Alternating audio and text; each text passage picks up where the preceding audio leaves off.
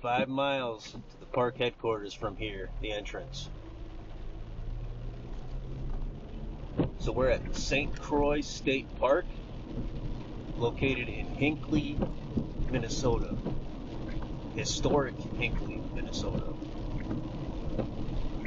This is also in Pine County. And our objective here is to do a scout of the Bear Creek Camp backpack/hiking site. Now there are 2 backpack/hiking campsites here at St. Croix State Park, which might seem like a small amount because this is the largest state park in Minnesota.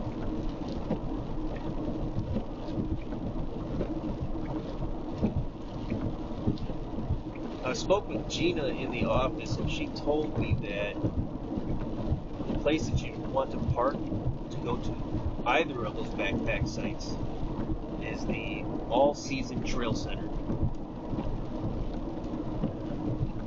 Now, these sites, you cannot reserve them in the winter months. We're kind of in the gray area now where we're transitioning from the colder season into the warmer season. Now, I don't have a camp at one of these sites tonight. I do have a camp here at the old logging trail campground tonight.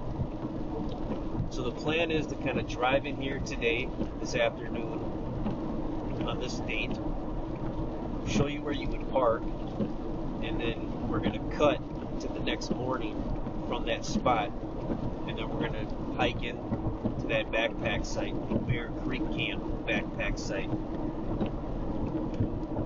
And from that parking area at the all-season trail center, to get to the Bear Creek Camp backpack site specifically, it's about a 6-mile hike one way. That means we're looking at about 12 miles total, in and out. Now, from the parking area in the opposite direction, it's about a 7-mile hike one way to get to the other backpack site, which is the Crooked Creek Camp backpack site. And because there's only 2 sites, of course, I really wanted to scout both of them on the same day. But I calculated the miles, the hiking miles, and it's going to be about 25 miles. And anything over 12 miles is really, it's kind of pushing it for me personally. So I deemed it not practical. So to make it practical, we're just going to focus on the one backpack site, the Bear Creek Camp backpack site today. And when I last checked, neither of these backpack sites were reserved. So tomorrow when we get there, there shouldn't be anybody there. If I notice on the website that a reservation has occurred or something to that effect, we may pivot and do the Crooked Creek Camp. But that is unlikely, though, at least at this point in time. So yeah, we're still on that 5-mile journey from the park entrance to the ranger station, essentially. And once we get to that intersection, we'll pass the station on our right. You got pretty much 3 choices. You can go straight, you can take a right, or you can take a left. Now to get to the all-season trail center parking area, we're going to want to take a left. And I think this is my 4th time actually being at this state park. I've camped here several times. I never really did a hike here. I did do a scout of the walk-in sites on, I believe, the River Way or the River View campground. I would not recommend any of those sites at all. Just FYI. But this drive in from the park entrance to the ranger station is the longest drive in from a park entrance to the ranger station in the state of Minnesota. There are some others that come close. I believe 4 miles might be 2 of them that pull that off. I'm not quite sure which one's off the top of the head. So here, this area right here, it's eerily reminiscent of Chengwatana State Forest. And I do have a scout video of the Snake River Campground in Chengwatana State Forest. It's right by here. I believe it's actually taken care of by St. Croix State Forest staff. And then we're also sandwiched between that forest and St. Croix State Forest as well. I did a scout of that campground there, but I don't have a public version of that. But yeah, this area right here looks a little bit like the Chengwatana State Forest entrance. All right, so we're closing in on the ranger station. And once we take a left to head towards the all-season trail center, though I've been here several times, this is kind of the area I've never been to yet. And this is why we do the scouts, to try to learn about it, see what it's all about, so we can plan better. So when the time comes, when we do a camp at one of these backpack sites, possibly the Bear Creek Camp backpack site, we'll be very well prepared. I wonder if Gina's in there. Oh, nope, they're closed. So the main campground is straight ahead. The Bear Creek backpack site is to our right in that direction, but you don't go there to park. You might be able to. There might be some pro tips that I haven't learned yet. So we're going to head over towards the all-season trail center, which is also by the horse and group camps. And there is a lot of group camps here in this area over here, and they're all clustered, like right on top of each other almost. G1 through G8. So it looks like we take a left for all of them. All Seasons Trail Center, group campsites 1 through 8, and horse camp. Take a left. And I am using the Avenza Maps app as well. That'll help me navigate. The state park is pretty massive. If you've been to other state parks, specifically in Minnesota, and you're using a map like the Avenza Maps app, this park might not seem like that big of a deal as far as the distance goes. But this is the largest state park in Minnesota, so when you're looking at the map, just realize that everything is all that much further, even though it's on the same map. It looks like the same map size and everything. Everything is a further distance. So don't let that deceive you. Be very well prepared. And we are tracking towards the all-season trail center. There should be 2 parking areas. The first one, we're going to pass by it, and then the second one, that's the one we're going to want to park in, and that is for the all-season trail center, and that's also where you would want to park for either of the backpack / hiking sites, whether it be the Bear Creek Camp backpack site or the Crooked Creek Camp backpack site. I came in here from 35, Highway 35, and took Highway 48 from 35. And I did, just a little bit ago, about 10 minutes ago, I passed over Bear Creek. That was kind of cool. There was a Bear Creek Tavern to my left as I was passing by Bear Creek. And in the southern direction, for the most part, from where we were on that road, was the Bear Creek Camp backpack site, probably about 5 miles away.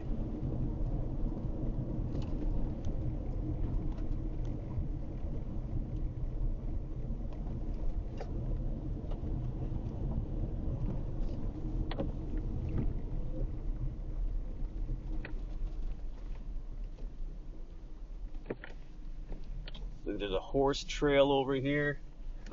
So I'm just going to drive around here and just try to familiarize myself with this area here.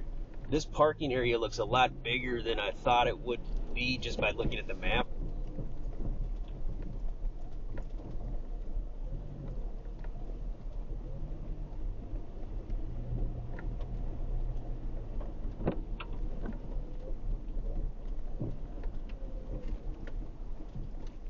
There's a sign that says keep off the grass.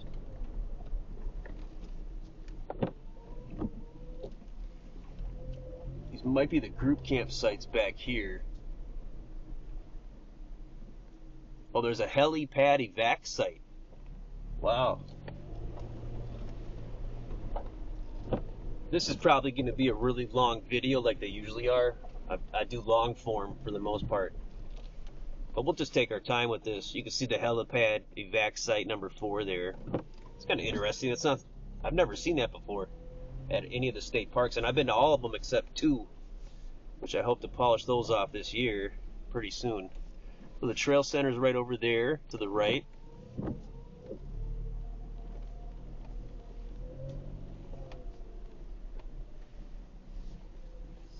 Looks like this is some horse camping area here.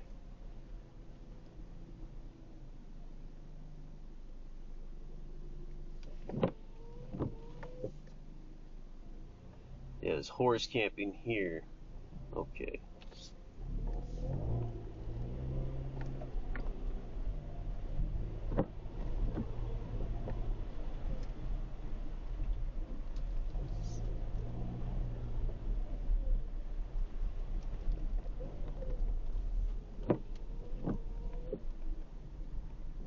Alright, so as we do this scout, I'm going to learn with you, and I'm thinking where we would park would just be probably like right here, something like this.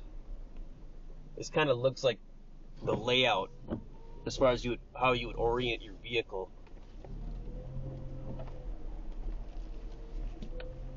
And just to kind of give you a perspective as I talk a little bit about what I'm seeing here on the map. So straight ahead, just past that horse camp, straight ahead, there's the Matthew Lowry State Trail. So there is a trail here. So we're going to park about right here.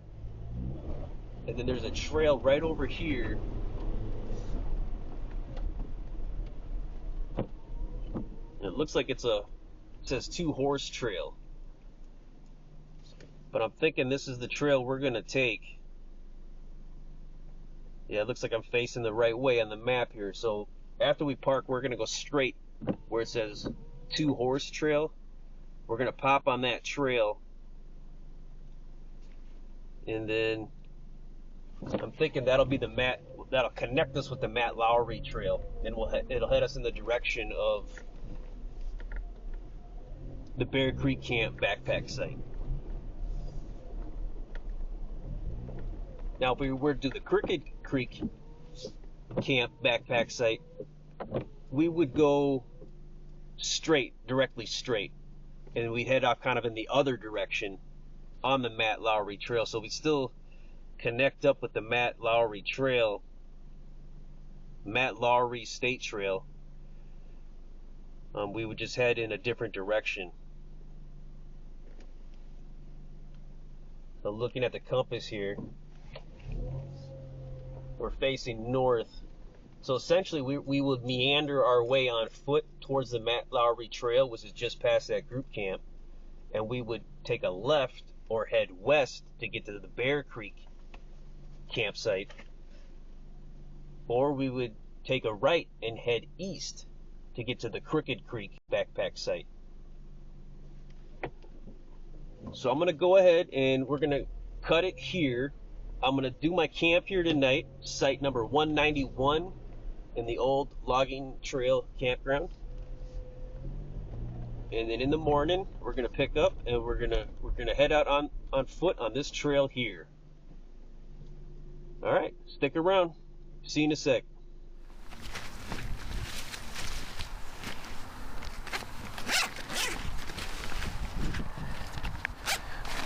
So Rush 24, 511.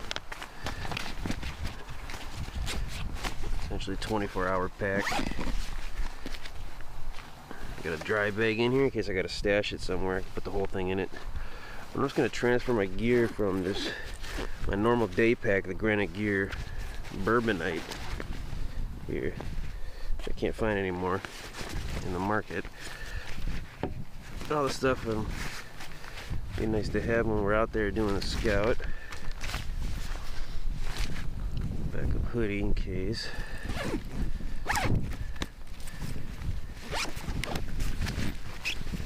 Phone charger, vehicle key backup, first aid, writing utensils. I got a power bank here with a cable, but I got two of them pre-installed in here. They should work fine. You know, last night in my rucksack, one of my power banks didn't work, but I had a redundancy, so haha to you, life. It worked out great. I gotta check that. But hopefully the same won't happen with this one if I need to use it. I don't think I will. I do have a backup body cam in there as well, already pre-installed. I got the power banks in the hydration pack. The wires are right here, quick connection, easy access. Alright, so we got the water, fluids. We're looking at about a 5 to 6 hour hike.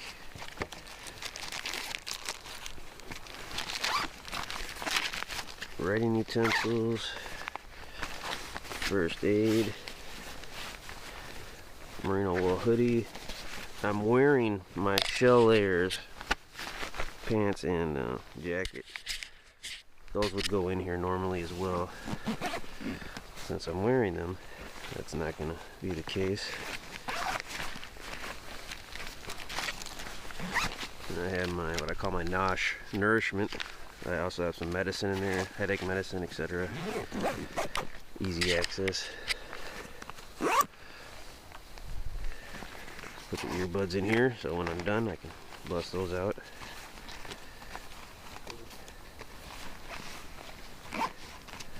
So other essentials that go on the day pack here in my chest rig when I'm out here. Put in the chest rig instead. Other things. This goes, the tape, it goes well with the, in case I have a bandage, I have to band-aid something. Backup toilet paper, emergency bivvy, and then a small multi-tool, Gerber splice, which I'm not the biggest fan of. The Gerber dime is the legendary one that they sell, which I have those of course.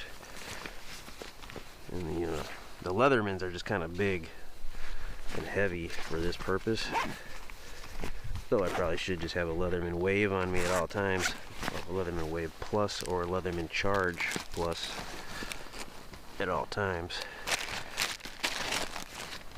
I'm gonna have probably too much toilet paper on this, but that's okay.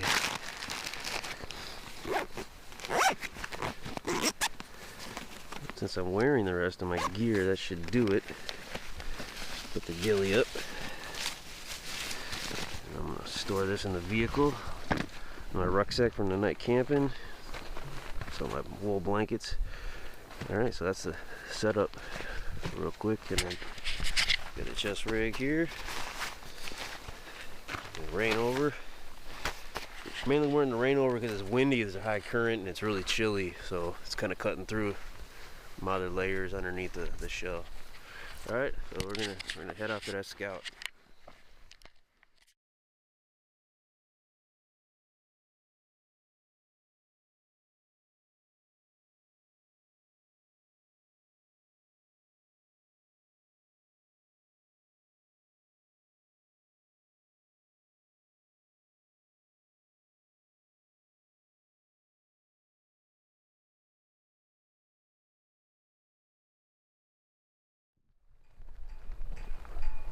Before we head out on this trail here, real quick, I want to see what this looks like a monument is.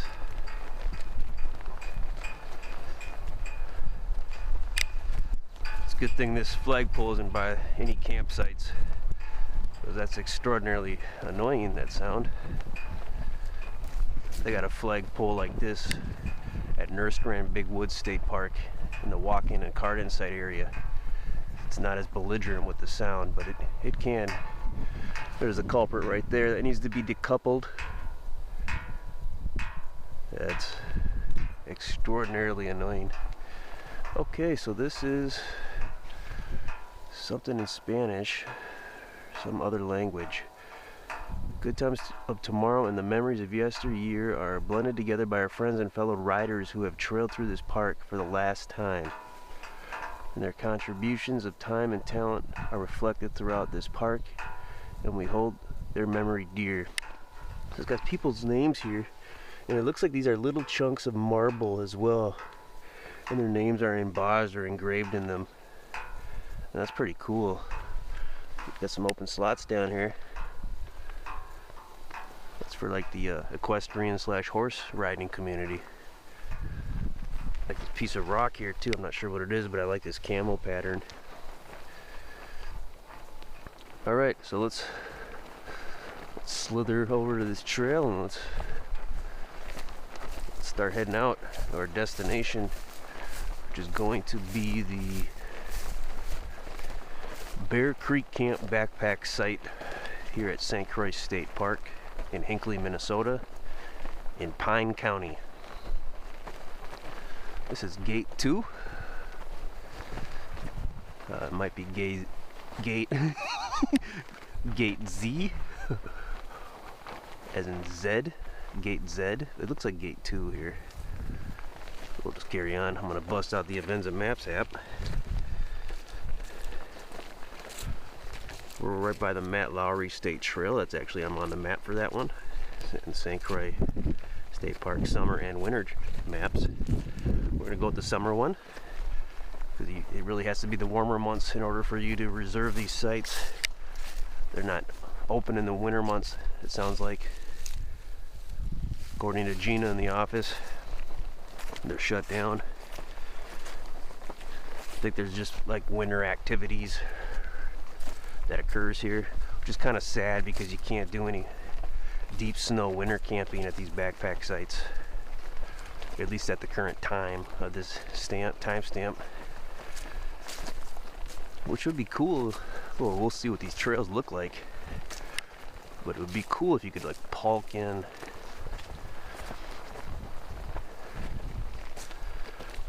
So I do have a route plotted in Avenza Maps app here. It's this orange route here, orange line, and that is 11.39 miles plotted out here.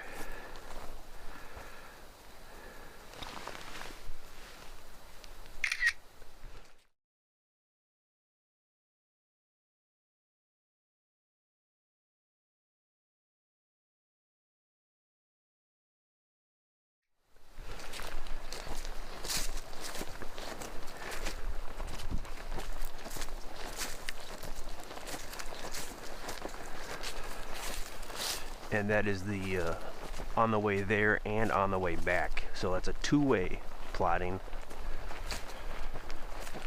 It's about 5.5 miles one way. And if we were to head in the other direction, well, once we get to the Matt Lowry Trail, essentially, if we head the other direction from the direction we're going to head, you'll be headed towards the Crooked Creek Camp backpack / hiking site.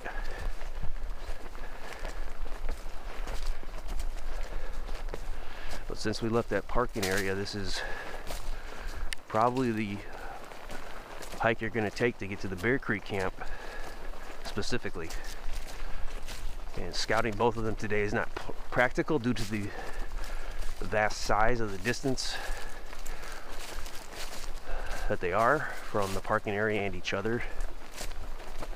All in all, it's about a 25-mile hike, which is about twice as long as I would try to push it. So we're going to table that Crooked Creek Camp backpack / hiking site for another scout mission, which will give me something to look forward to, which will give me focus, purpose, and motivation and drive, determination and energy, which will bat away apathy, sadness, depression, and sadness.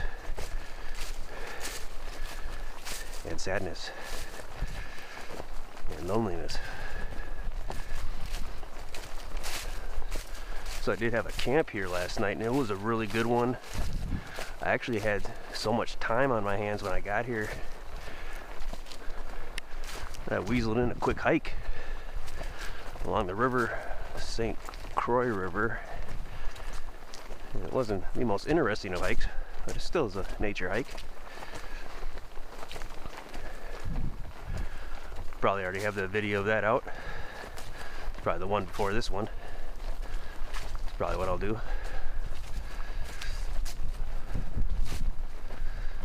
Yeah, I see a sign, State Lost Snowmobiles Must Stand Marked Trail. So this is probably why they shut it down in the winter. To accommodate more snowmobile action.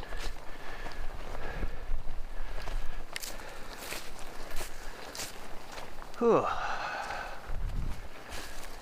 Yeah, I don't like snowmobiles only because they're so loud. Okay, here we are.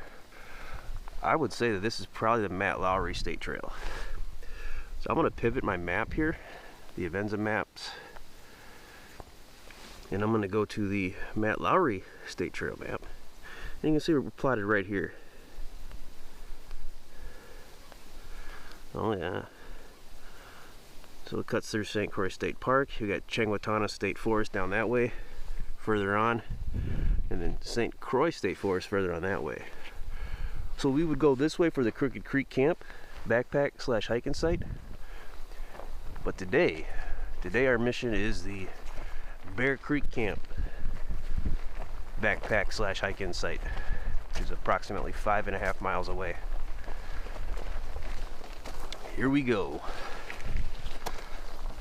I'm going to keep monitoring with the St. Croix State Park summer map in Avenza here.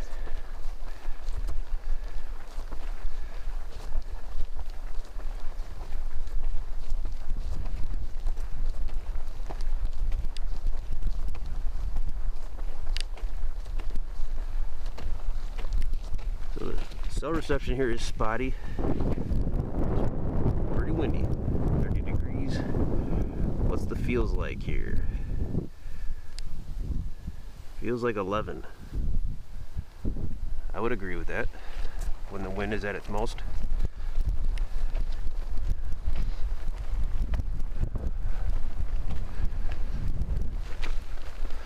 And I am wearing my shell layers, pants and jacket, really only to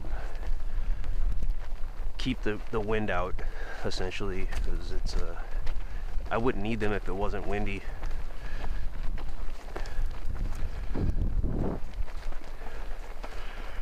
With the Gore-Tex trousers or pants, pretty noisy, so it might sound like I'm wearing a loaded diaper, as I mention often.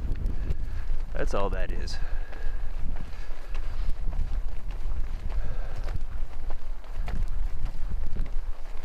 And my camp last night was very peaceful, very quiet. There were moments of dead silence and moments of wind through trees. It's an awesome mixture. In the silence, I noticed a lot of noise in my head. And then over the night, it just kind of fizzled away like carbonation in a drink over time.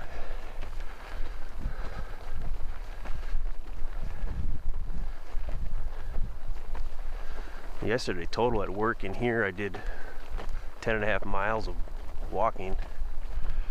I recovered from that beautifully. About 8 to 10 hours of rest.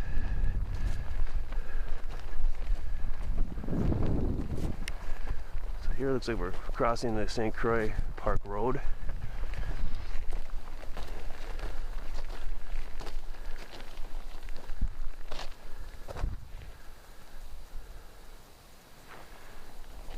I think the trail is over here, gate 1.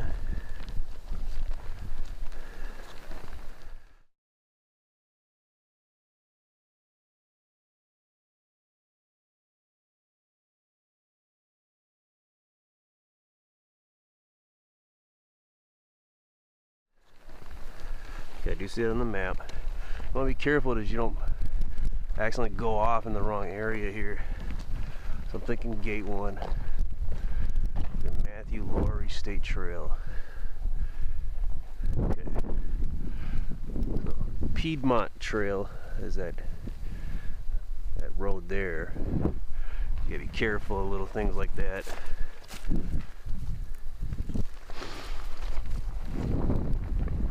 This good old, I forget his name, Frosty the Bear, Rusty the Bear.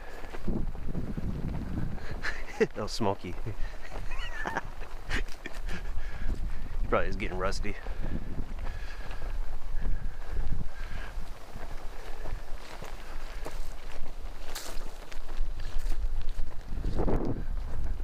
Alright, so it looks like we will be curving in the right direction. The map says 2.3 miles. So I'm thinking that's how long it is until our next intersection or gate, which is gate number 3. You can kind of see how long this takes with the timestamp from gate to gate to help you plan.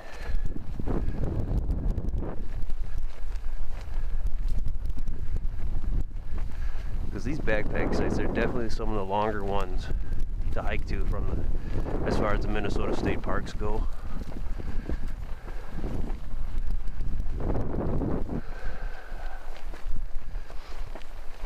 It's a very easy trail.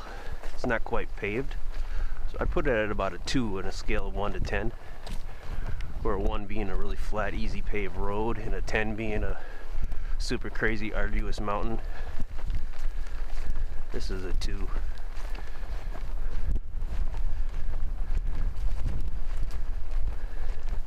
And it is windy, of course, like I mentioned, so we're going to have wind gusts, a little bit of wind. The pop filter I made over the body cam should help bat that away in a similar fashion as my shell layers are batting away the wind. So a long time ago, there was like a massive fire in Hinckley, Minnesota. That's where we're at.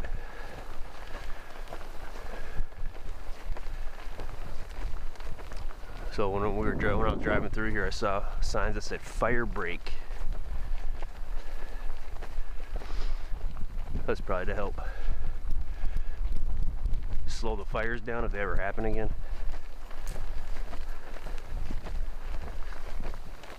And this is the largest state park in Minnesota also.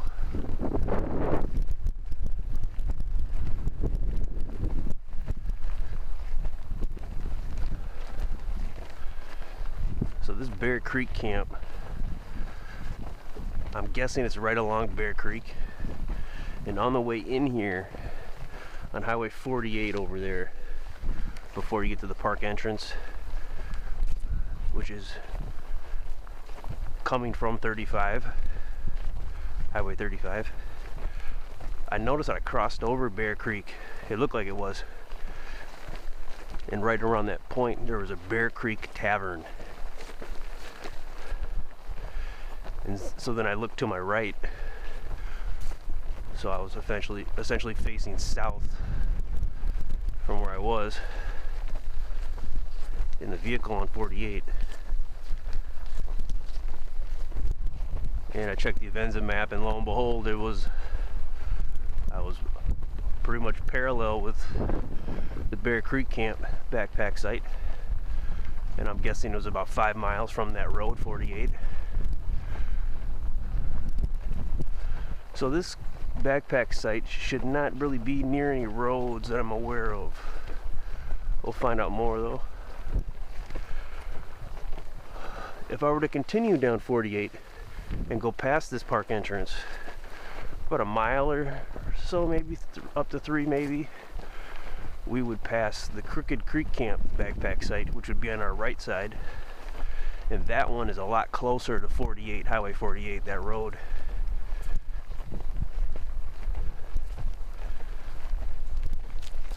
So I already know that that's one downside of that particular backpack site, is it's close to that road.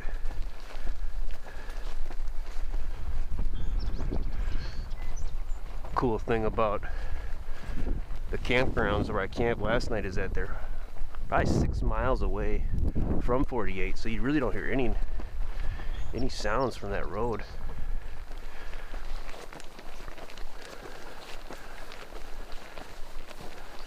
The cell reception here is spotty.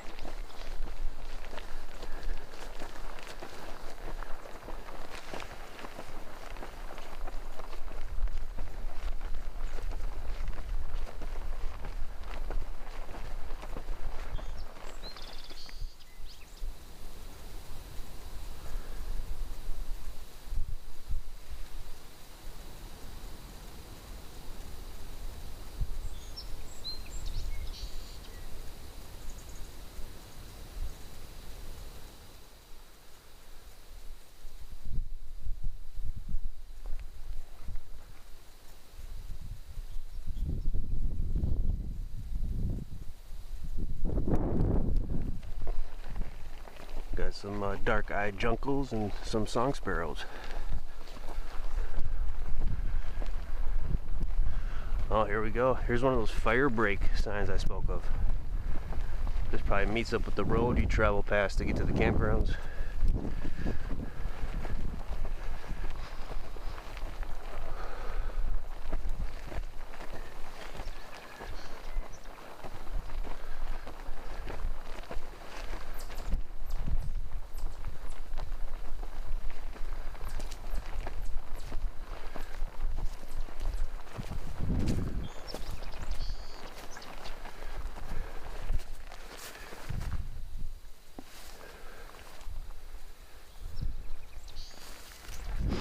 The wooden sign is a bit ironic because that would provide fuel for the fire.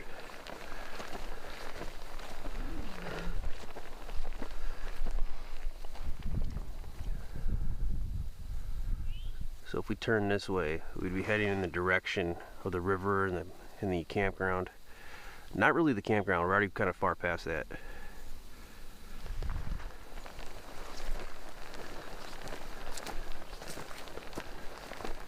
We're still headed towards gate 3.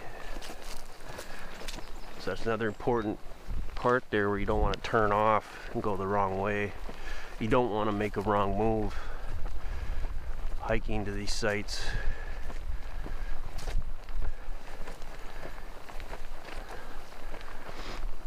I would assume a lot of people that camp at these sites, they know what they're doing and they're pretty prepared. But I'd probably say there's probably 3 out of 10 people that might be a little in over their head and they don't realize it. This park is huge, and if you've been to other state parks and you're just looking at this map like you would look at those, it can be very deceptive as far as what the distance seems like.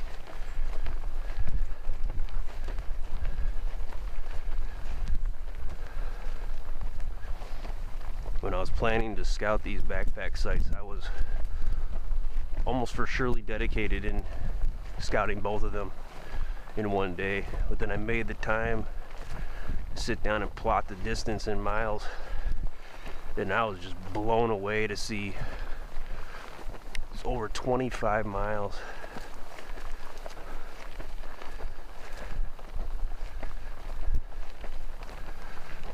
I could probably do it if everything went relatively smooth, but it would not be fun.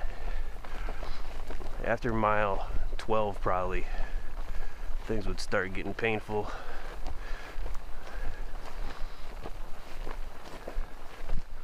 I'd probably have to make the time to take more breaks, rest periods, stretch out my rest periods longer than normal. Oftentimes I won't even take a break when I do these scouts. If I do, it'll be like a 5 to 10 minute.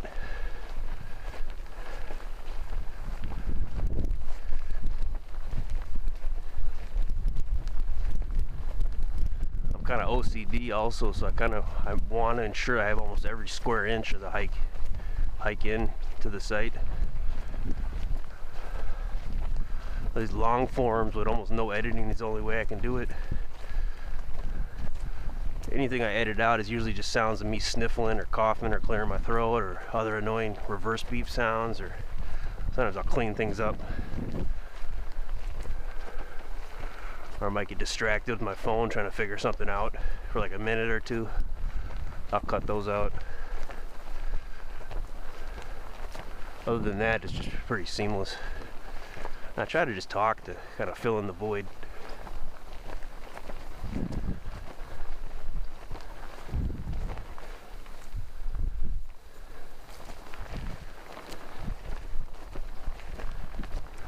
And I don't play any music or hype it up, because it's not really what this is about.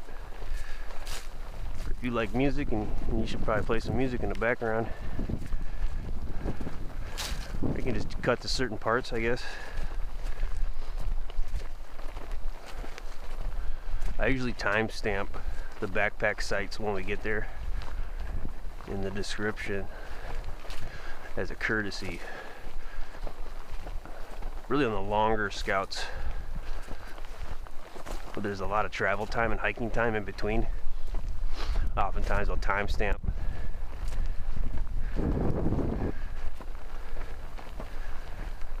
But a lot of my scouts, their main campgrounds, I just kind of started just leaving them not time-stamped, because it's like, I figure you might as well earn it a little, you know, sift through it, try to figure out where it is.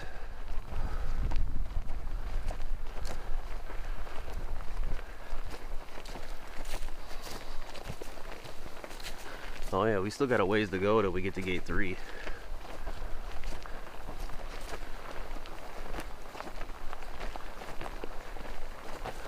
So I would consider this a serious hike, though this trail is pretty easy. You might encounter like loud, I don't know what those vehicles are called. They're like smaller vehicles that drive around here, maybe ATVs or something. You might encounter those, and those are usually painfully loud.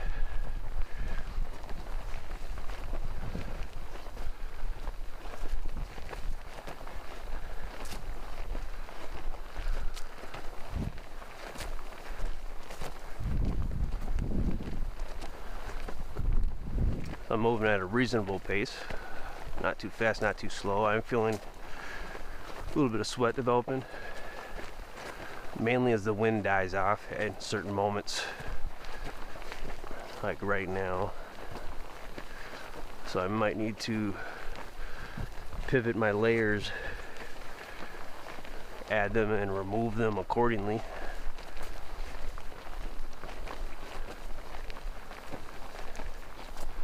Mainly my upper body is kind of developing moisture.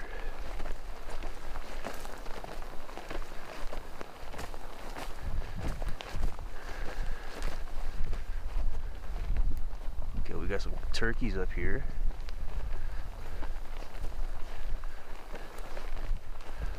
I heard turkeys can be crazy, I think. I also heard that turkeys eat ticks. I have no idea how they'd even find them.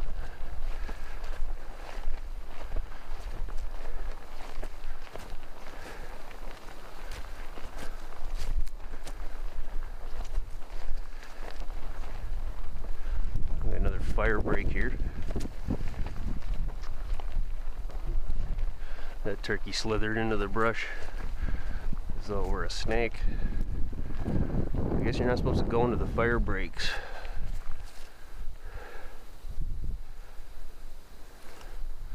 Remember when the Metrodome was open, you go to see a baseball game in the 90s or something, or the 80s. You'd have that guy with the loud mouth.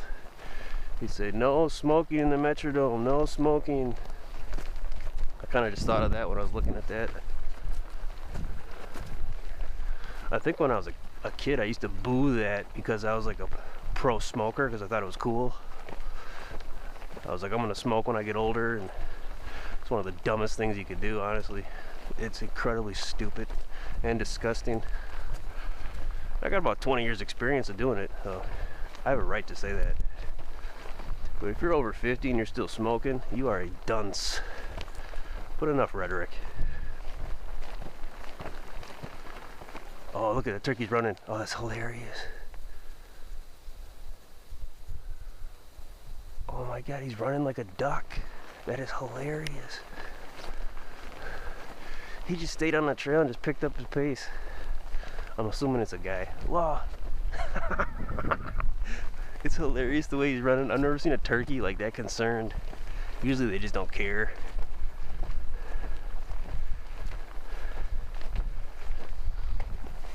He probably witnessed his family members brutally slaughtered by a middle-aged white male pot-belly, high-vis vest wearing hunter.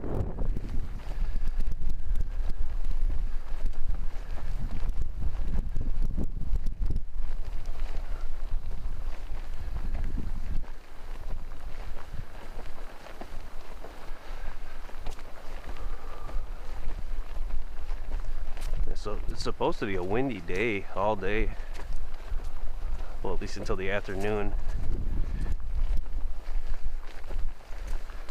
when I was breaking down my tent this morning, the sun came out and it was helping to evaporate some of the moisture that accumulated throughout the tent and the ground cloth. I always love it when that happens. Oh, a little bit of sun breaking there. Let's talk about it. That is magic.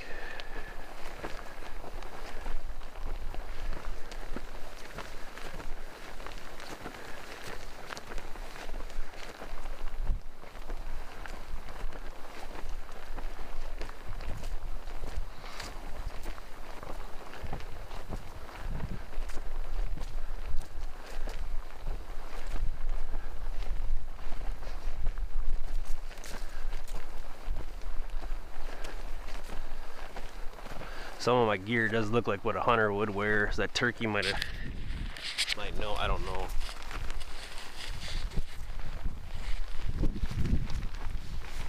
Some of it. Just don't have the pot belly and the high vis vest to complete the package.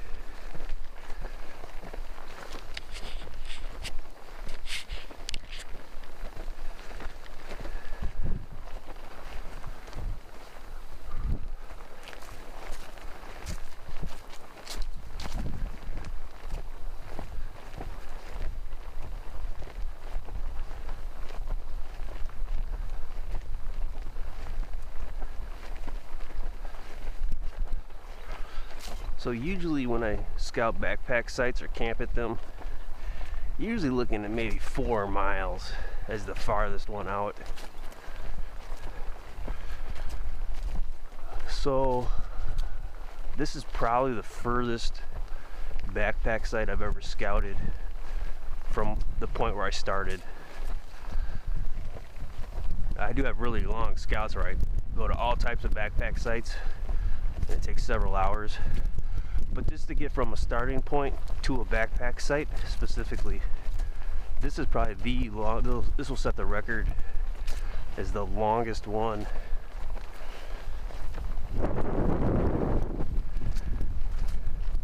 this is a gray, drabby time of year. Spring hasn't quite sprung, but it is springing.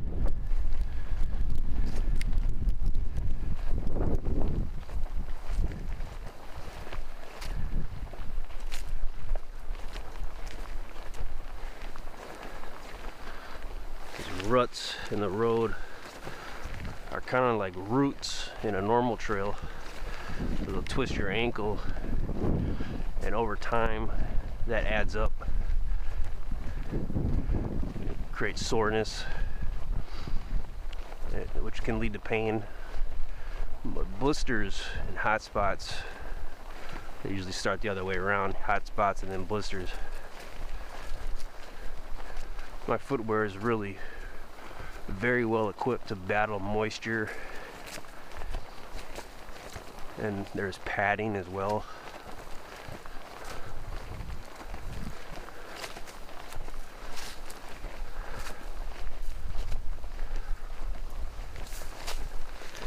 A little sandbank area here. So far it's just packed dirt, grass, and sand with some tire ruts from vehicles. That's kind of the terrain so far. A few twigs here and there. Probably have a lot of leaves in the fall. Maybe not too many.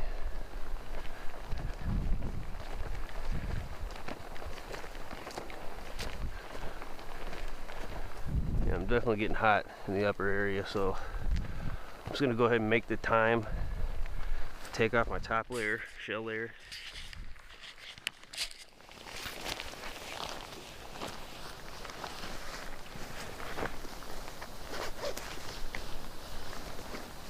Don't forget the tracking device.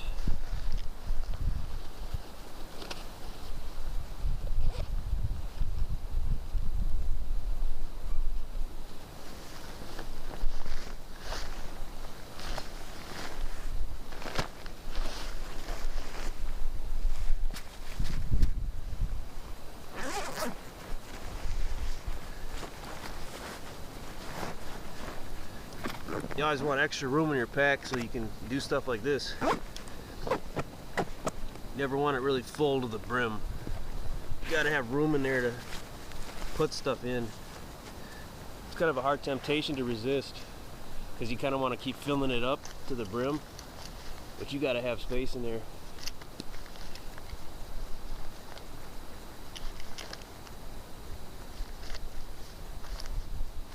I thought that felt loose. You want loose layers, but that's ridiculous.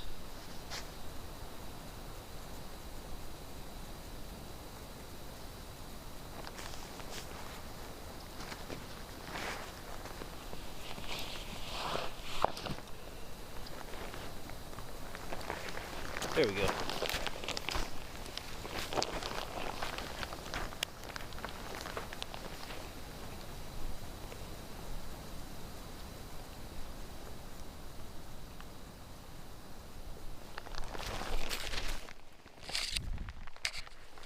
I was fidgeting a little with this part here, keep the sternum strap out of the way.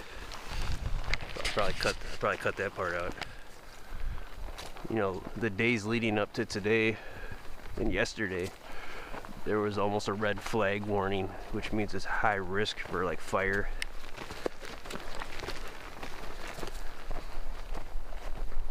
Yesterday it was like rainy almost all day, so it alleviated that risk. But I had all this wood stored in the trunk of my vehicle for like 3 months. It was just packed to the brim. Because usually I go camping pretty frequently, but I went like 3 months without camping this time, just to kind of get acclimated, get caught up, like mentally and financially with the footage I'm editing. So it's nice that that red flag warning was alleviated so that I could burn off that wood finally. Let's see if I can identify what these are right here.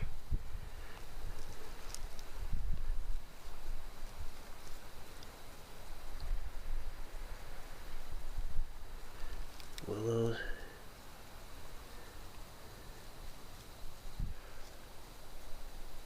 So this is not identifying this.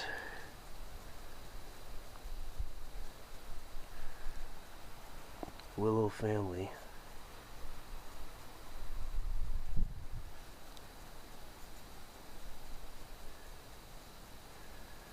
Oh, those look cool either way. There's something frolicking over here.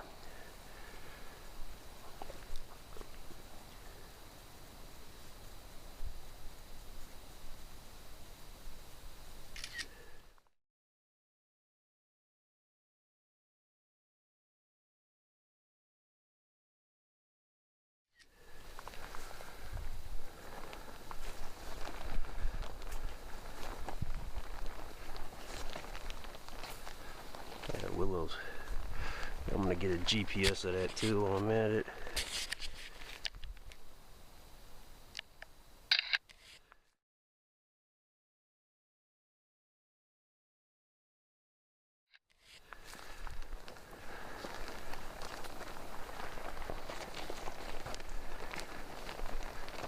I'm getting pretty good cell signal out here. It's really spotty in the campgrounds over there. I forgot my right hand glove in my jacket layer, which is common. When you switch layers, you might forget something in the pockets. I'm just gonna go without it. I need to take it off every time I leverage the phone anyways to check the map.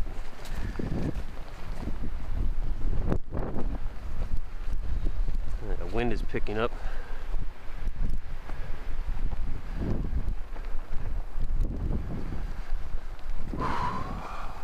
Yeah, every time I take a picture I gotta refine my map.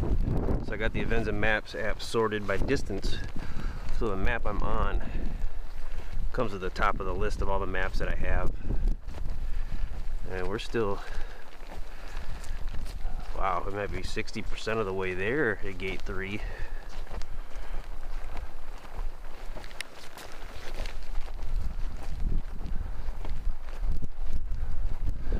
I can really feel that breeze now cutting through, cooling me off. helping the moisture evaporate.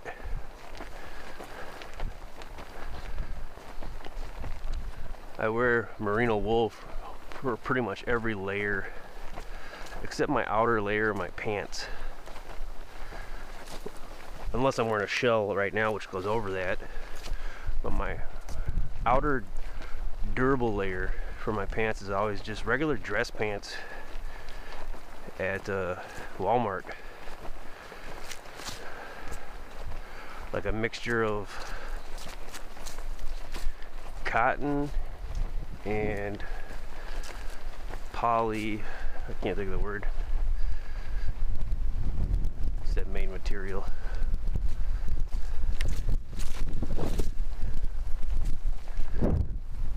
It's just escaping me. Polyester, that's it.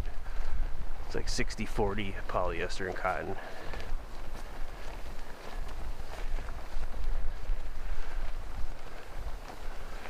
So I have merino wool on all of my bottom layers. I have a merino wool thermal for the legs, merino wool tank top for the torso, merino wool balaclava for the dome, which I consider the neck and the head.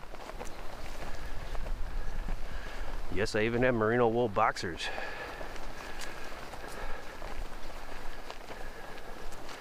It costs a lot, but you just get some here and there over time. I consider them investments. I just take good care of them. And with those garments, I make the money back that I spent on them in other ways, such as not having to wash them as frequently as I would with cotton and polyester, which develop a horrific odor, and they don't have some of the extraordinary properties that wool has as well. The one thing I don't like is, this might sound like I'm being a sissy, but the wool is animal based, and I don't like pillaging animals if I don't have to. I really wish that cotton was more like wool, being it's a plant.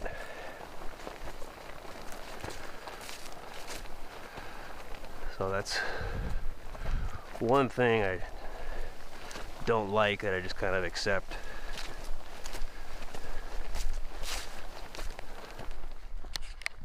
But I don't eat animals for what that's worth, and it's worth a lot from a health perspective, I tell you that.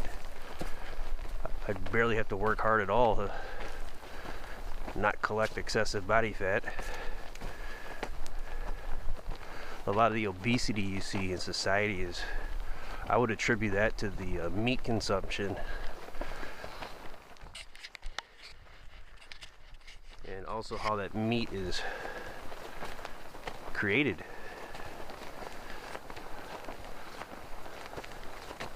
That and corn syrup is a big one. A big one. If you got a gut or a belly and you drink pop, you need to stop drinking pop. And you for sure better not be drinking beer. We need less pot bellies in society. They're kind of a despicable thing to look at. Here's another one. So these are all over here. So I bet it's a safe gamble to say never meander onto the fire breaks. Yeah, still got a little ways here. Let's check our mileage up to this point. So I did about almost a half mile walking around the camp, breaking things down, using the restroom. So we're at 2 miles total for the day, so we've been about a mile and a half on this hike. So far we're still on par with about what you'd normally expect for an average backpack site. However, we are not even halfway there yet.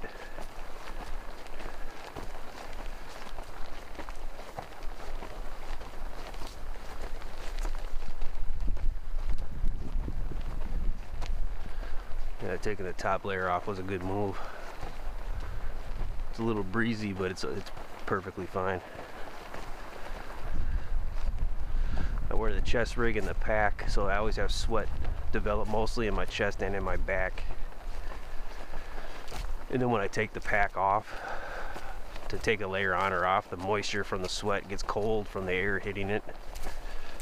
Well, that's where the merino wool comes in, and one of its extraordinary properties that it has is it retains like 70% of its insulating value even when it's wet. Or cotton does not have that property.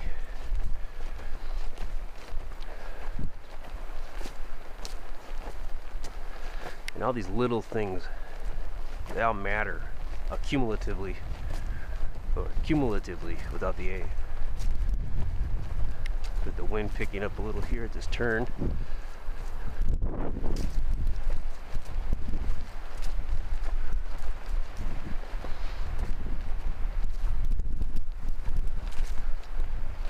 The merino wool hoodie that I'm wearing has a little pouch in the front, like a kangaroo pouch, I can put my hands in.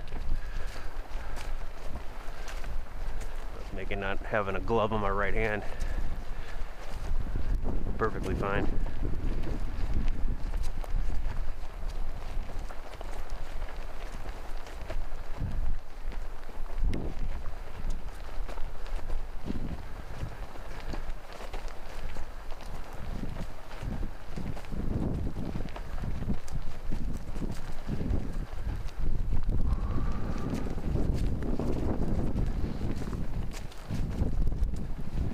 Yeah, so this is one of my goals for the year. My goals for this year were to scout more backpack sites, kind of. So I already did the first scout of this year, 2026. I scouted all of the backpack sites at Croix State Park.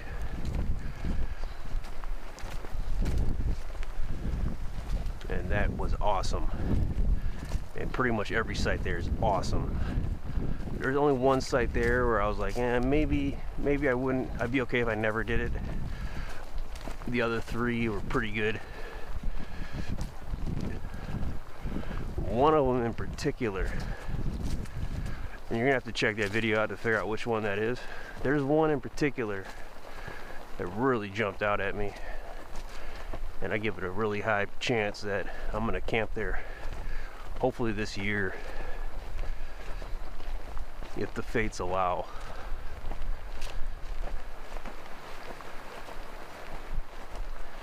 And then I also did some scouts at Afton State Park of the yurts, cabins, and the 2 group camps there. That wasn't one of the better scouts that I did because there was a lot of people there, which is ironic given how cold it was and the time of year. There were 2 people that were there were from out of state, so that made it even more irritating. Well, the people from Iowa I could see because there's nothing to look at in Iowa, just a big flat surface.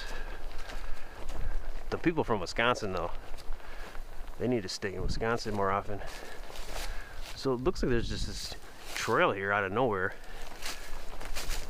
I wouldn't even think this was a trail walking by it. Just real quick, we're not gonna get lost or anything. So there's like a trout fishing opportunity down here. Huh. So note this GPS coordinate. Interesting.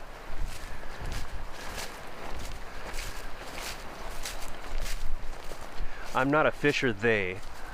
Haha. I don't fish.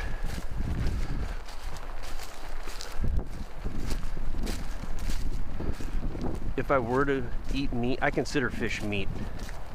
If I were to eat meat, I'd probably go with the fish. The problem with fish in like the market though is where it's sourced, and it can be like metals in it. Even fish out here, I mean, they can be contaminated.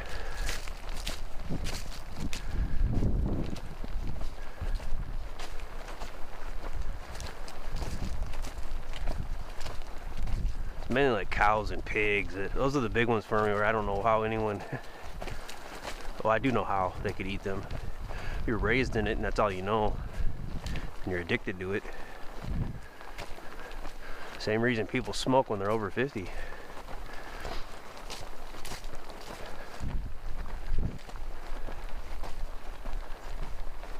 Though I have quit cigarettes several times in my life, and this June will be 13 years since the last time I quit, and that should be the final time. And I still consider that the hardest thing I ever had to quit. The first month was just horror, pure horror. And I even yeah, it was marijuana I was smoking to kind of nurse myself. So I still had the mannerisms, the muscle memory. That's a big one, the muscle memory. People might not even think of that. But you just got, your hand will just go to do stuff, to like grab a lighter or grab a cigarette, and you're like, whoa.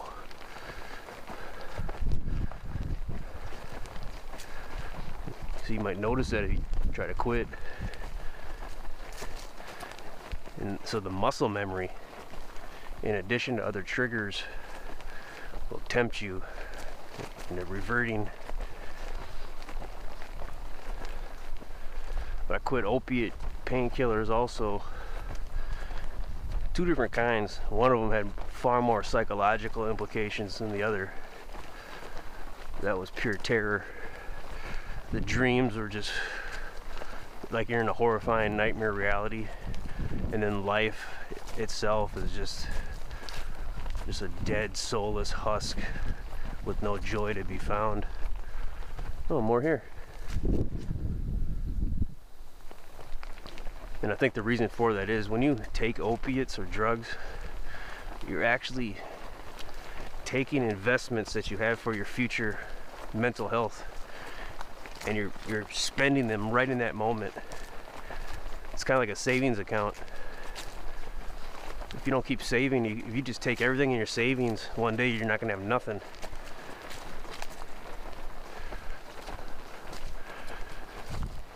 So if you can wean yourself off of that stuff long enough and get away from it, and find like hobbies like this or something, it will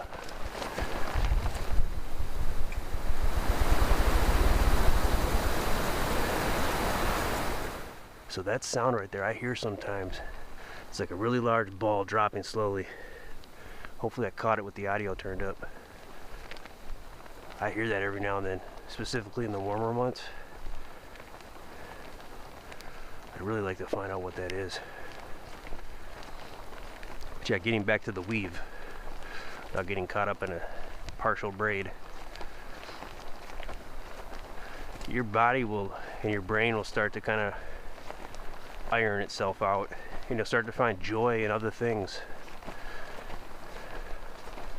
So I find joy in coming out here, where before, when I was like addicted to stuff, I wouldn't come out here because it wasn't as enjoyable, because I could just hide in a room and feel good. But then you're just extracting wealth from your future self. You're just draining your psychological bank account. You're gonna leave yourself in a bad place. I'll see people do that at work. They won't think of the next person, and they'll just do a partial job, and they'll cut corners.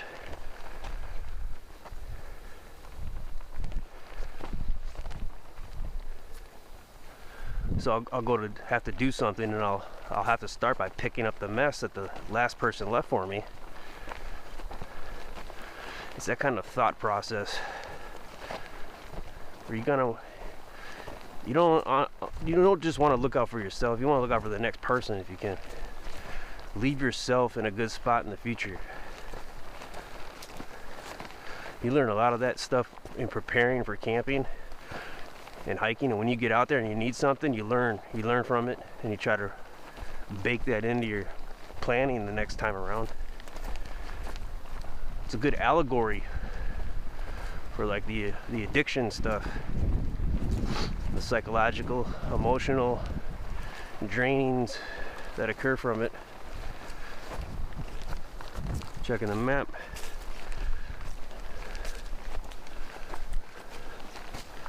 All right. So overall, say we're about halfway there, maybe 40%.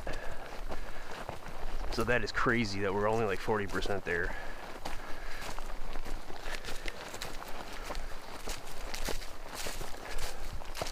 This is definitely the furthest hike in to a backpack site I've ever encountered. I caught a video of one guy who did a camp trip here at this state park, and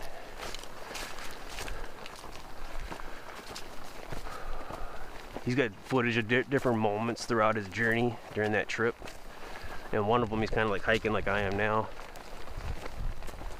and he's dealing with like a lot of insects. It was like in the summer,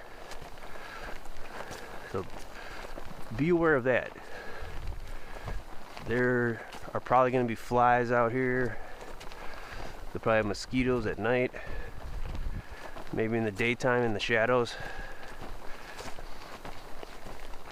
And throughout that trip that he had, it looked like everything was really taking a toll on him, like the heat from the summer heat, the insects, the sweating, the fatigue from the hikes. And I don't even think he camped at one of these backpacks. It looked like he just found a spot somewhere and did it like a stealth camp, which is kind of lame. These backpack sites really don't cost a lot. It's like, might be looking at $33 with tax and everything. That's for one night though. Look, we got a little bit of snowflake action.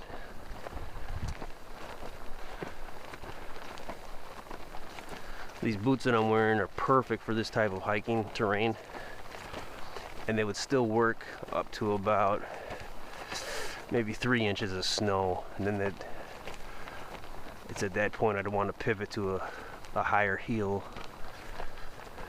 or a higher ankle, ankle height. Ensure that snow doesn't get in my boots.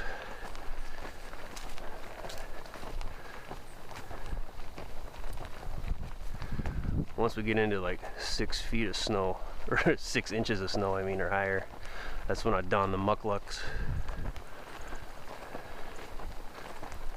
We got some birds in here.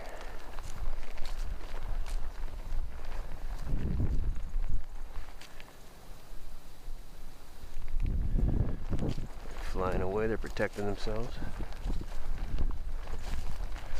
They kind of stay still when I stay still to observe them, and then when I move they take advantage of that and they start moving as well.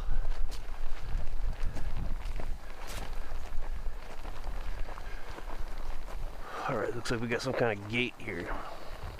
So this is what these gates are all about that I saw on the map. Oh, we got a vehicle. I don't see any bumper stickers, maybe a few, so they're probably a liberal. You don't have to worry about those. Not out here, but in the cities you do, because of the things they do and they want. Here we go. We're on that Matt Lowry trail. This is one of the few times where I actually use I have two maps in Avenza that are simultaneously working, but I'm just going to stick with the St. Croix one. So here, I don't know what's going on. And it looks like there is a parking area over here. So we actually have to track along this road towards the parking area. So, that being said, and this was one of the initial places I was planning on parking to scout this area. My concern was roads being gated and closed off. So I called up the office and talked to Gina, and she's the one that said the all-season trail center is where you're going to want to park. So I went with that. However, that being said, this parking area we are closing in on which is still part of our planned route. This might be the best, most ideal place to park if you're gonna camp at the Bear Creek Camp backpack / hiking site.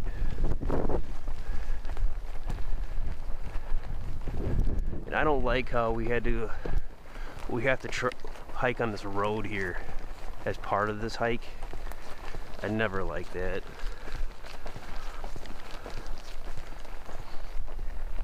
And I think Gina was the same lady that she kind of failed me in the past with one of my coldest camp trips here. She didn't, like, when I called up, she didn't tell me like that the site that I reserved was not going to be plowed and that I should prepare for that and go to another plowed site. I might be remembering that wrong, but I just remember in the back of my head being jaded because I wasn't really, she didn't hit me to that, you know. Well, my memory might be flawed as far as when I called and what I talked about. So here's the parking right here.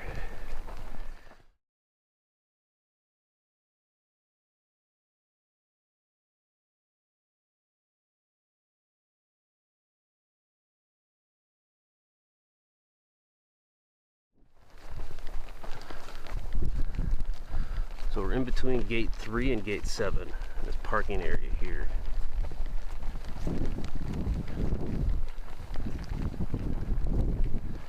Hay Creek parking. Hay Creek parking right here. 1, 2, 3, 4, 5, 6, 7. There are 10 spots for parking here. So you might get here and the parking is full. It's good to know your different parking options so you can pivot. Just be ready for the hike based on the pivot. Yeah, the hike yesterday, I tried to see the Yellow Bank CCC campsite and we walked past it on both sides and I didn't see it there, so I don't know what's up with that. That was a buzzkill. So we're right here between 3 and 7 and we're headed this way down here.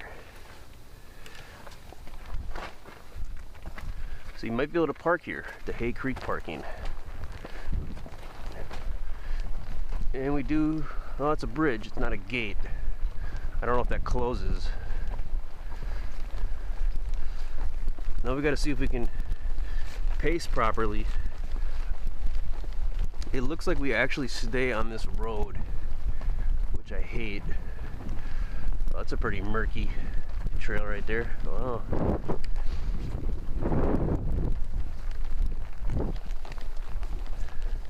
We definitely do not want to go in those directions. We definitely want to go over this bridge. We want to go over Hay Creek.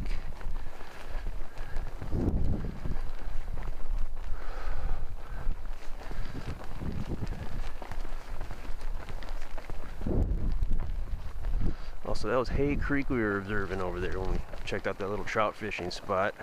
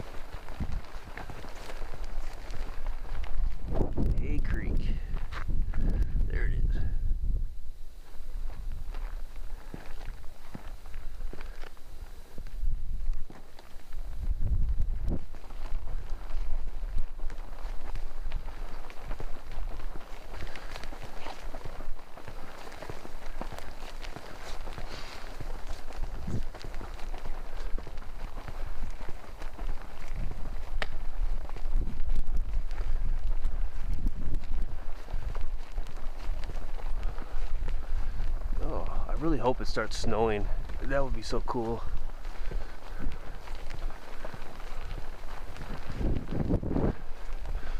Like you can do horse trailing here.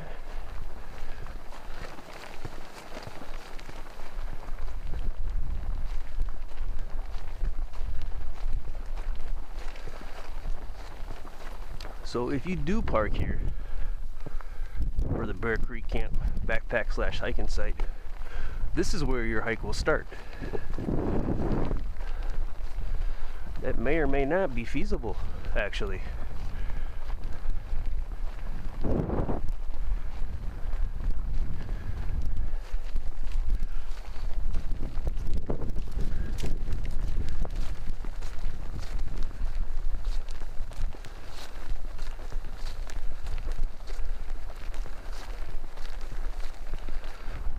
That wind is really picking up, making it cold again. We're 5 miles from the fire tower, 7 miles from the Kettle River overlook, 8 miles from Maple Island, 9 miles from the head of the rapids.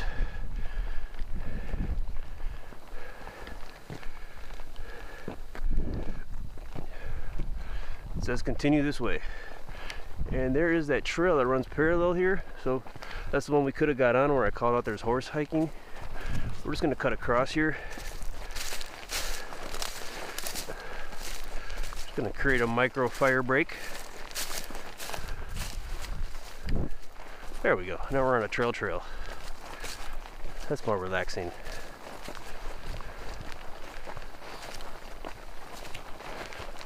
So after you cross that bridge, you just take a right and get on this trail here. You don't have to be on that road.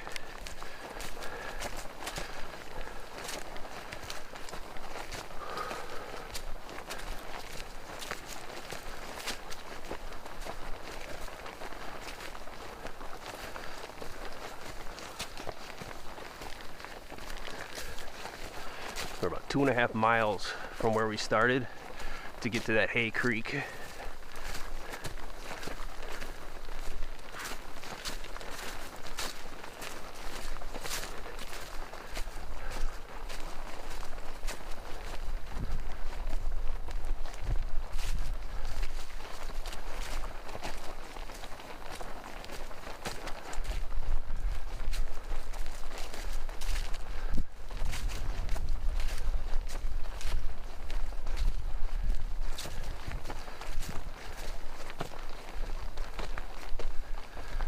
We're still tracking, just making sure we don't slowly veer away from where we're trying to go, which happens to me sometimes.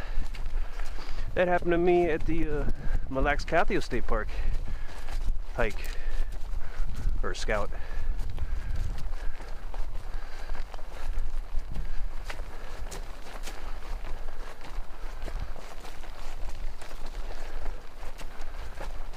I was actually slightly distracted by the wildlife there.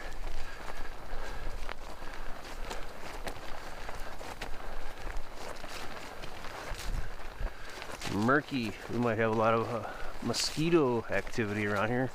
Flies. Probably striped deer flies. Pretty vicious probably around here. The warmer months.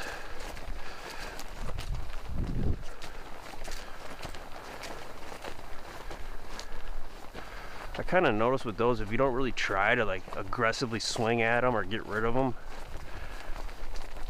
they stay kind of tame even though they're annoying. But subtle gestures or movements usually is enough to kind of get them to move around and stay off you so they don't bite. So I just recommend very subtle gestures with them. Though it's annoying,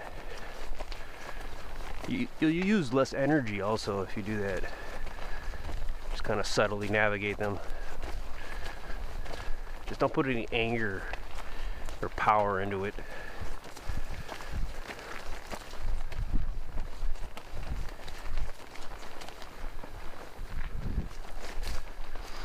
It's not supposed to rain or snow. It's cold enough though where it probably wouldn't rain.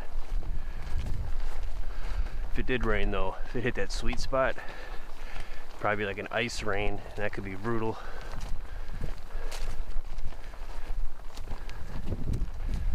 Or maybe not. That kind of happened to me at Afton. That wasn't that bad.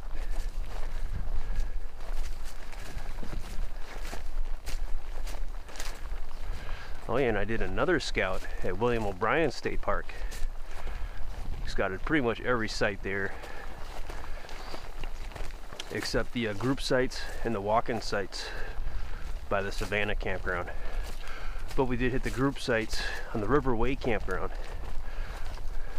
I think they call it the Riverside Group Camp, right by the Riverway campground, which is a seasonal area right near Lake Alice that is currently drained like Lake Bronson is.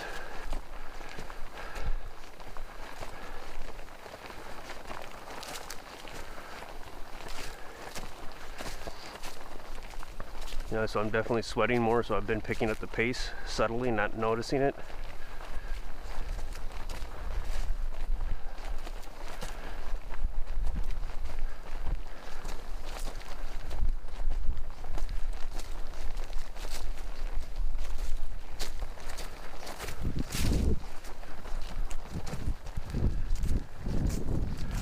Now we're still tracking along nicely. We're approaching gate number 7.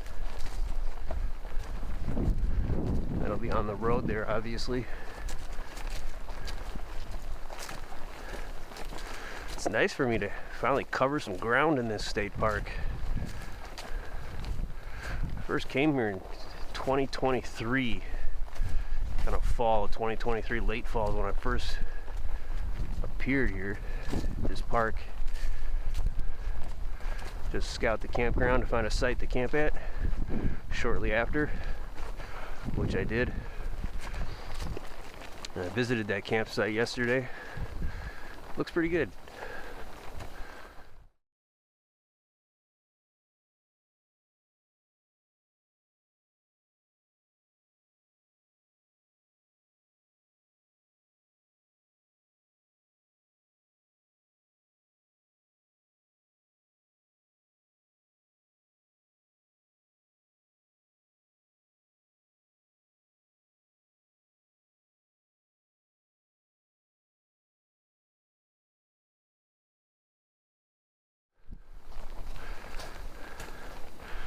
All right. So we're still kind of paralleling that road. This trail kind of parallels that road.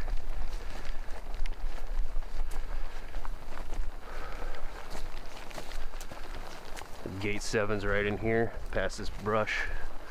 Allegedly, we don't see it. I wonder what that's all about.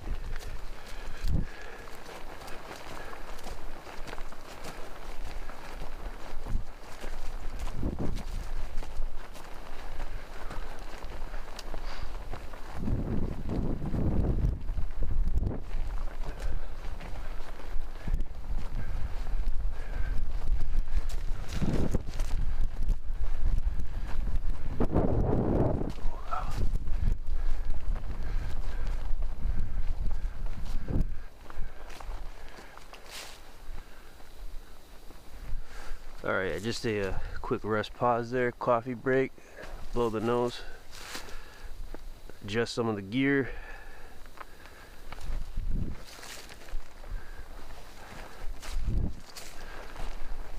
Okay, looks good. Alright, yeah, so my feet feel pretty good. That's pretty awesome. So we got an intersection right here.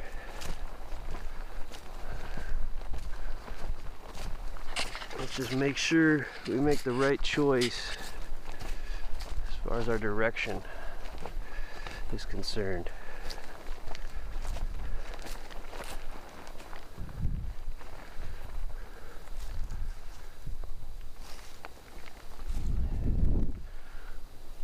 So it looks like we stay on this trail. It's going to turn to the right hard, and it looks like it does. It shows that on the map, so it's the way to go.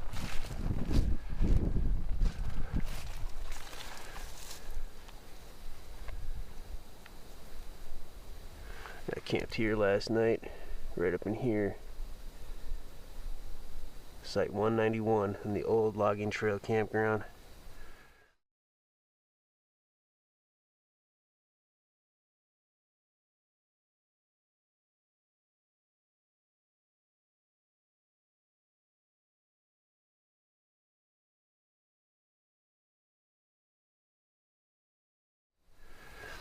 My first camp was here, Paint Rock Springs, 64. My second camp was at the Riverview. I just tried to see my site that I was at, and I couldn't even, it looked like a totally different area, so I don't know. My memory is just foggy from that.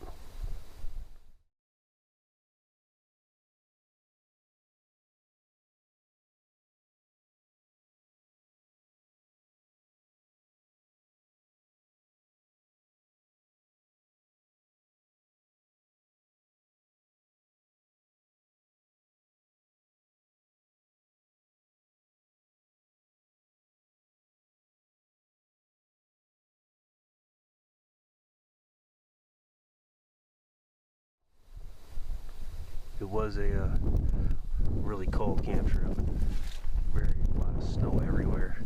Probably a foot of snow everywhere, maybe more. So I had my mind on that. And there was no snow there today, so that's probably why it looked completely different.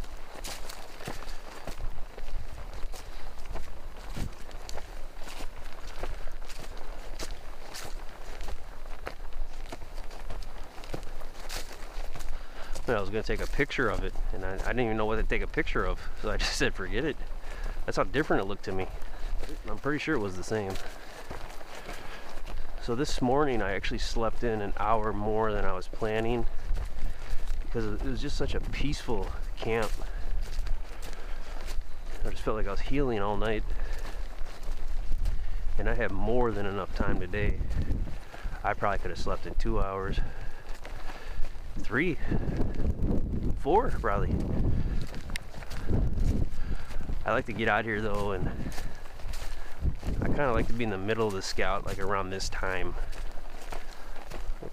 by like 11 or around 11.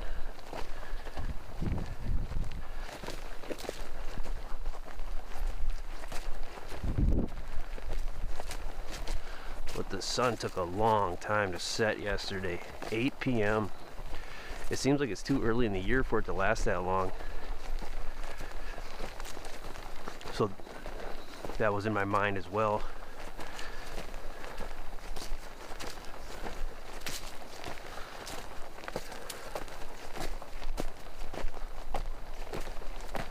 But as you can see so far,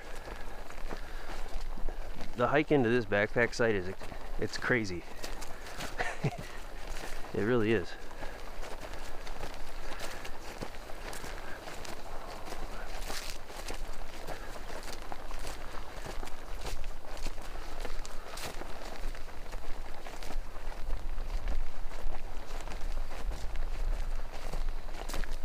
So I wouldn't recommend you make any of these backpack sites one of your first ones that you camp at. Although the Crooked Creek camp, and I suppose the Bear Creek one as well, you might be able to get dropped off. Someone might be able to just drop you off on a road right near it, and you'd have like a quarter-mile hike in from the road. But if you're going to legitimately hike on the trails / sometimes roads you have to cut through to get there, this is kind of what you're looking at.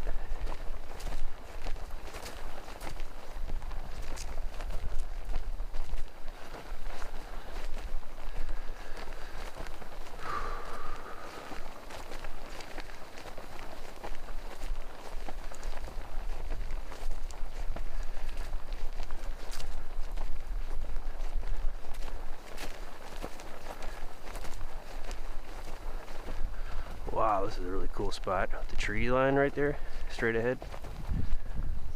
Wow. Kind of birchy. This has kind of like a haunting, ghostly vibe to it. And you got the majesty of the pine trees back there.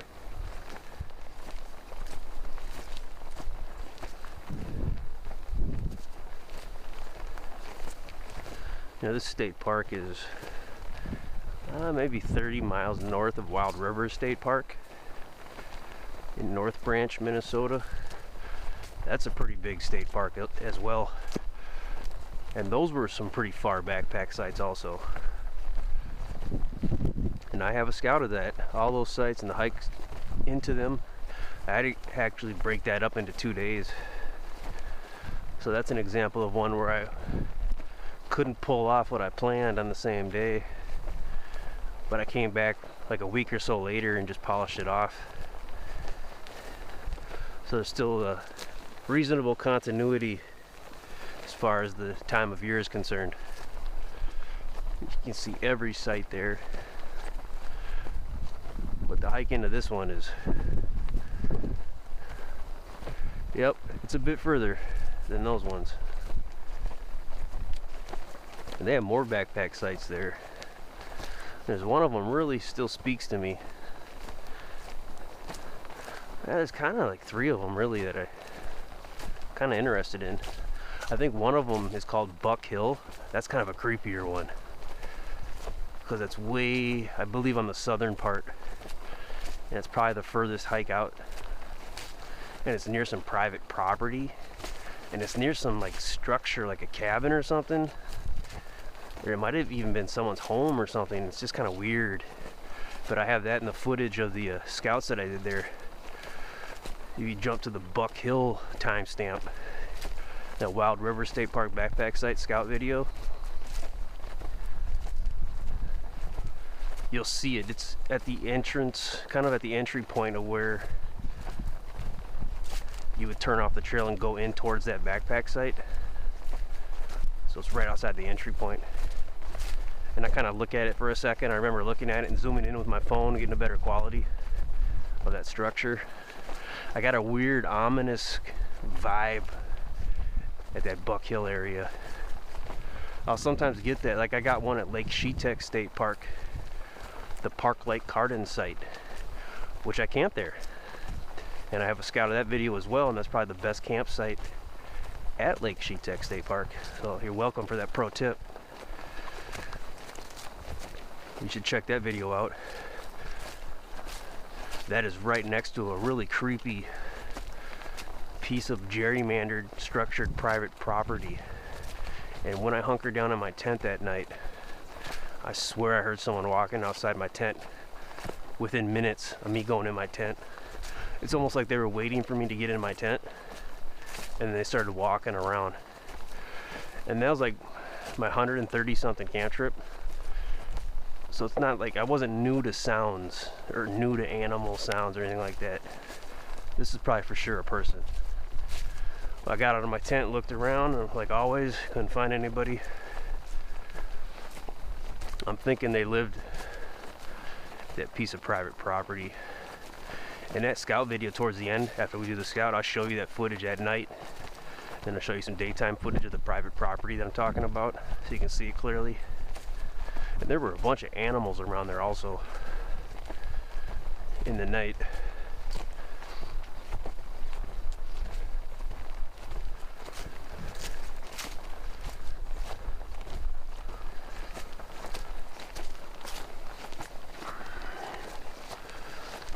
So we are headed towards gate number 9. We're about 35% of the way there from gate 7.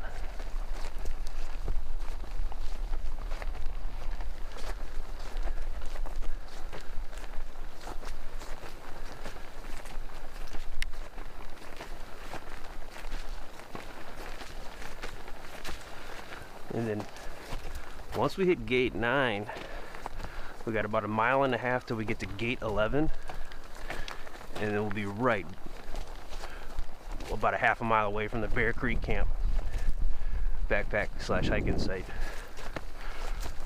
But we're getting there.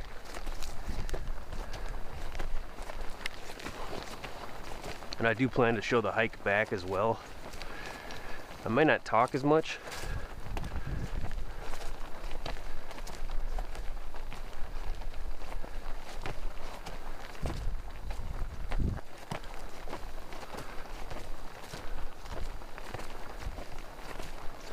But I definitely do want to show the hike back.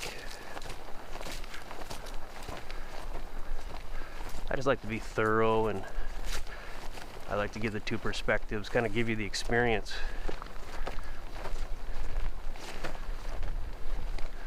And this one in particular is really important to kind of have maybe a little bit more planned preparedness than you would for your average backpack campsite in the state of Minnesota in particular.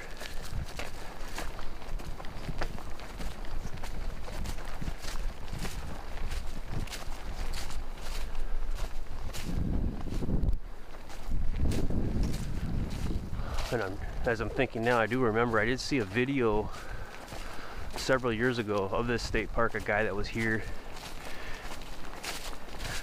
and when he was driving into the state park from the park entrance, he actually saw a bear cub off the main road right alongside on the brush. So there are bears, or they have been in this area, which I wouldn't have assumed that was the case. I always think that anything south of where Lake Superior points, you're really not gonna see any bears. But I saw his video, and he definitely saw a bear cub. So be bear aware. You should never use bear bells though, because they're just annoying and stupid. So never have bear bells, ever. Those should actually be banned from all hiking trails. Bear bells. When you walk, you're already kind of loud enough as it is. Very few people are stealthy naturally, like a ninja, where they're just completely quiet. If you're wearing rain over Gore-Tex, a bear will hear that a mile away.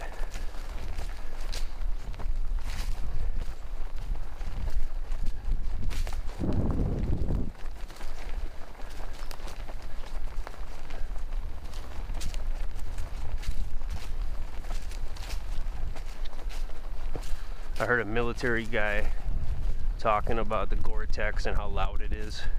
He said one time he was going through like a village with his unit or something, and they were in like a city somewhere, a town somewhere. It's probably a town in the Middle East or something. And they said people were, as they're walking down the street, people were looking out their windows to see what they were hearing, and just the loud sound of the Gore-Tex shifting. So even military people, though they got this certain pieces of gear, if they're in a situation where they cannot be heard, they're not wearing it. They're not wearing a Gore-Tex. They just got to deal with the elements. So just because there's military gear doesn't mean the military is magically able to always use it in every situation.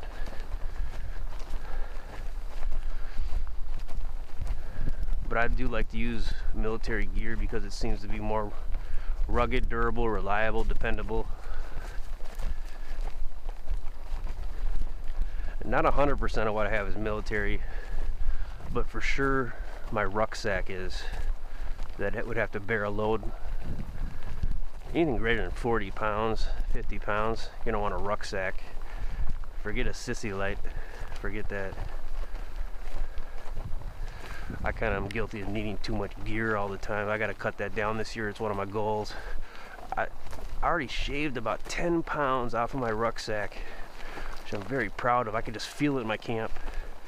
Every time I pick it up, it just feels lighter. But if I can shave off another 5 to 10 pounds,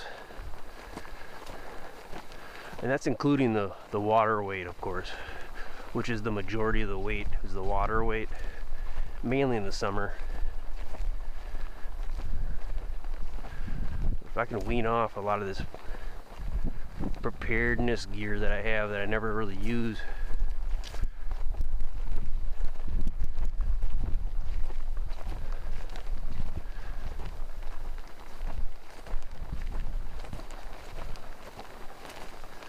I took some maul attachments off of the outside of my rucksack that was attached to the PALS webbing.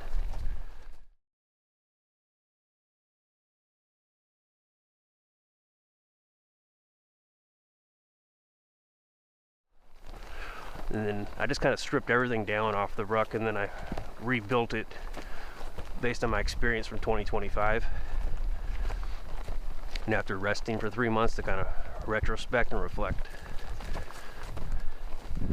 There's, I think, 3 maul attachments I ended up not putting back on the ruck. So that by itself was probably a pound. And I took some stuff out of the inside. I removed one of 3 power banks, and with that removal included the removal of about 3 cords that would have been used to be attached to it. So that was probably a pound or so, maybe a little more. Then I had some backup supplies inside the radio pouch of the ruck. I just weaned out a lot of those, a lot of multi-tools on the inside that I never used that were kind of weighty. Extra fids, which is used as like a large needle to thread shock cord so you can run it through stuff. I dwindled that down to just 2 of them. Those are stainless steel, so those have weight. So yeah, all in all, I'm probably 5 to 10 pounds I took off. So take a 65-pound rucksack and definitely drop it under 60 pounds is a really, really big deal. Especially if you were to do a backpack at this site. Insane. If you're someone who doesn't really need a lot of gear like I desperately crave. Like if you're hiking with the gear that I showed you that I have, it's no big deal. But I don't have a tent, I don't have a sleep system. I do have that emergency bivvy, but I don't have like a sleep system. I really don't have any bushcraft skills. I don't have any cordage on me either, which I know Dave Canterbury would kind of roll his eyes at. He's kind of a charlatan though. He has a lot of knowledge, but he's kind of a charlatan in a lot of ways.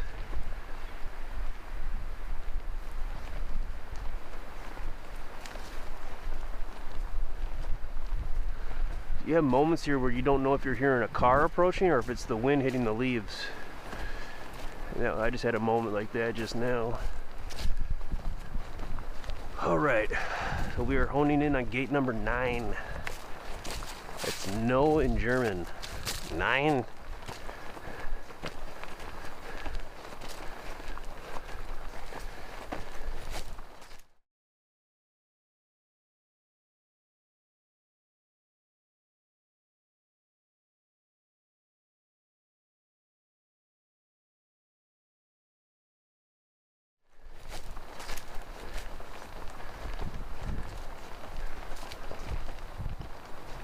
There it is, gate 9. Sand Creek Trail, it says over there. Just checking the direction here. Notice they don't really put markers on these maps because they kind of rely on the numbering system of the gates instead. Seems like that's the case. Okay, we're covering another road here.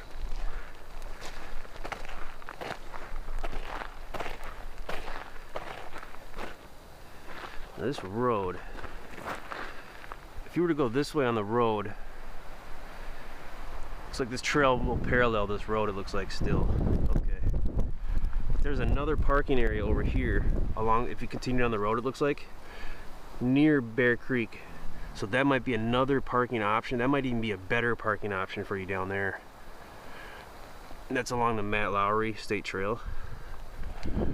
So because we're only scouting this one site, I'm probably going to make the move and hike down there as well so we can look at that parking area.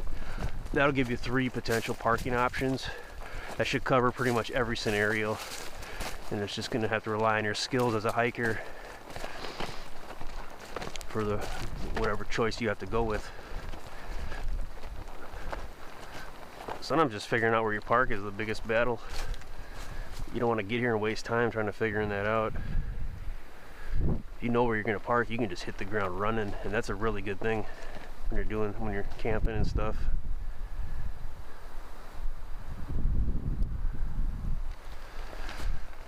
Alright, so this trail you kind of just go around and connect back what the road it looks like over here.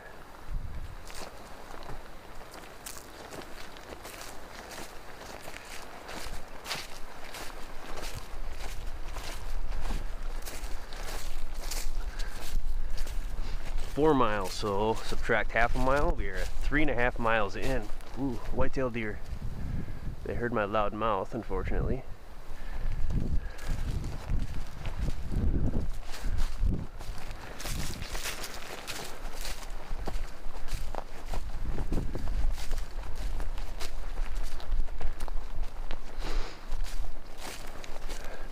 My grandfather on my mother's side, and not being disrespectful in any way, he had one of his talents was he had a really big mouth, just a huge big mouth.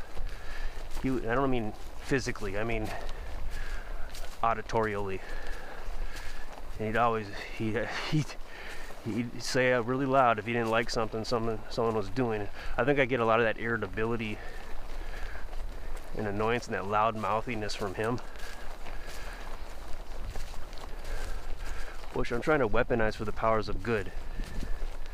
Well, I really like this right here. It's really cool. I like little doorways like that, the branch doorways. Ooh, I really like this area here. I got a Mille Lacs Cathio vibe right here. That's one of my favorite parks. There's that white-tailed deer running. Should almost call them big fat target on their back deer. That white tail, man, that's just a huge target.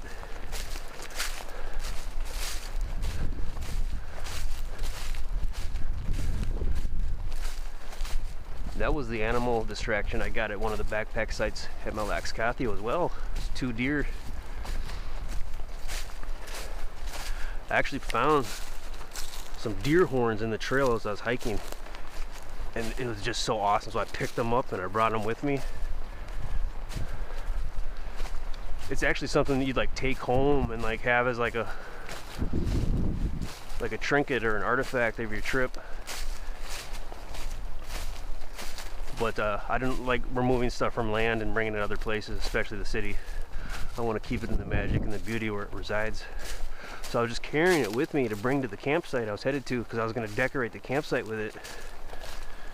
And on the way, 2 white-tailed deer noticed me, and they gave me this look like I've never seen deer look at me before. They looked at me like they recognized me, and they found what they were looking for. That was the facial expression. And it's because I was holding them antlers, or one side of the antlers. It wasn't a pair, or however you refer to them, I don't even know. And they started coming towards me like they found their mother or their father, or it was great, and I got a little nervous. I've never seen deer coming at me and so determined, in such a determined way, confidently. And then they kind of sensed my emotion and getting nervous, and then they realized I wasn't what they thought I was, and then they ran away like those deer did, like deer usually do. But I captured that in that scout. I haven't edited that footage yet as of this date, but I'm going to try to emphasize that moment with like editing techniques. And it's there where I got distracted and I went off course because the trail wasn't easily recognizable, and I had that in my mind. That's all it took for me to deviate from the course. So I checked the map 5 minutes later and noticed I was off course. So I had to travel through like brush like this to try to find the right way. I can still struggle at times, even with the Avenza Maps app telling me exactly where to go.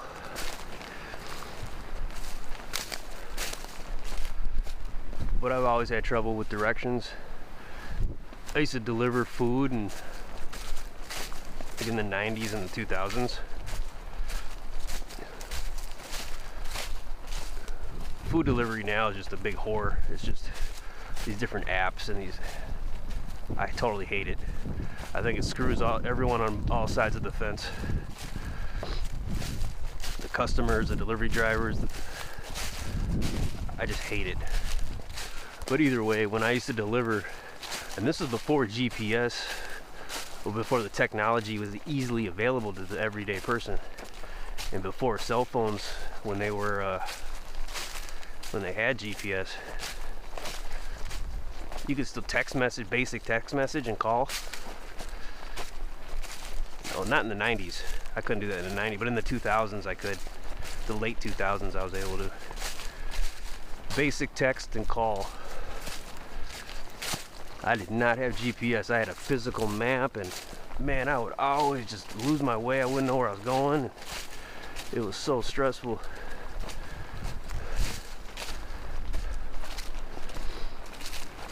Delivering food now with an iPhone is probably synonymous with when I didn't have that and I was delivering. It'd be like washing clothes in the 1700s when you didn't have a washing machine. It's probably that level of convenience. Think all the money I would have saved and wasted gas and time, the equity that it came out of my vehicle trying to figure things out on the road.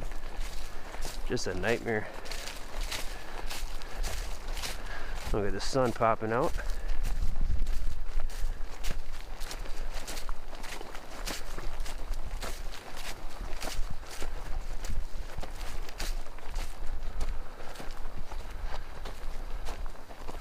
Looks like we're winding our way back. Okay, so there's a Sand Creek parking area over here. It's probably really, I have SOS only at this point.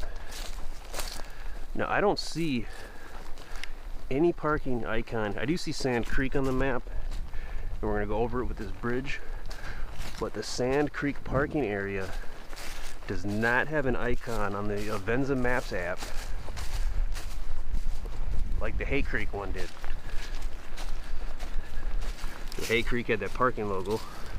This one doesn't.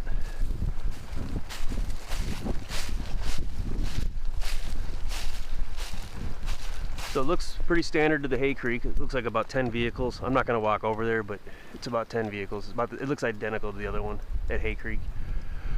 So you might be able to park here as well. Here's another parking option potentially.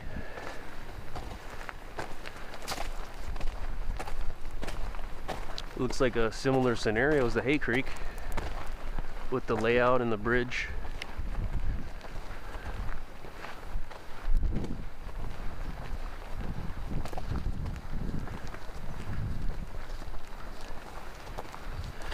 .4 miles, so we're about 4 miles in from where we started originally at the All-Season Trail Center.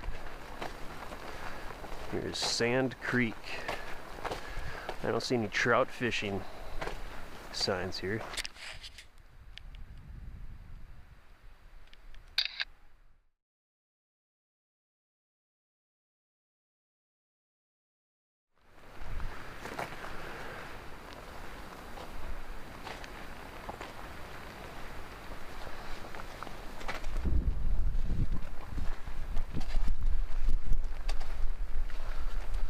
On our way to gate 11.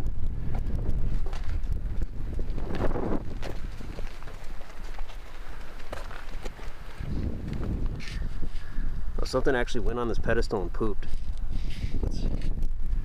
Wow. It's a pretty good view for a toilet though, huh?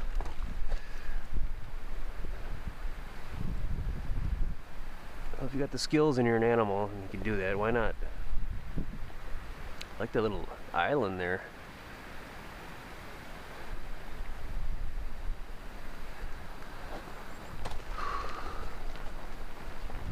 I definitely like all these creeks that we're cutting over. When I see them, I'm thinking the potential for testing out a water filtration system, if you have one that you need to test out, which I do and I should, but I don't. Sand Creek.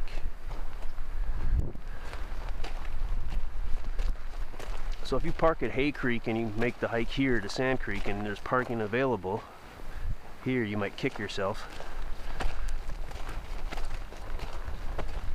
Especially if you have a lot of gear and you're going to or from Bear Creek Camp. My guess is we're going to take a left on this trail here. My guess isn't always the accurate one. So How to bedify. This guy at work who doesn't pronounce the V's. When he says like the word verify, he says bedify. It's pretty funny.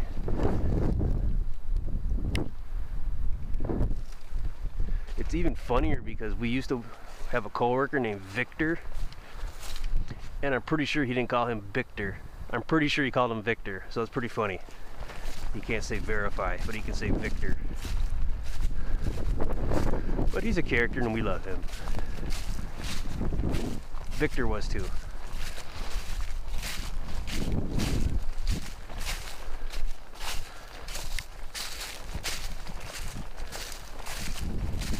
We are on the right trail. It would seem.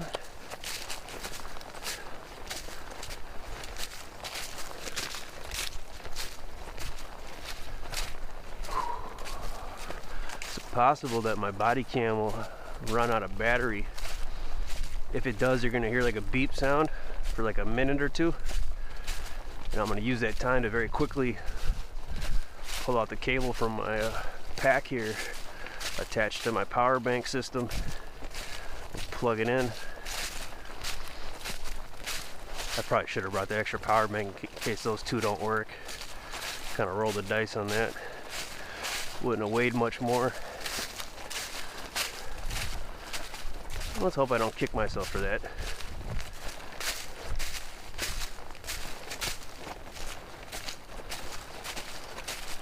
So I'm kind of actually shocked that we're still hiking towards this backpack site after all this time.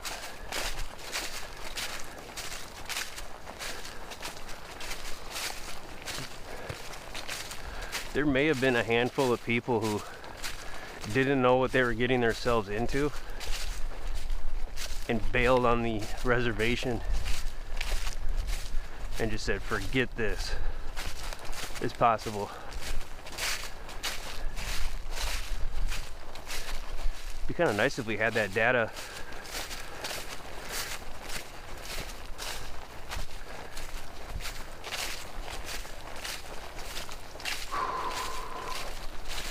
I haven't eaten anything yet today.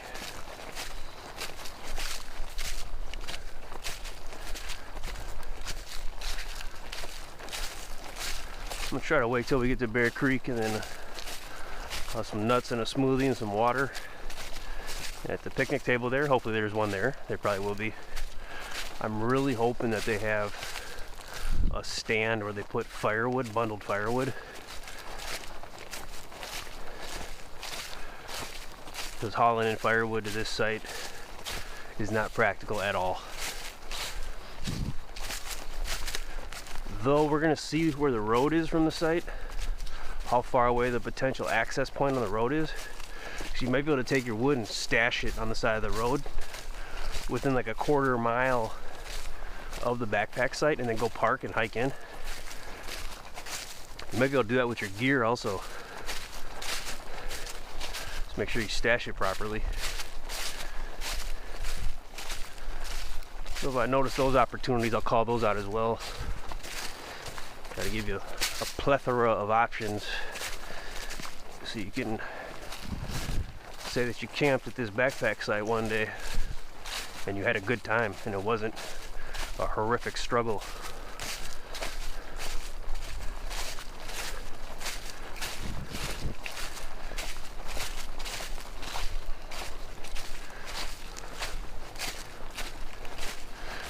It's been years since the date of this video and you did camp here. Leave a comment and let everyone know. I'll probably be dead, but just go ahead and just let everyone else know. The other 4 people that are going to see this, I'm sure they'll be interested.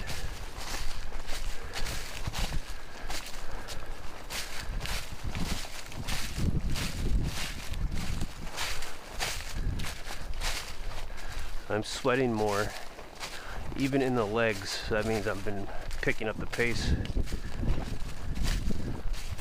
not realizing it. I think the terrain has got a little crazier with the leaves and a lot of branches on the trail here.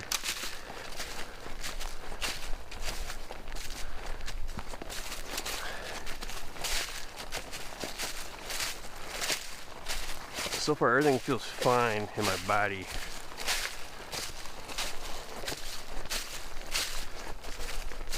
The only issue is mild sweat, which is probably the best issue you could have.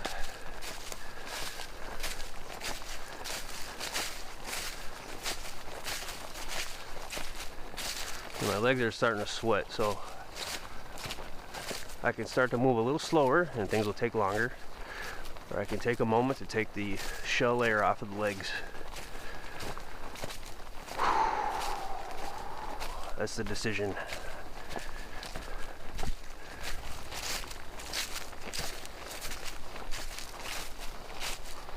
And if you take them off, you have to say to yourself, well, is there the potential to put them back on relatively soon?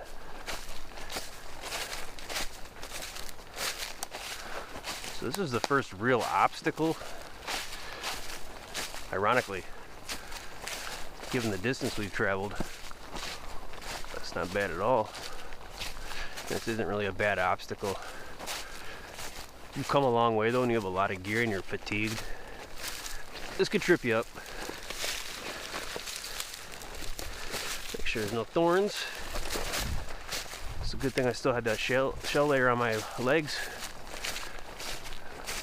That helped protect me from that, those branches and twigs catching on my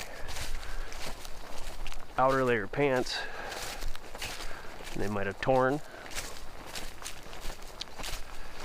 I guess the Gore-Tex can tear too. But things won't catch on it as easily. They won't hook into it as easily like they would cotton polyester material.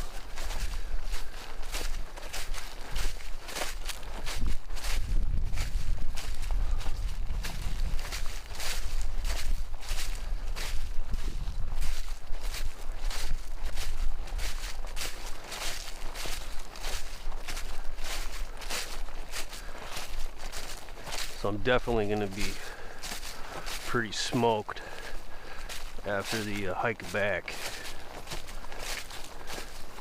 Okay, here we go. So now we get a litany of obstacles that are hitting us. This is the bigger one, of course. I'll try to go through here without getting branches hooked on me. The ghillie on my pack is attached to the pack in different parts, so if it gets caught on a branch it might tear a little, which I'll just repair with some 1/16 inch shock cord. It'll just make it look even better. We got some thorns right here, so that's always cute when the thorns sneak up when you're in one of these predicaments. You don't want to damage your gear if you don't have to. So you don't want to panic and try to rush through it. Kind of calculate it. Yeah, the ghillie's getting caught a little.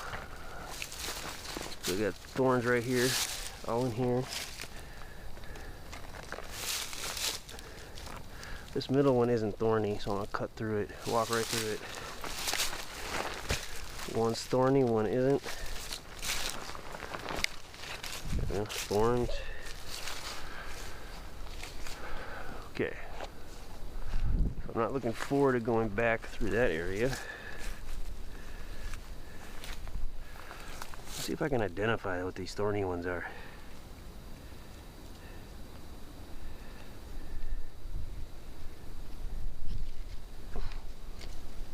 It says black raspberry, and I think that is what it is. First identified on June 6, 2025. Black raspberry. So black raspberry has thorns, huh?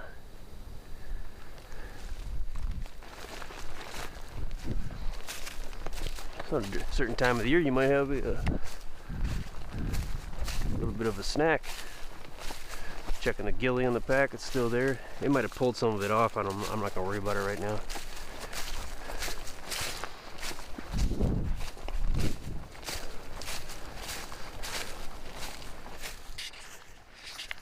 I learned about pack ghillie from the Prepared Airman. Well, I stopped watching him because he just really started going hard on just plugging products all the time. It's just really disgusting of him to do that. He seems like a good guy. He's got a lot of knowledge, but he just can't have a legitimate, heartfelt video where he's just giving you information from the bottom of his heart without shilling multiple pieces of merchandise. And it's so disgusting, especially when military service members do that. It's so disgusting. It really is. So I stopped checking him out. But he's the one that mentioned having the ghillie attached to something on your pack in case a branch you walk by pulls it off. And he's the one that taught me about chest rigs. He taught me about the Hill People Gear chest rig, which is the first one I tried. I didn't like the way it felt. Then he mentioned the Full Tank Tactical chest rig, and these are awesome. So yeah, the Full Tank Tactical chest rig is the way to go. And then I myself found helmet ghillie, and I put that over my chest rig. So it makes it look cool. But yeah, Prepared Airman, I had to stop watching him because he's just a big fat shill for products, which is really sad. You know, some people that have, I've learned this more profoundly recently in life. I've always thought that if someone has a really good personality and they're really likable when you talk to them, that they are a good person. All right, we're gonna pause from what I'm talking about for a second here. There's some kind of creature here that, damn it, he looks like he might be in pain.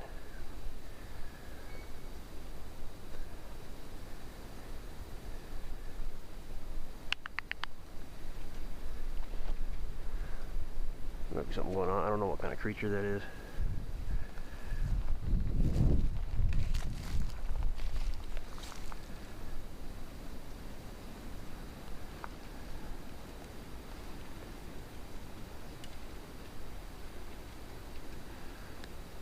Silver mammal badge.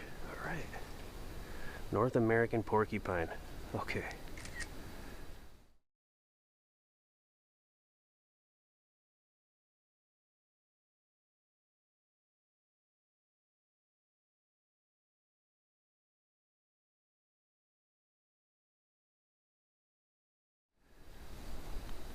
So I'm pretty sure that they throw quills.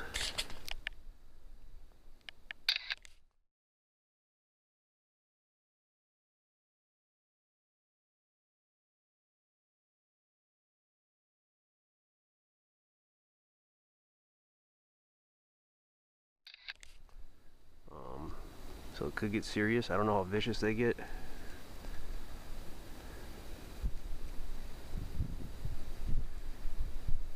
Yeah, he might be preparing to quill me. Yeah, he's preparing to quill me. Yep. Yep, he's launching his quills. He's getting ready to. He's got the quills aimed at me. Oh god, that's really annoying. Okay. I don't know how far these quills launch. I've only heard about them. So this is a risk. I'm going to pull the spray out just in case, and I'm going to try to keep my distance from him. Hopefully he'll meander away. I think porcupines can get pretty serious. He's moving around like he's in pain. So he might be suffering.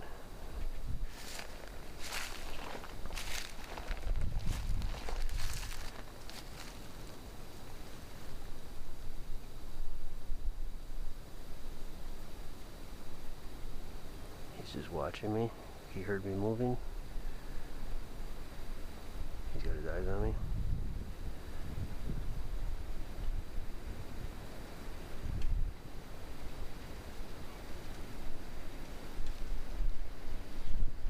I don't know if he's protecting something. I don't know anything about these creatures other than they got quills and they shoot them at you. Just letting them walk away more before I move.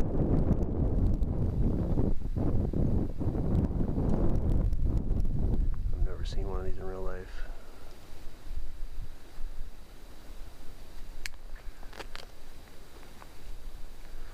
Alright, he's going over that branch.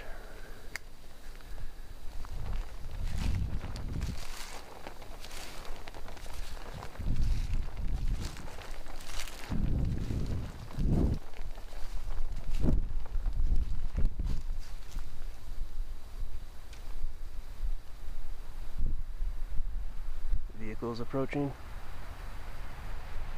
It's the warden. 2 wardens. Oh, those might be feds. Probably DNR. I don't see any logos on the vehicles though. There goes that little guy. Alright. So I'm really glad I noticed that little guy before I just walked past him really fast, because he was ready to do something. That's probably another good reason that I didn't take my shell layer off my legs. So yeah, going back to what I was saying about, I always thought that people who had a good personality and really likable were also good people. I've found that to not be the case, profoundly. I've found to be the case where it seems when someone has a really likable, infectious personality and they're fun to talk to and be around, it's almost like some kind of protection survival mechanism that they're talented or equipped with. Because in their actions and what they actually do in life is somewhat despicable, deceitful, sociopathical, and psychopathical. So whenever someone, going forward, this is kind of my new decree, whenever I encounter someone who has a really good, likable, infectious personality, I tread very carefully. I watch them very closely. I study their actions and their behaviors. And I don't just accept them for what they are. And I require them to earn my respect for what that's worth. I require them to earn my respect. I don't just give it to them. There's various ways of doing that.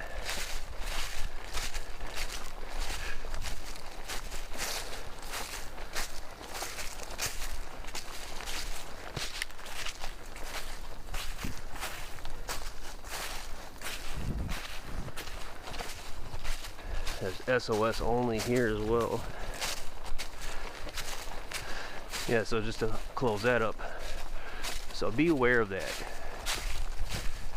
Just because somebody makes you feel good when you talk to them and they're fun to be around, it's better to be in association with, working with, or living with or near someone who has even a horrible personality but has good actions, good ethics, high morale, does the right thing. That is a far greater gold than having a good infectious personality when you lack morality, when you lack ethics, when you lack vigilance, when you lack motivation, when you lack courage.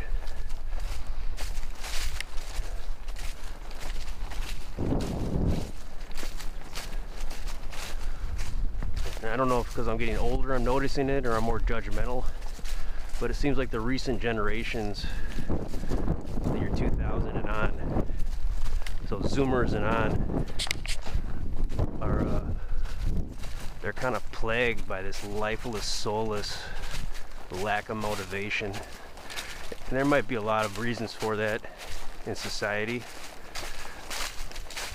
As I mentioned earlier, when you do drugs, you kind of extract psychological wealth from your future self. And I think a similar thing is happening with the boomer generation. They extract different types of wealth and different variations, not just financial wealth, so that the future generation is kind of left more of an empty husk, which takes away hope and motivation. That might be wrong. This is a cool little area right here.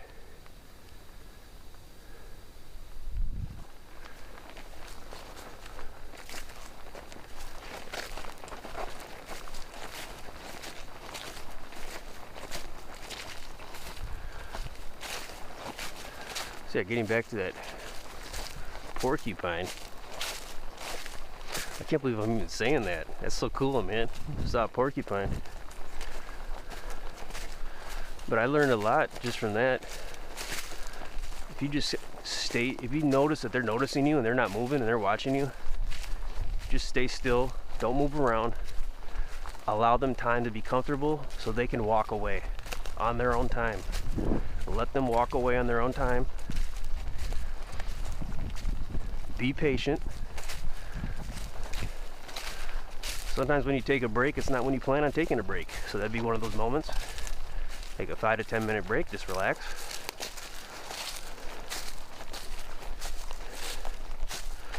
Well, we've got about 0.75 miles to go till we hit the gate 11. And it's still not noon yet. Doing really good on time. Things won't get dark for another 8 to 9 hours. So we just might actually go to Crooked Creek after this, which is very unlikely. That would be downright stupid, actually, if I did that. Because based on how I'm strategically placed, I would first have to backtrack everything we just did. And then from square one, repeat the same thing on the other direction. But it's a little further, actually. It's about almost a mile further. Okay. I noticed that obstacles like to come in threes. This would actually be the fourth one if you consider the porcupine an obstacle.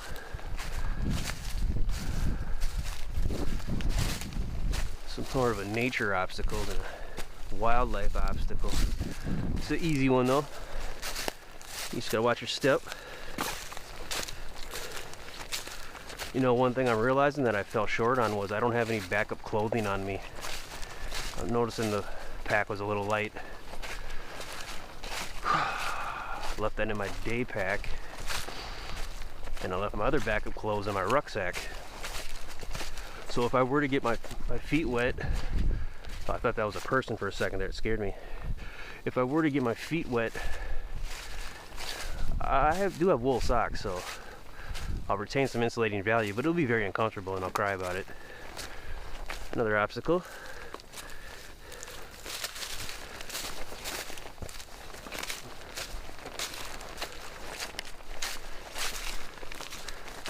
I thought I saw a cigarette butt because I usually see them all over in the city, and that was just a piece of birch bark. That's when you know you're in a good place. When you see pine needles instead of drug needles, and birch bark instead of cigarette butts. It's kind of sad how humanity degrades itself.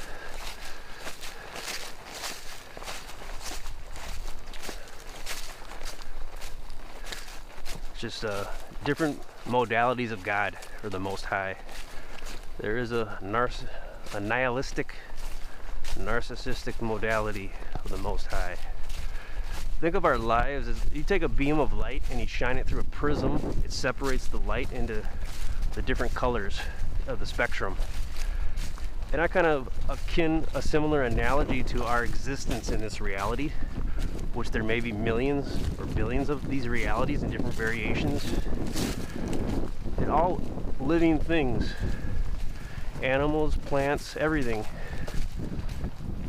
is the Most High taking himself and shining it through a remarkably complicated prism.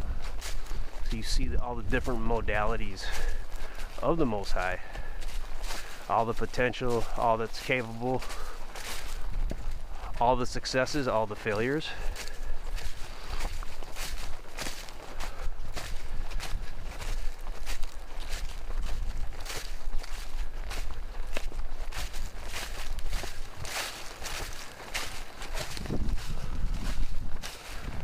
So everything exists simultaneously in different ways, in different areas.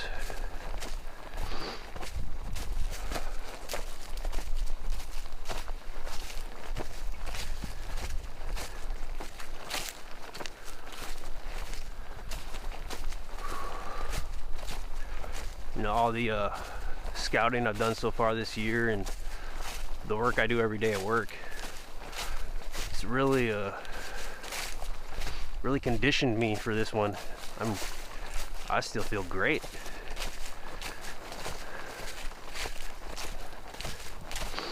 I guess the years leading up to this, of the hiking and the camping and all, kind of contributes. It's really good to be in this spot. In 2021 it was pretty brutal.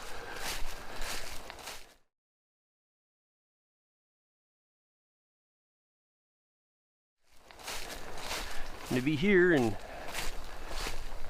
see 2021 in the rear view, it was a great, amazing year in some ways, but in most ways it was a horror show, psychologically, for me.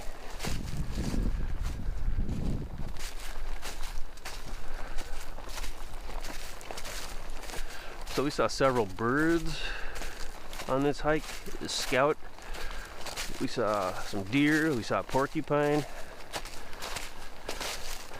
Kind of hoping we see a few more different things.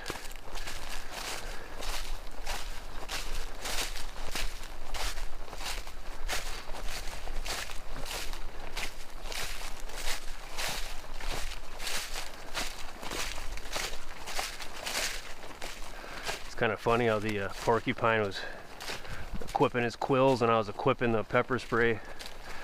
Had a little partial prepared Mexican standoff, as it were. But then the resolution, like the Enya song says, only time.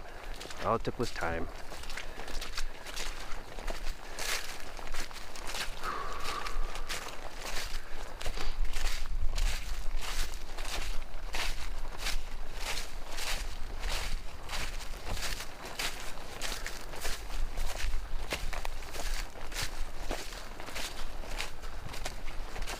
Just got to keep that same pace. The footwear I'm wearing is really making it a lot easier. There are a bit more rocks on this particular trail though, I'm noticing, and roots.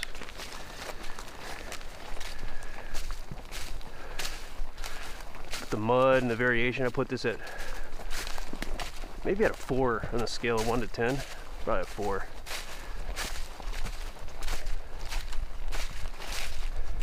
Things are kind of adding up though with the mud and the roots and the rocks and the porcupine and the barricades.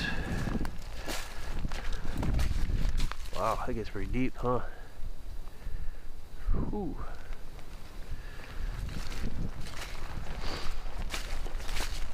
Part of keeping morale high is feeling good. And a wet boot and a wet foot would be very uncomfortable.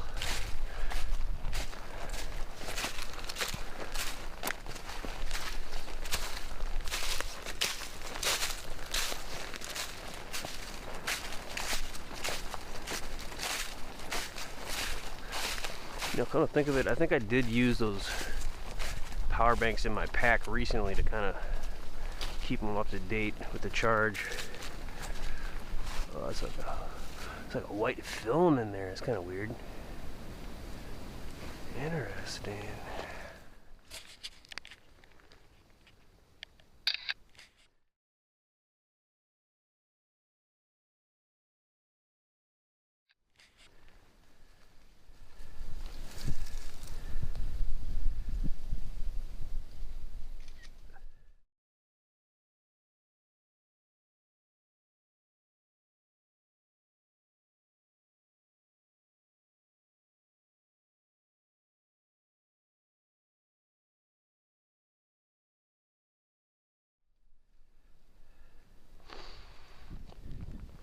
No, just SOS only out here for the longest time.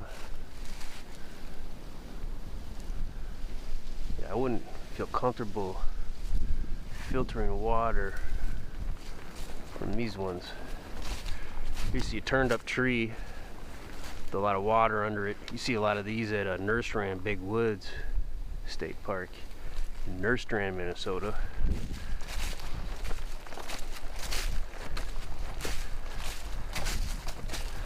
That park's a good like starter park if you want to start getting out in the state parks and camping and hiking. Nerstrand Big Woods, that's a good starter park. Get the ball rolling.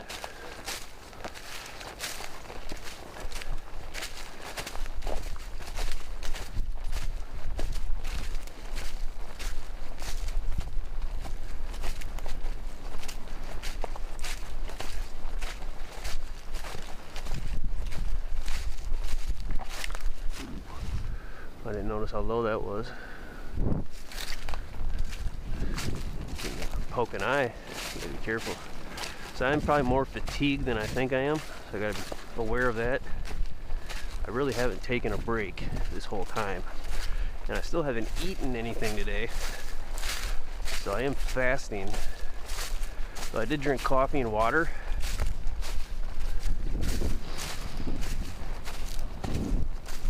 So it's not a dry fast.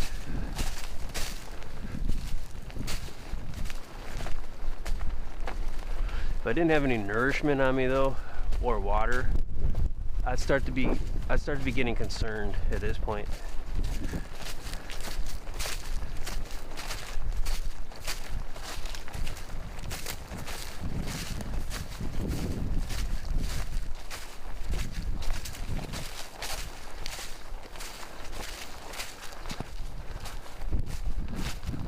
This is definitely going to be my longest scout video for just one campsite.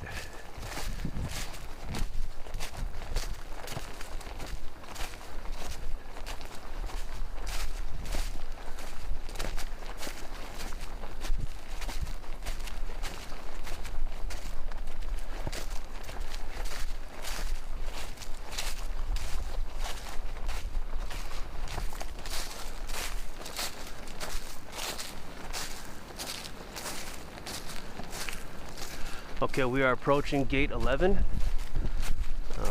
by less than a quarter mile. We're going to want to keep going straight. I declare.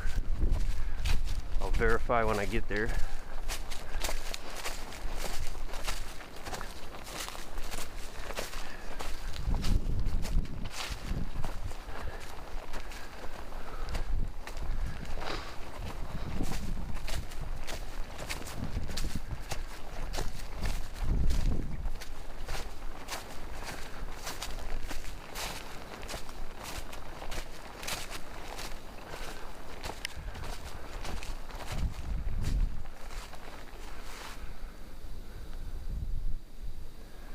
Yeah, you just hike forever basically to get to this site.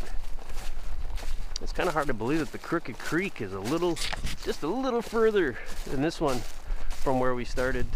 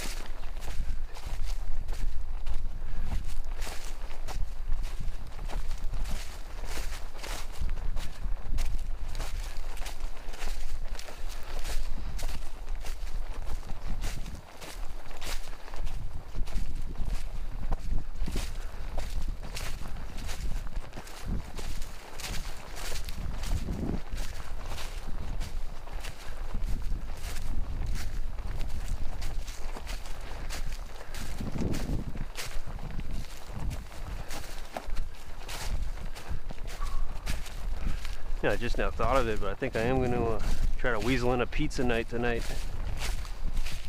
Why not? If everything goes well.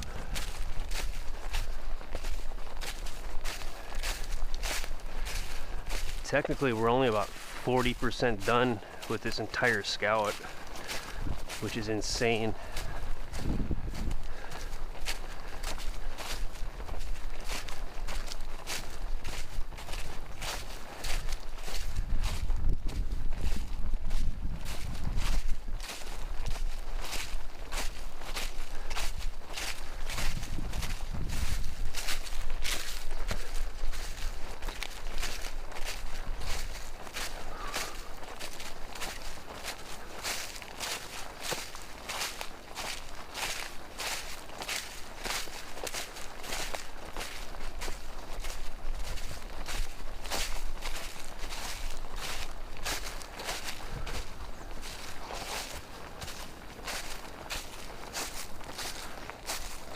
Almost at 11.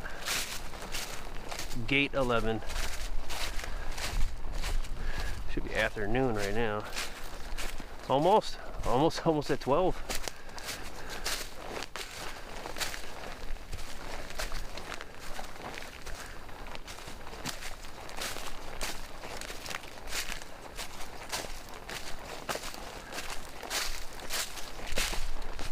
Oh, that's right, I forgot I got the backup body cam in case this one, I can't charge it. This one should last. However, there is that possibility.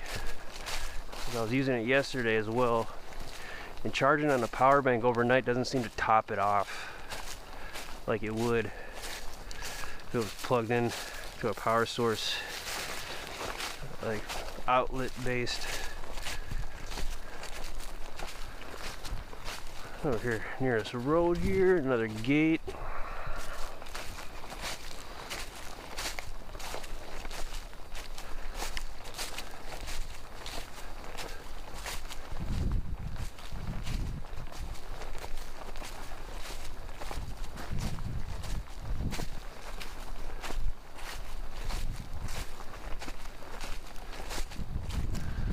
Really covering some ground in this park though, finally.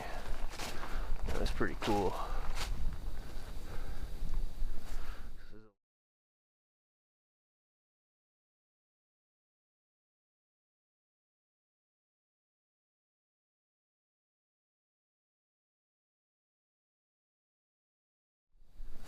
This is 11 here. So this is the road that'll take you to that other parking area I told you about.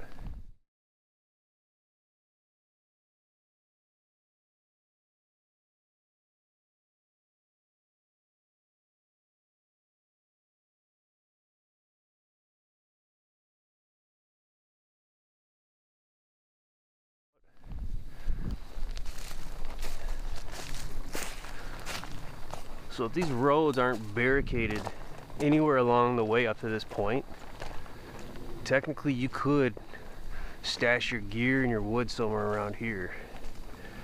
Technically.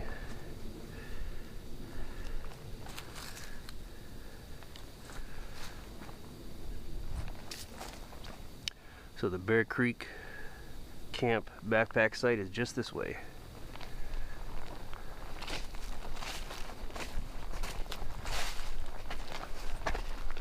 Wow, we are getting there. We are almost there. So depending on how I feel, I might check that parking area out as well, because that would be your ideal parking area. And now that it looks like talking to Gina made me spend more time hiking out here than I needed to. I could have probably just parked here, which is where I was initially planning. So don't I wouldn't rely on Gina at the office too much, guys. Well, not to beat her up too much. All right, Upper Bear Creek Trail.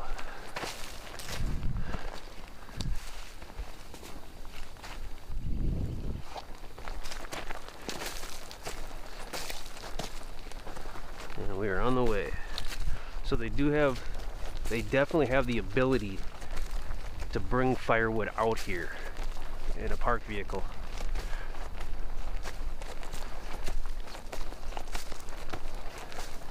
Oh wow, we are closing in on it. Wow. I really hope this site delivers.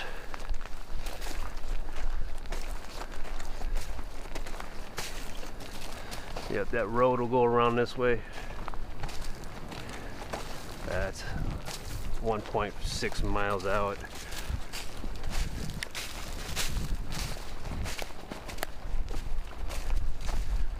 You know what I think I'm gonna do? I think I'm gonna leave that road a mystery, and when we hike back and we get back to the vehicle, I'm gonna hop in a vehicle and I'm gonna do a drive through the road to see if we can drive to these parking spots at this time of year, because I think Gina could have probably told me. I don't know though, because on the site it says 5 to 6 mile hike in for each site, and that's gauging it from the trail center.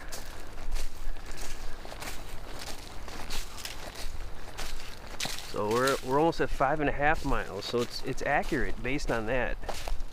So maybe she did the right thing, she provided the right information, but maybe as part of the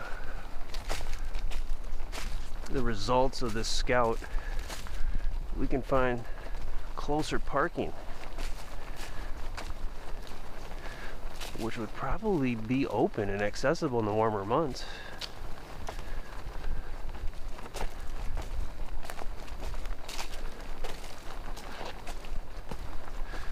But you're not going to have another trail coming in from the other direction from that parking area down there over here.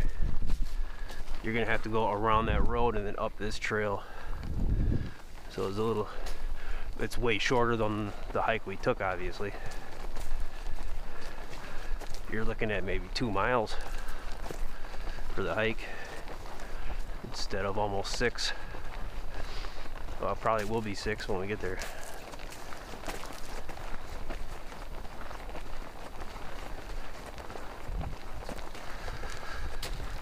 Oh, this is kind of surreal. We're closing in on it.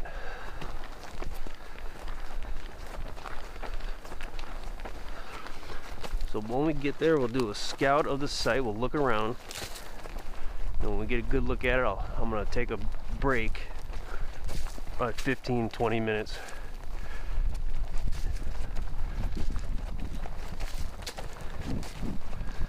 And we're going to make that long hike back. I do plan on moving a little quicker, which might not be smart, because when I do that I develop hot spots.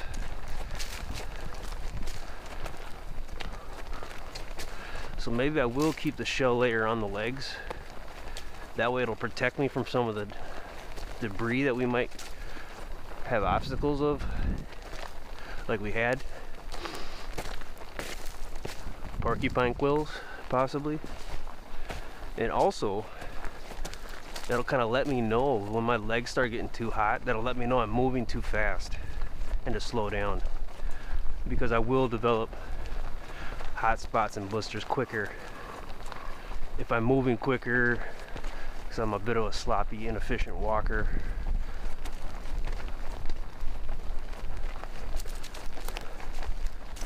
I'm kind of shocked though I've got to this point, and I feel really good after walking over 10 miles yesterday on top of it. It's pretty awesome.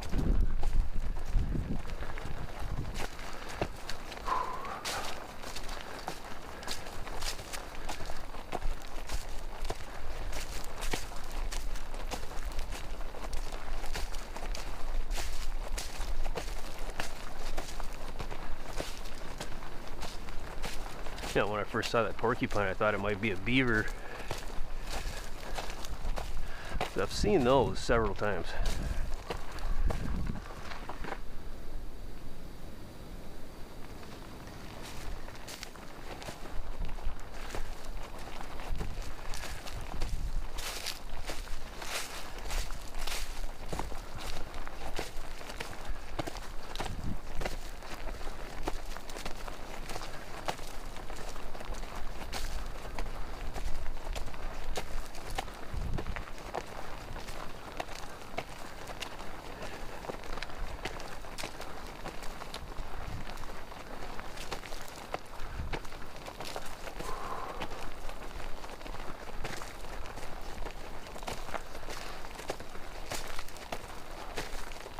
Now, if this was the summertime venture and there was a lot of insects, that would have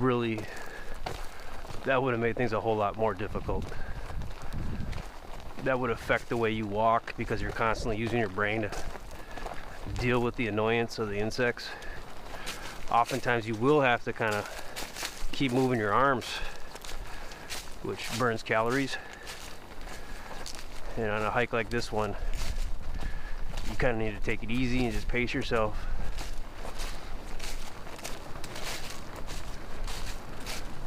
I know there's people out there with like 1% body weight that can walk like 30 miles a day and it doesn't matter to them.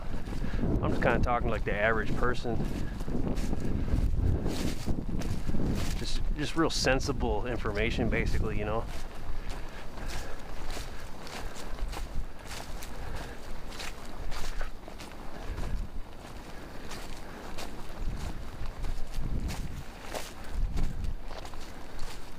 Oh wow. Oh, here's another helipad evac site. Number 8. Interesting. So where is it? Right here? I don't see how you could land a helicopter right here. Or maybe it's in there.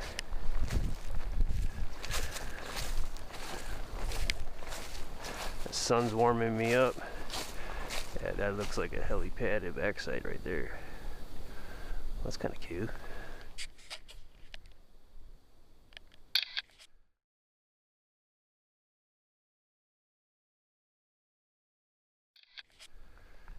Now it'll last longer.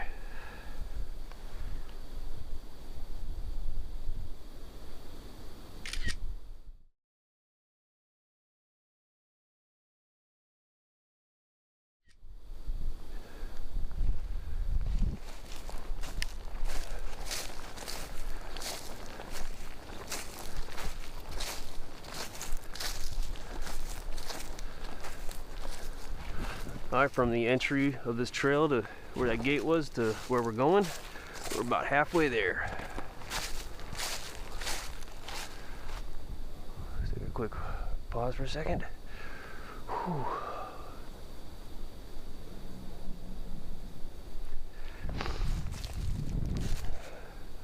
Some of that freeze-dried food and Hawaiian king rolls I had last night. Kind of fighting back there a little bit. I had 12 of those rolls, which is, I learned that I shouldn't eat more than 8 of them.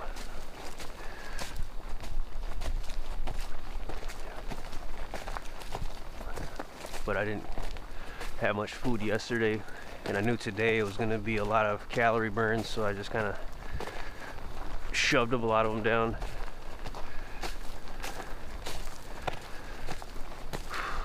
When we get back to the vehicle, I'm probably going to drive around the roads and take a look, so that'll add more time. And then if I do that, I'll just show the exit out of the park as well.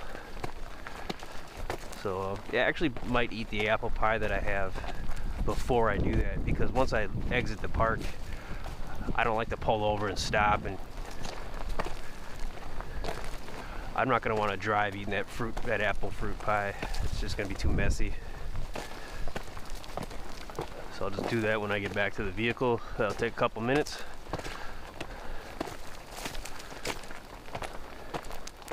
I'll probably just start rolling right from there. We're just going to use the Venza Maps app to try to figure out these roads around here. So this is going to be a terrifyingly long video, which is good.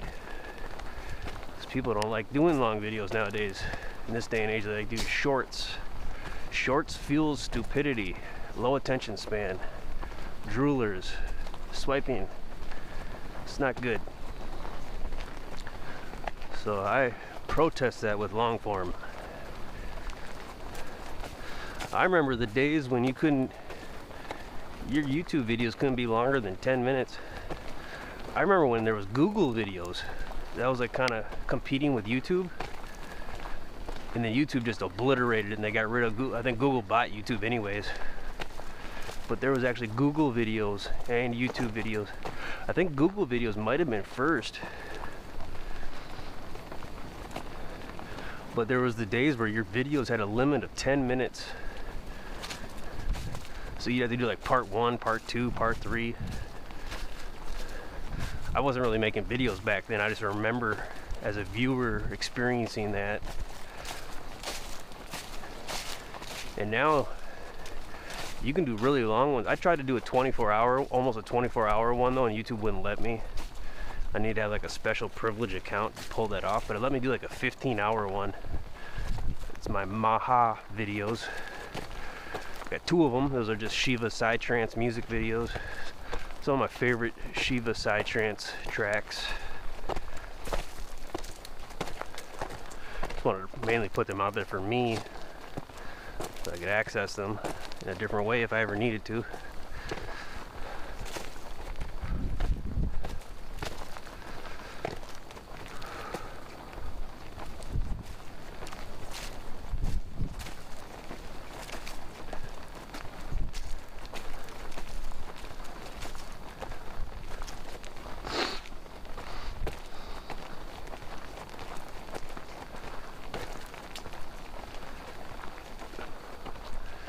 The sun's coming out more, the day is getting warmer officially, so I'm probably going to have to take the shell layer off the legs.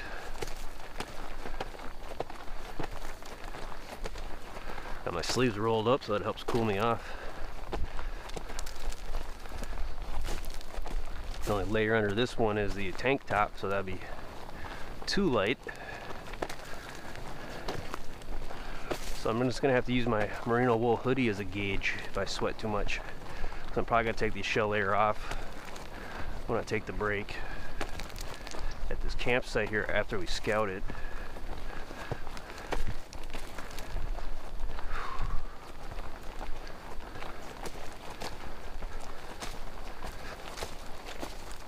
This isn't one that I'd want to camp at unless I had really light gear. It was the time of year when I needed as minimal amount of gear as possible, which means it would probably be a hot time of year and you'd probably just be sweating profusely by the time you got there. Everything would just be soaked. So this would be a challenging one just because of the sheer distance. The hiking isn't that difficult, but it's the distance. You go the distance on this one, you don't really want to go for speed. Just gonna want to pace yourself, even though you'll be tempted to go for speed when you're going this distance.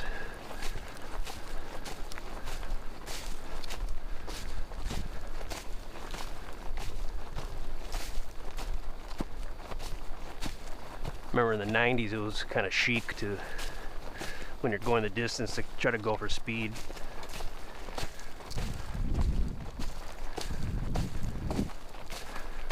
Sure, if Keith is with me at this point, he'll know what I'm talking about.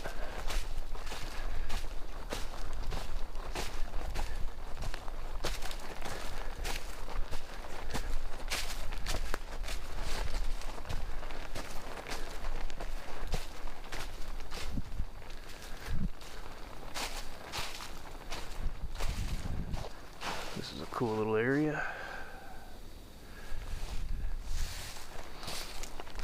So no service, no SOS. Wow, we are closing in on it. Oh wow.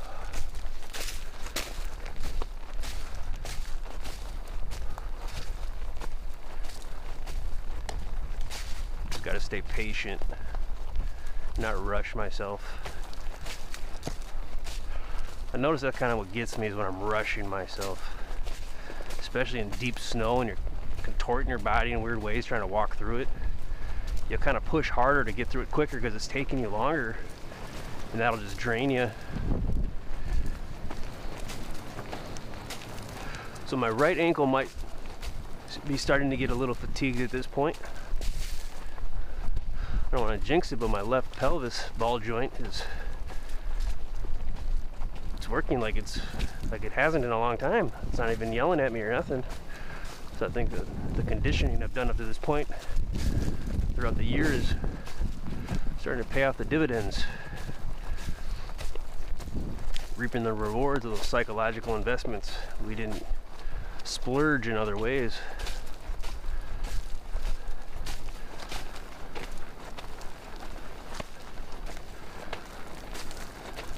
So I'm really hoping there's a sign in front of it. Doesn't necessarily have to look nice, it just has to kind of be cool, you know, in a way. It can look rustic or whatever. But I really like it when there's a sign in front of the backpack sites, the entry point for them. And it needs to be away from this trail also. It's kind of another standard requirement I have. The backpack site is right on the trail. It's going to be an immediate buzzkill and a no-go for me. And though making the time to come out here is kind of learning the hard way, learning the hard way for me would have been to reserve it, come out here, and then find that out. So that's what the scouts are for. But we are making it happen.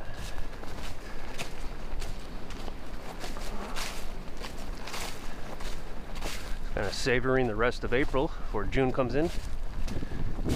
Probably the most amazing, beautiful month of the year. May. It's probably middle May to middle June is the best month of the year in Minnesota. And then maybe middle September, middle October as a close second for me personally.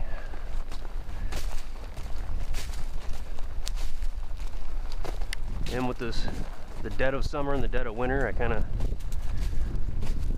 of get sick of one while I'm in one and crave the other. It's pretty reciprocal. There's pros and cons that kind of wash each other out in various ways.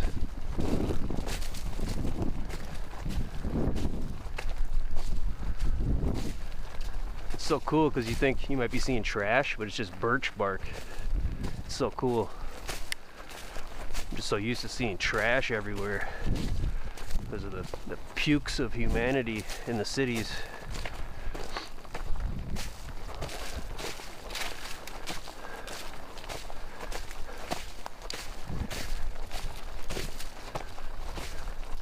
There should be like a direct correlation with how you behave yourself and how you treat the land with how well you are able to procreate. There should be a direct correlation. Seems like the inverse is true. Like the more of a pig you are, the easier it is to procreate. Kind of seems that way.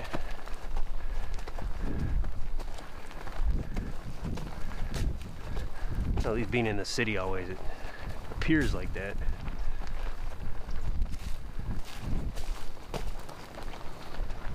It just goes on and on forever, this hike. The hike back should be quicker. Because usually when you're going somewhere for the first time, it seems longer than it is.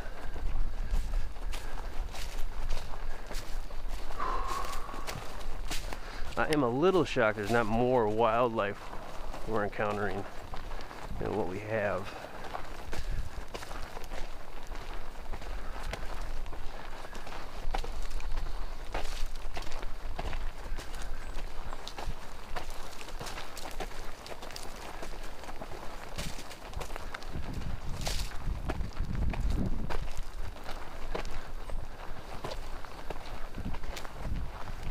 I think I see something in the trees up there.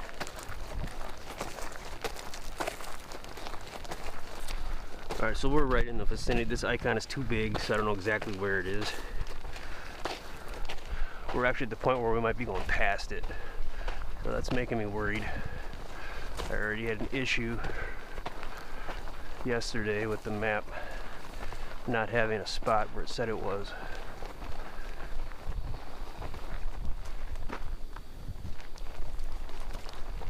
You'll probably, in the summertime, you'll encounter snakes along the trail as well. Garter snakes. I see something in the tree up there.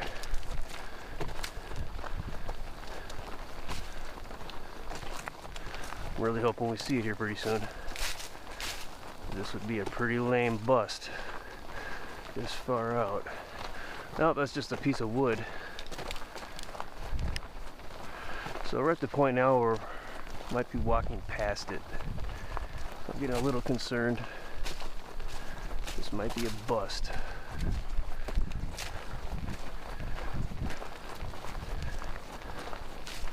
The concern is making me want to move quicker, so I find it quicker, which will lead to anxiety and poor decisions, so I'm going to slow down.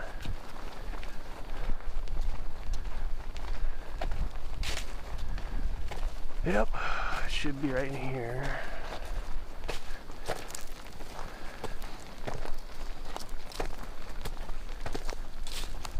Yeah, so we're walking past it now. allegedly. I don't have any other maps I can access, and I don't have service, so I can't go to the map. Oh wait, I took a picture of the map when I was prepping that I have on here. Alright, this is from the DNR site. It's probably just going to show like the same thing. Here it is. It's just got a similar icon right on the edge of the hump.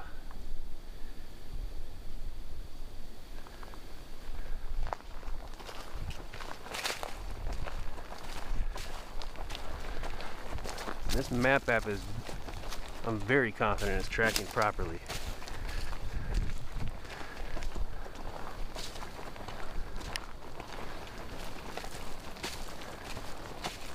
Alright, so this is not good. This is not good. There it is. Okay. Whew. Okay. There it is. Beautiful sign. Big, beautiful sign. Oh, wow. So this, in real life, it's actually past the icon on the map a little. So we're right here, and it's, see the icon's big up here. We're down here, we're past it, so you have to walk past the icon a little bit when you're coming from the direction we came from.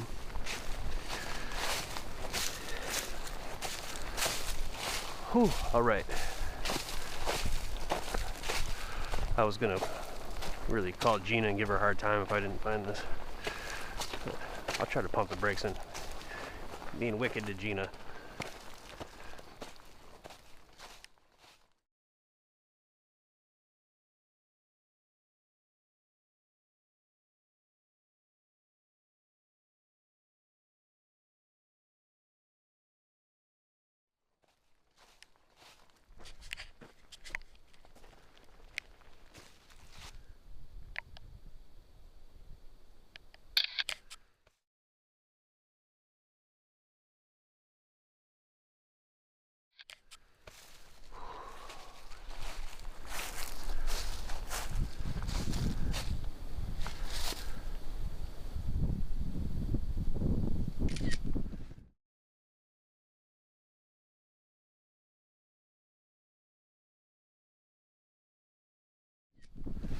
Good to see you, buddy. Good to see you. You are an awesome sign. Like how it's got a little bit of rusticness to it. Really like that. I'm just gonna ask for too much and hope we actually see a bear at the creek.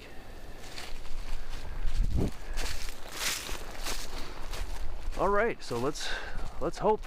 Fingers crossed. This is the drum roll.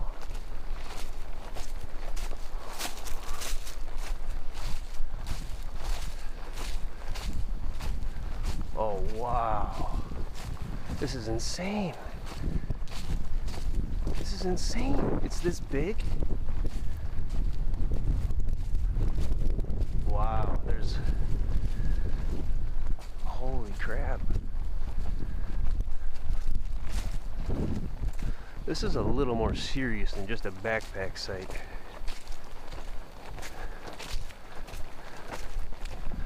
I wonder why it's so extreme.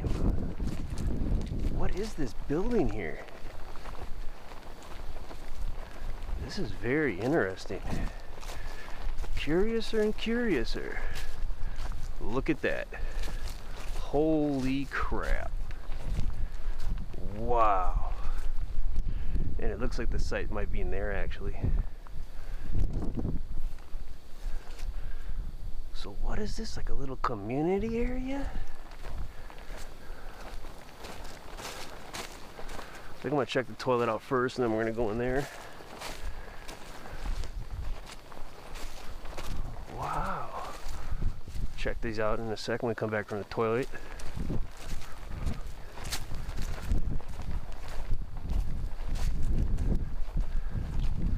This is like a little mini commune or a compound.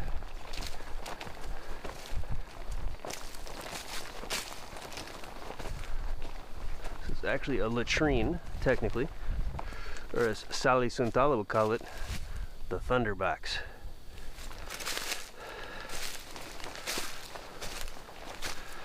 Never seen one with this type of structure on it. Very light, not deep at all, chintzy, about to fall off. And in here we have courtesy toilet paper. Oh my god. Oh my god. I like how they did this with the Folgers. That is really cool, whoever did that. I'm gonna blame a camper for doing something that cool, actually. That's pretty cool. Not bad.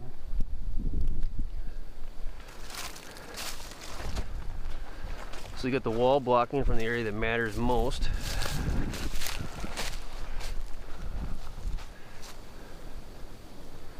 Pretty cool.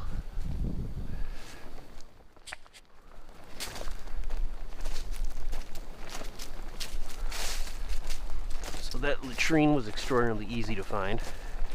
Sometimes it'll be a little bit of an effort to figure out where it is, especially in the winter. So, not bad at all for a latrine. There might be another sign up there for the Bear Creek. We'll probably exit that way when we go out. They got some shelter action here. It's like a porch. I don't know what this is called or what it's for.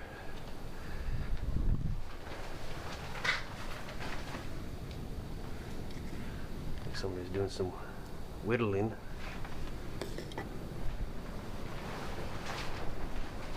Wow, so there's like a storm.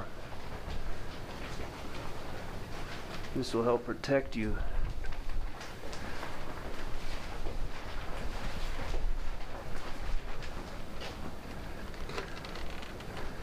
You could even, depending on your tent, you could set up a tent here, depending on how big it is. You could probably lay mattresses on, or air mattresses on those too. It almost seems like that's what they're for. Never seen this before.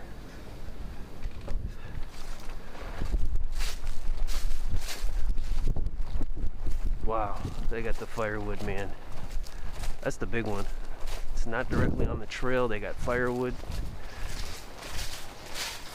Evidence of dereliction. I want to say that was probably an animal. The creek needs some lubrication. Oops, sorry about the slam. That is annoying too, as well. I wonder if they still matter. Okay.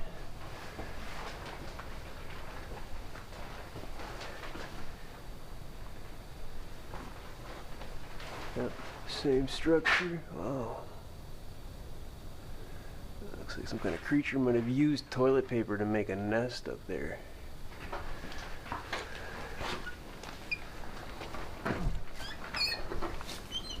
Look at these screened structures.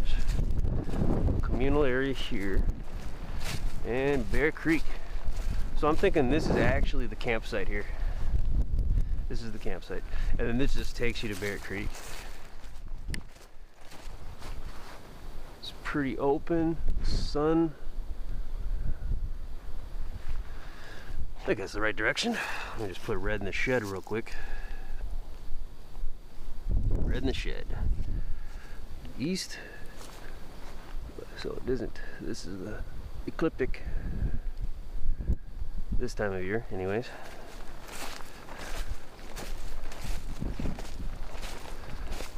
Compass might have not have been 100% reliable.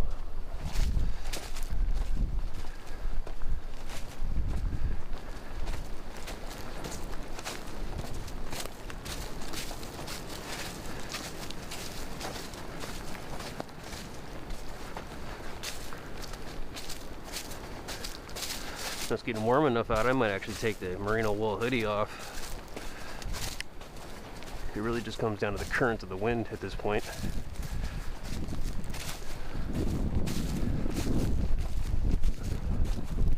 Still pretty windy though.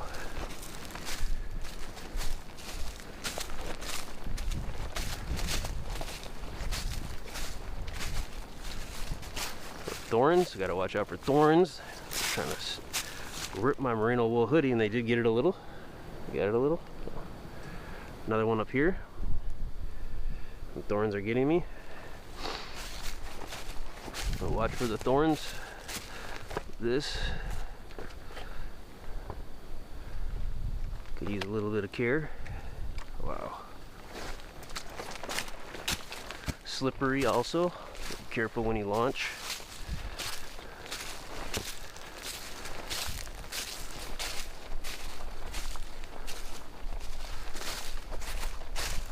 So I guess maybe this is Bear Creek. We're walking along it. This trail goes on a lot longer than I was thinking it would.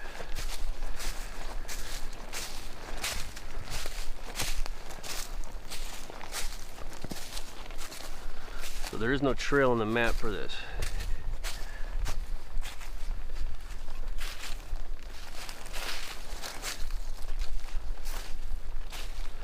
Now we were on Bear Creek Trail when we came in, so if we keep heading straight in this direction, theoretically we'll hit Bear Creek Trail.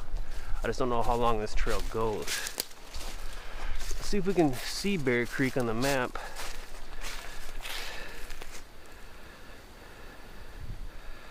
Now there's a Bear Creek words over where the it would show the creek. I do hear some water sounds down here though. So we'll pace along with this trail a little more.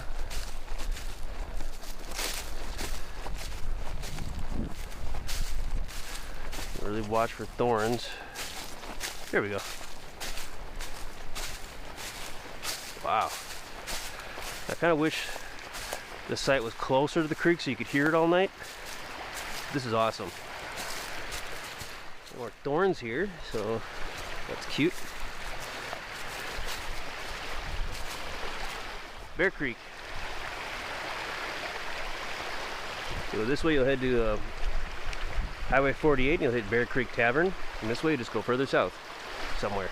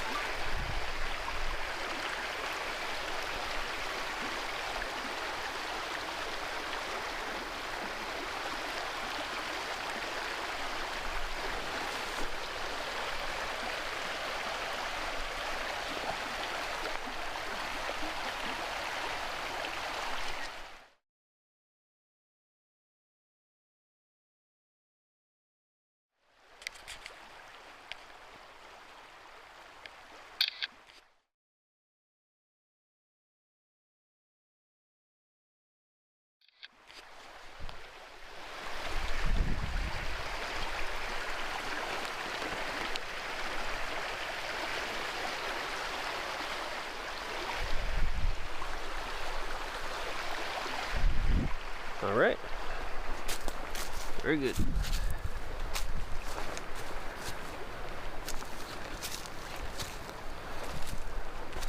You gotta really watch out for the thorns coming out here.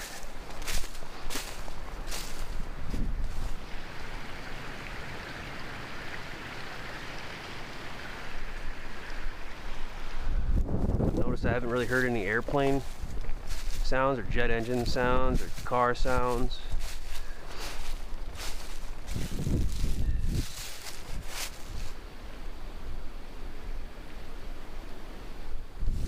All the way out here, really, for the most part.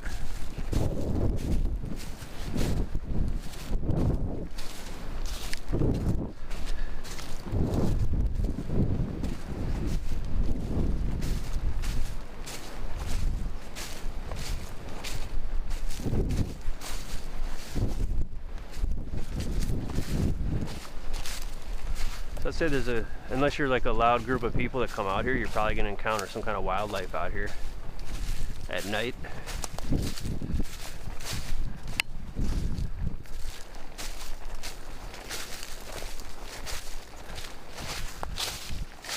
Yeah, them thorns, they just keep trying to grab me.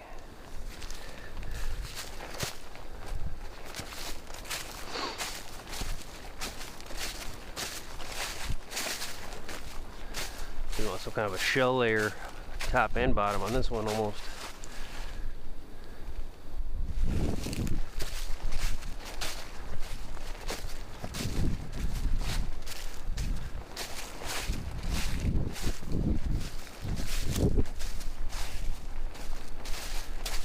This part's a little risky here.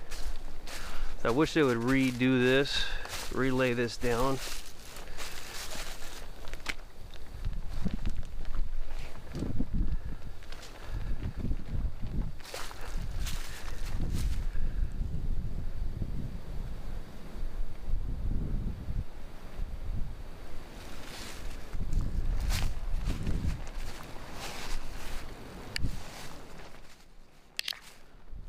Thorns again.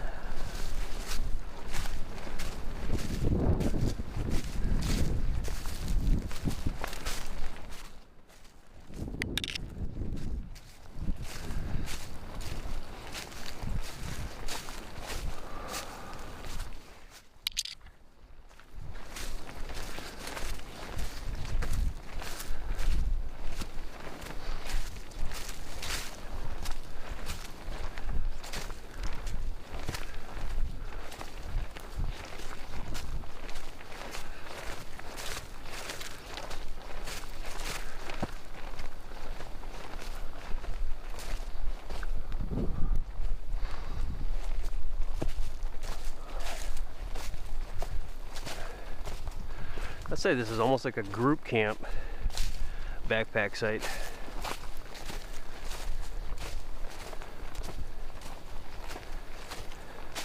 It doesn't seem like a regular backpack site. Wow. Wow, look how big that wood is.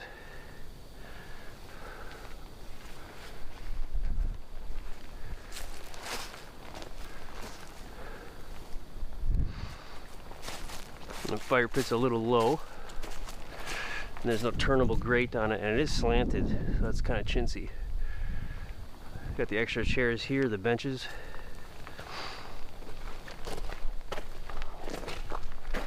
Okay, so this is the Bear Creek Camp backpack / hiking site at St. Croix State Park in Hinckley, Minnesota,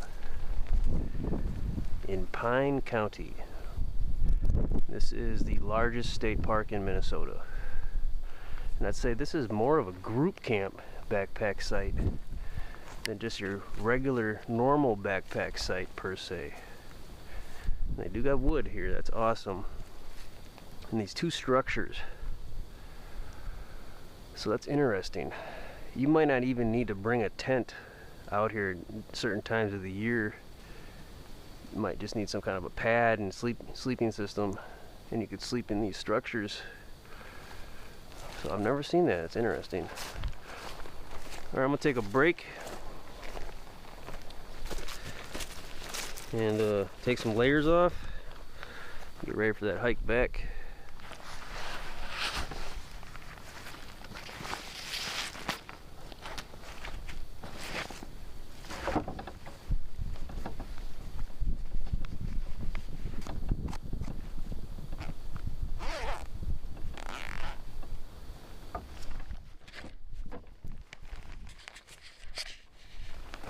picnic table's a little chintzy.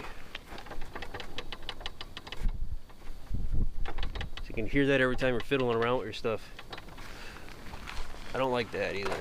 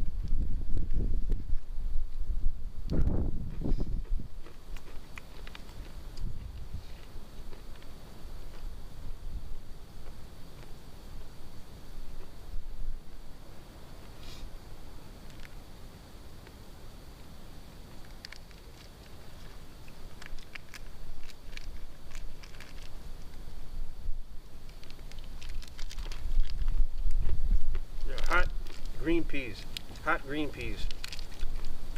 I got them from a guy I work called A2. One of the best guys I've ever known in my life. Got a good heart.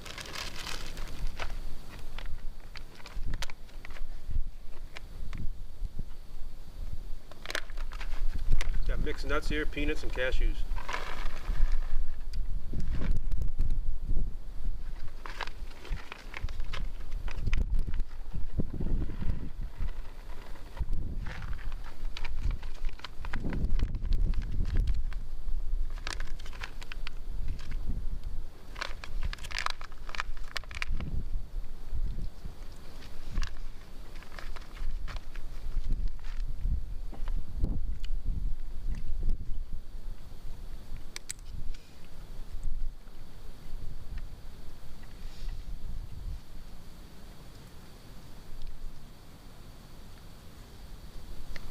Noka superfood smoothie.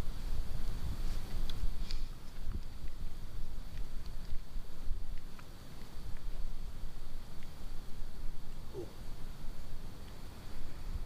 Ooh.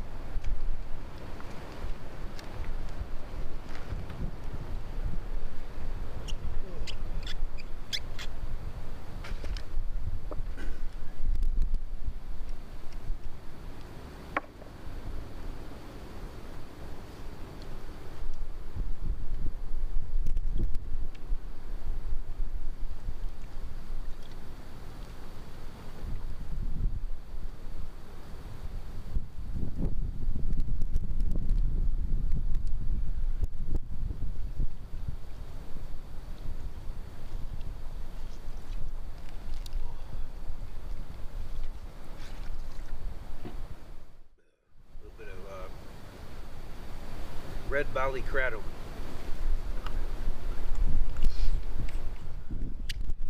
My body temperature's dropping now. I'm getting a little chilly.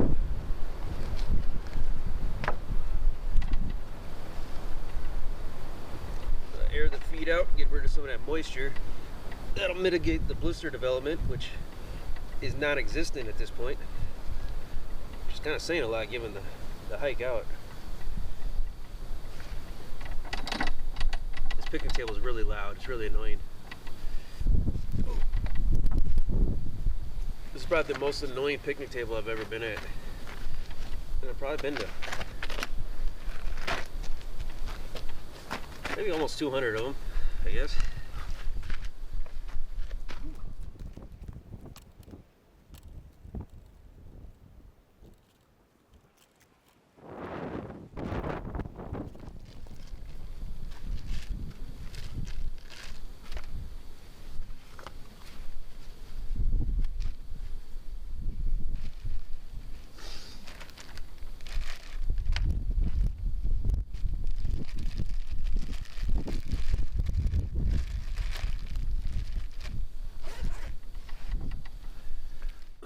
Definitely a bit chilly out still, so I'm going to keep the hoodie on.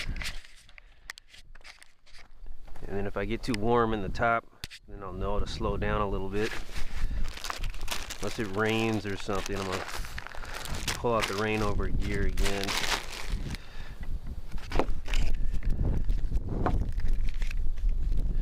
So that nourishment should sustain me for a good 4 hours.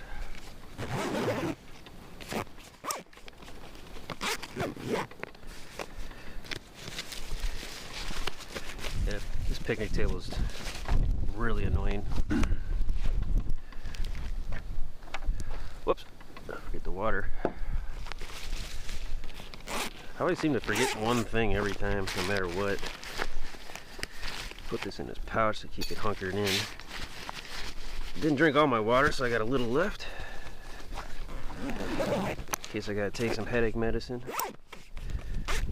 I really don't have any more water, even in my vehicle, other than a little bit of coffee I have left. So that was kind of a bad move. I should have put a gallon of water. My trunk of my vehicle was just so crowded with wood that I've had for months. I didn't really have room.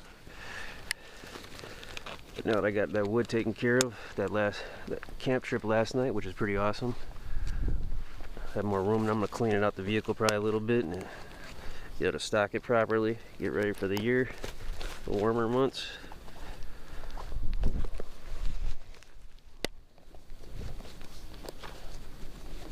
All right.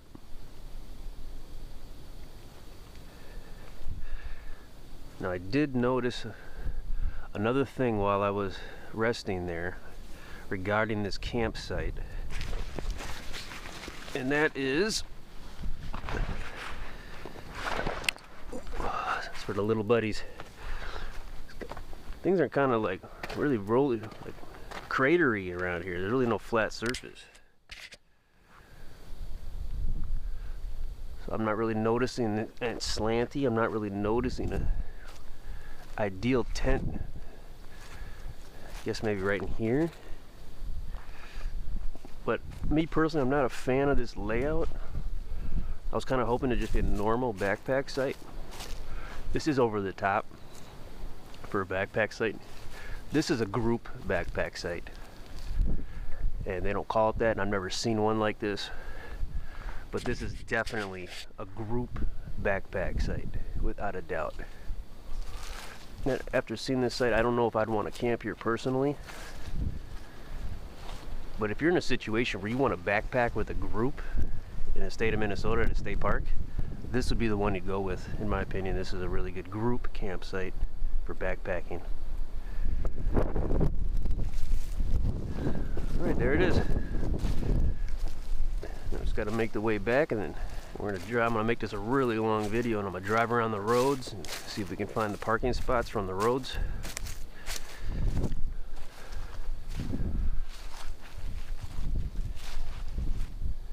That's pretty cool, man. We did it. We did it.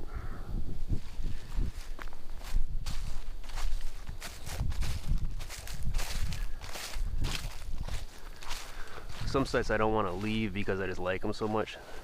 This one I don't want to leave because it's kind of an achievement for me. I've been thinking about this one for a while, checking it out.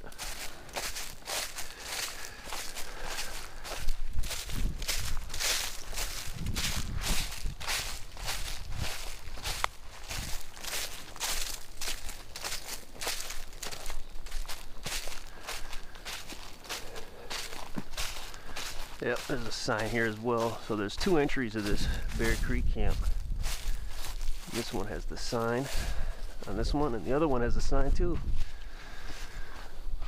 All right, it's 1300.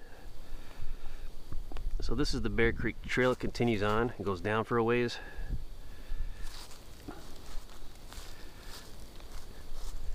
You can actually take it and connect back. I'm a little disoriented, but this is actually heading in the direction we want to go. We just go down this way. I'm thinking maybe we will do that. And I'm gonna leave this parking over here a mystery. We're not gonna walk over there, but I will try to get there from the vehicle. So we're gonna take this Bear Creek Trail. We're gonna travel this way, and we're gonna kind of come in through the back door from where we came in. So this is the way that we're going to take now, is another way you can get into here from the way we came.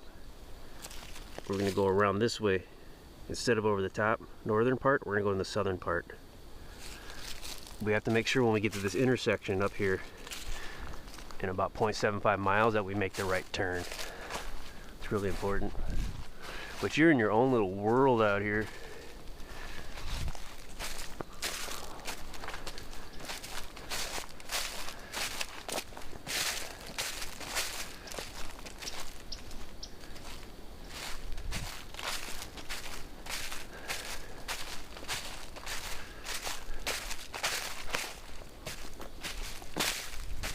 Yeah, so for that one, I definitely got something I didn't expect. It's not a bad sight, it's not for me. I can just feel it. I was really hoping it was going to be on the creek.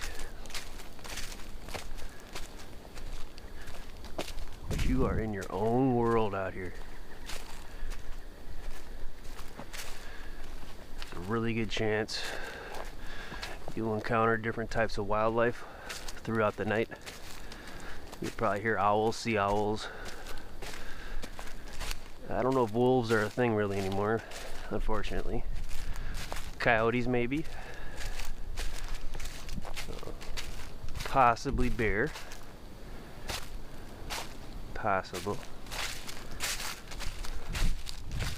Raccoons, probably a certainty. We obviously encountered a porcupine, so that might happen. Probably no on a moose. And see and hear different types of birds. Really good nature smells out here. It feels weird, but we're actually heading back the direction we came. It doesn't seem like it. It seems like we're going further away.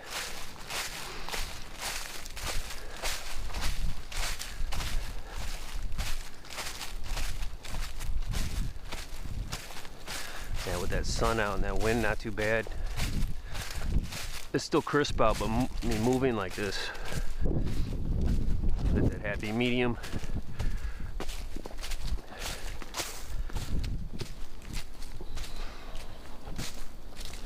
So this is the Bear Creek Trail.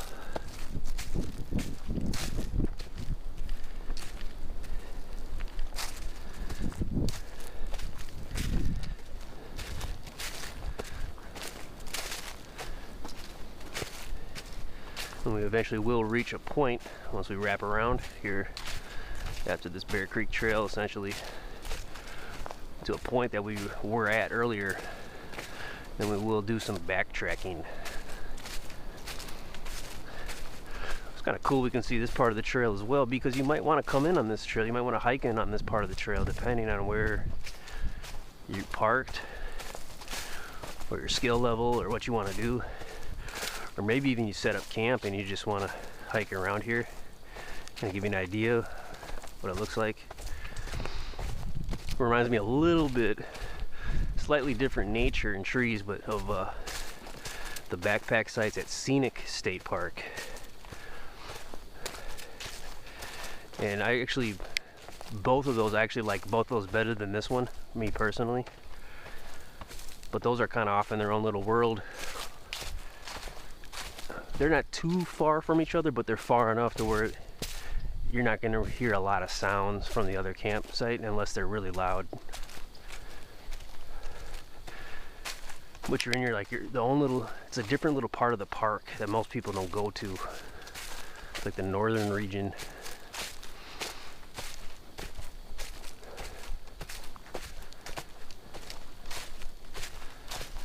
I'm a little shocked that we haven't encountered anybody yet. It makes sense that we haven't seen anyone way out here, but where we started off when we were hiking, we didn't see anybody really. It's kind of a gray, wet day though. Yeah, I'm already starting to sweat on the top.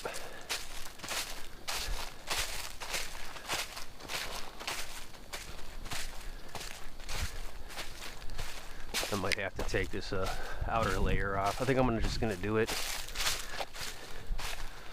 I'm not going to put it in the pack. I'm going to attach it to the outside, make sure it's latched.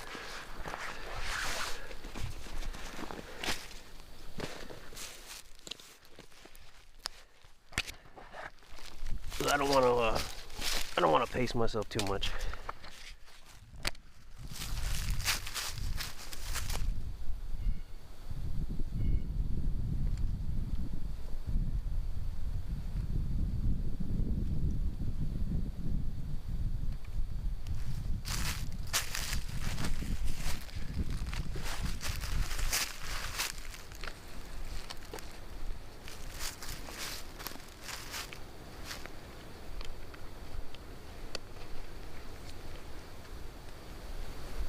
probably in the low 40s right now.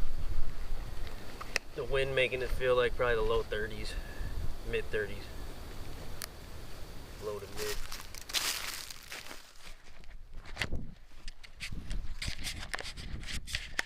Chest rig will kind of cover the front of the body, and the backpack will cover the back part of the body, obviously. So I usually don't put these on the outside here. You know what? I'm gonna just put it on the inside. Look at the thorns and stuff.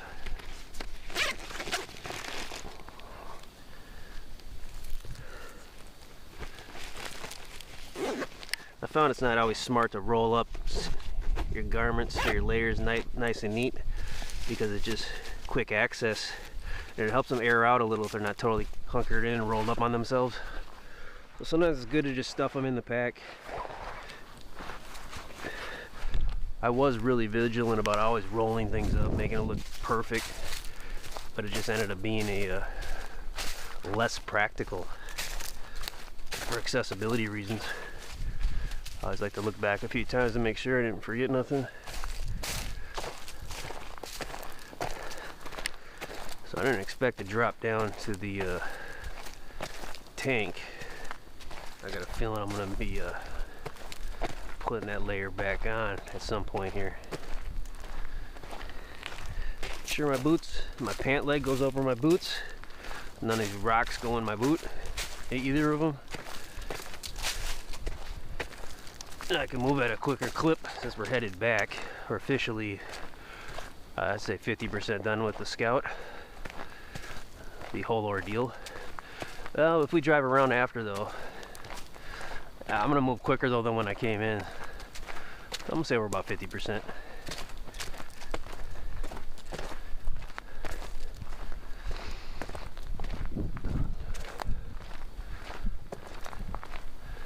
Try not to jostle the camera more.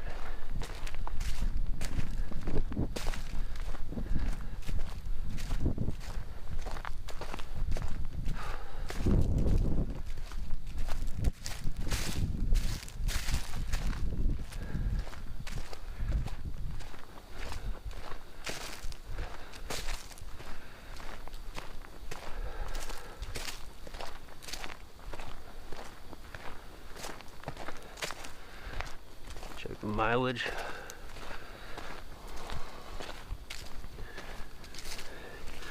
.5. We're at 7 miles. So let's say 5 to 6 miles from the hike in, one way. That is correct if you park where we parked and you take the hike we took. That I can tell you.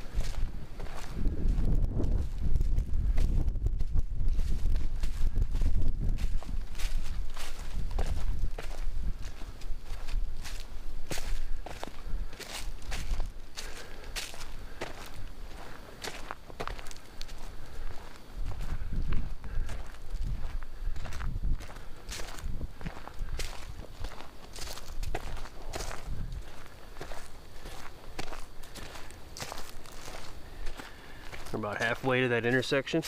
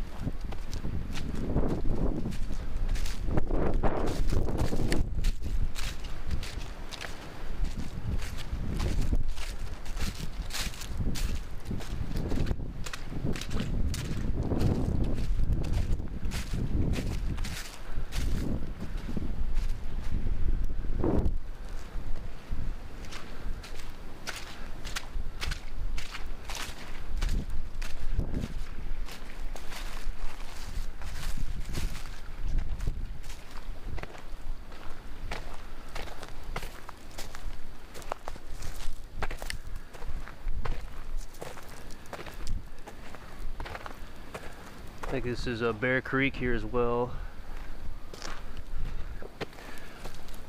Looks like there's a Lost Creek just north of Bear Creek. I was thinking that might be it, but this looks like it's still Bear Creek along here.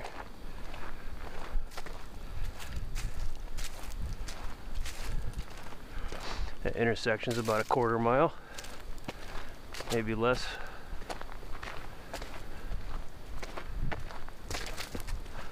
Just kind of gauging it the best I can.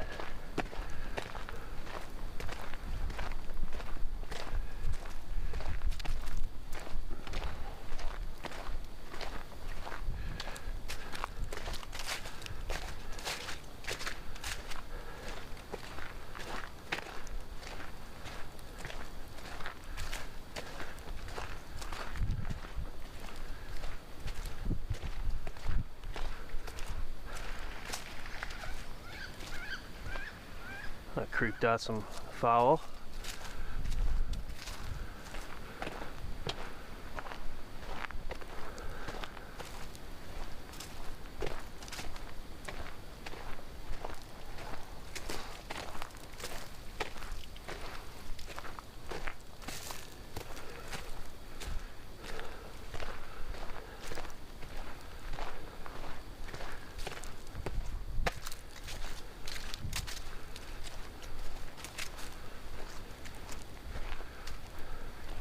Really cool creek.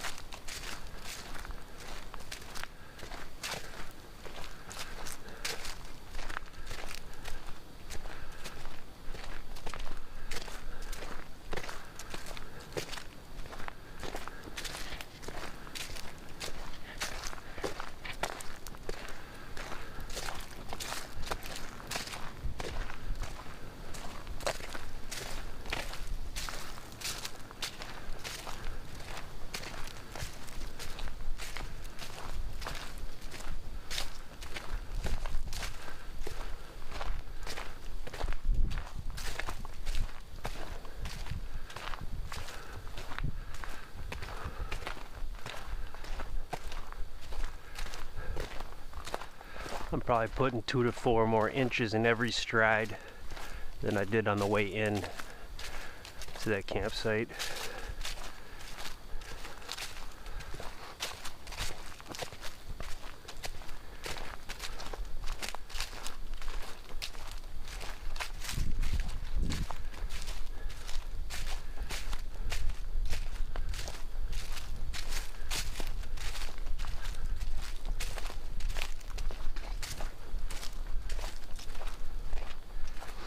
I'm a little guy too, so my strides don't really go a long way.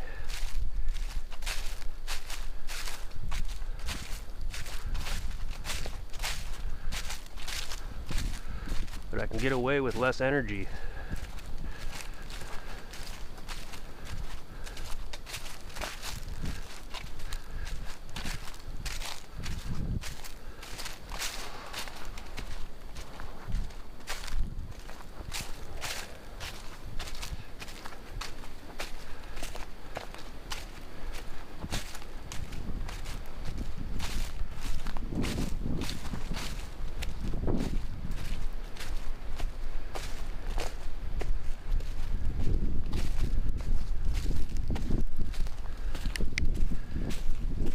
We're almost at that intersection.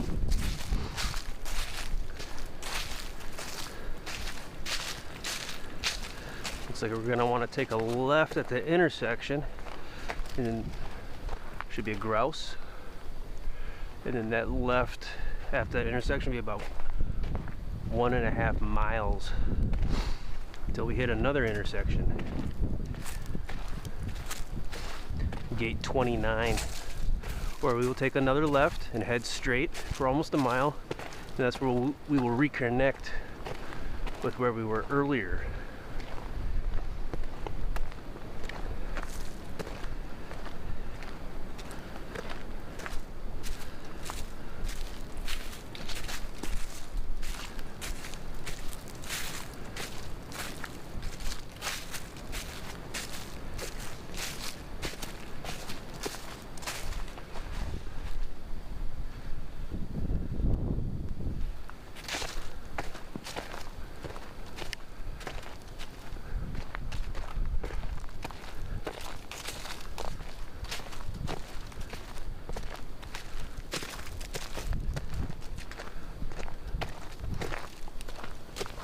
When I'm tracking on this map, everything, my movement takes longer and goes slower than it usually does when I'm using it in different state parks because of the size of this park.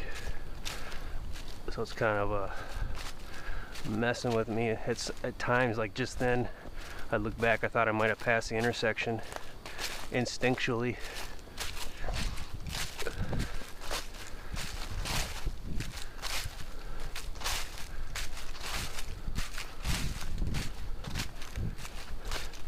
I do wear loose boots, bigger size boots, so I'm constantly wiggling my toes. Keep the moisture at bay. I love that sign right there. It's got some wear to it, but it still looks nice and plush. That's pretty cool. So Upper Bear Creek Trail, specifically. Here's where we're probably going to want to take that left.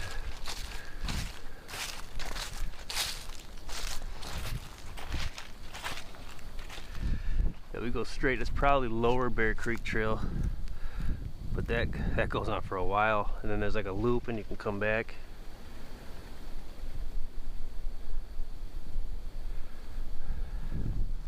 So that might be a good hike if you're camping at Bear Creek Camp for a few days.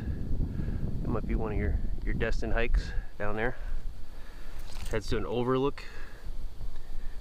There's Kettle River High Banks further along that hike. Head of the rapids is down towards that way. There's an Eagle Bend, looks like a watercraft campsite down in there, in that vicinity. And a Pine Ridge one further down by the peninsula.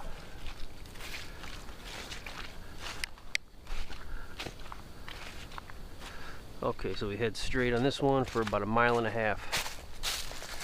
This is the Settlers Trail, it looks like. They don't call that out on the map here.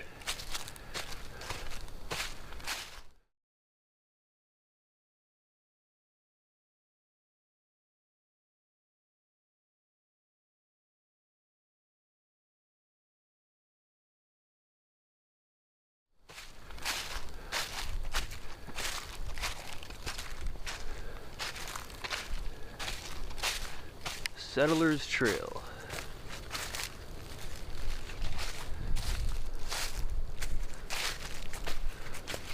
1.5 miles, and this will take us to gate 29, where if you take a right there's a boat launch area. If you take a left, we're going to go in the direction we need to go, towards gate 31 and then towards gate 7, which is where we were earlier, gate 7.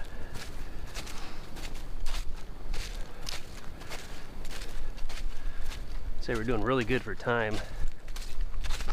I'm actually feeling so good that I'm thinking I would have been, if I had the supplies, I would be able to handle another camp night here, and I could scout Crooked Creek tomorrow. I just don't really want to push it that far because I do have a regular work week, and I do want to kind of tone it down a vibe, even though I did that last night. I just don't want to be too pressured and too rushed when I get home with collecting footage and stuff, doing normal tasks. I got several packs on the way too. I got 2 rucksacks, 2 Chief Patrol rucksacks, and I just got another one earlier this month, so I'm making investments on the best rucksack that exists to humanity. So I've been dolling those up, the ones that I have, just kind of re-dolling them up with my new skills. Got some paracord, some shock cord, making little adjustments to them, lightening the weight of them.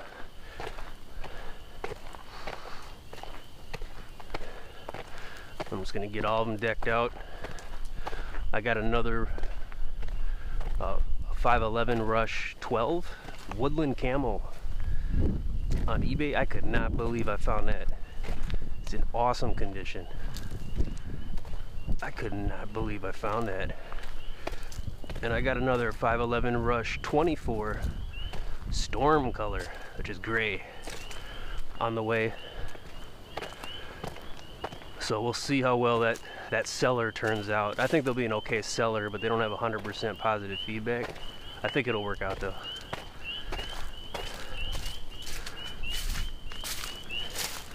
I've been wanting to get a Storm, a gray Rush 24 for a while. They don't sell them no more on Amazon. So here we got frog sounds. Very loud.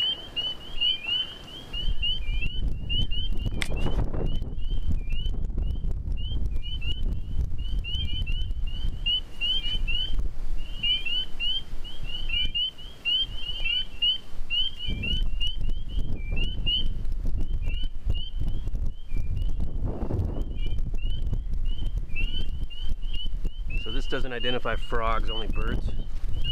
Pretty sure these are frogs though.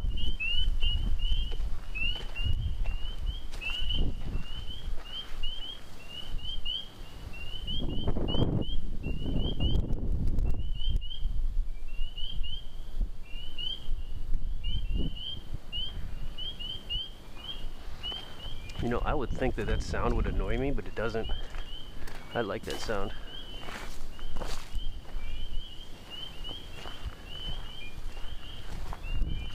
I'm really glad we took this part of the trail here. This is cool, man.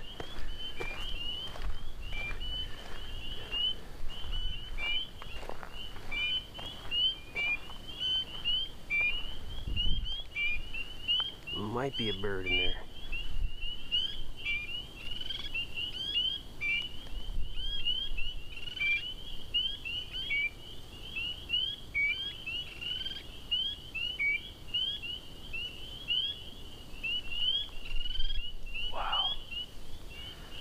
What that is.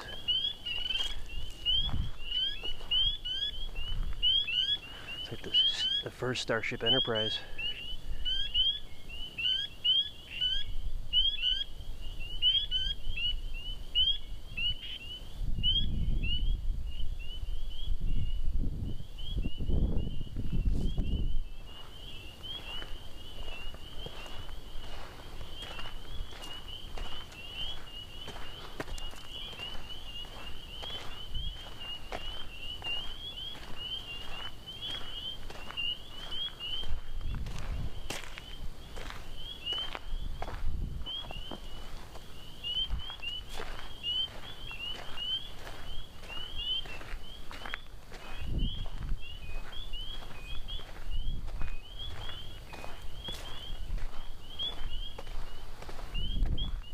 there might be times of the year where this is just totally submerged. You might want to take note of that as well, the risk of that if it's a really wet season.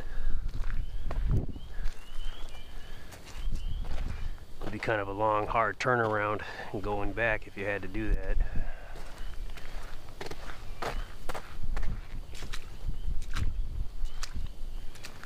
You know, if that gate's open though, you might be able to drive in with supplies certain times of the year.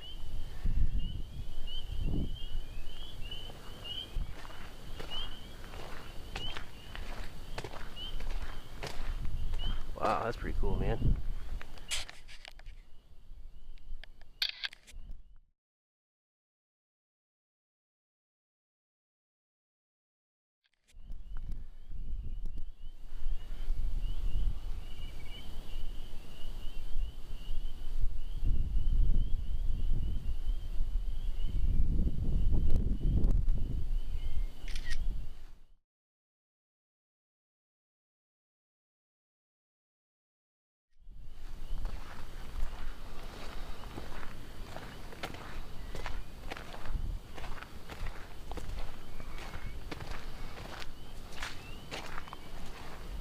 So after this trip, yesterday and today, this place has a closer place in my heart now. That's pretty cool.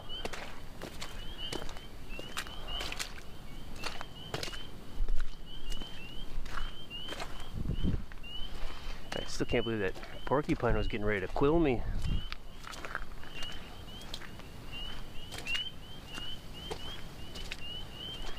That might be a beaver lodge right there.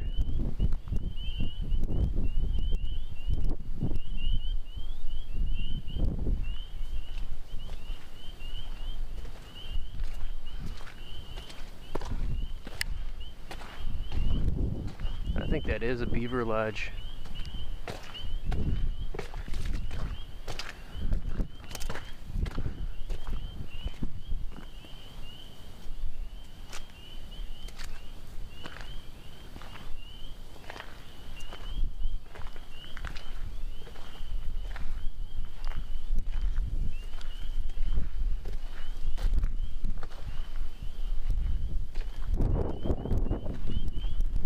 I was just a little bit's holding it back.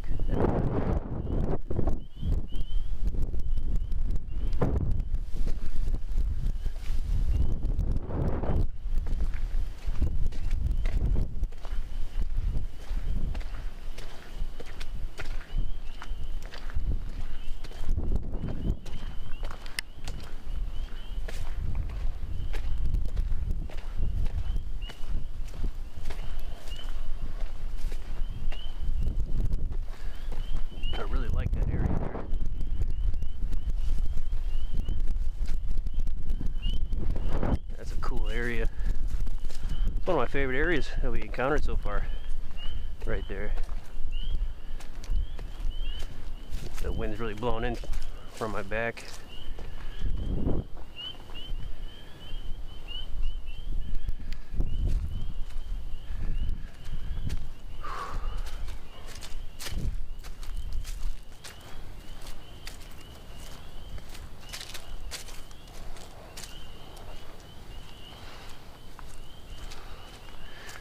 Probably just slightly over a mile to go on this trail here till the next intersection.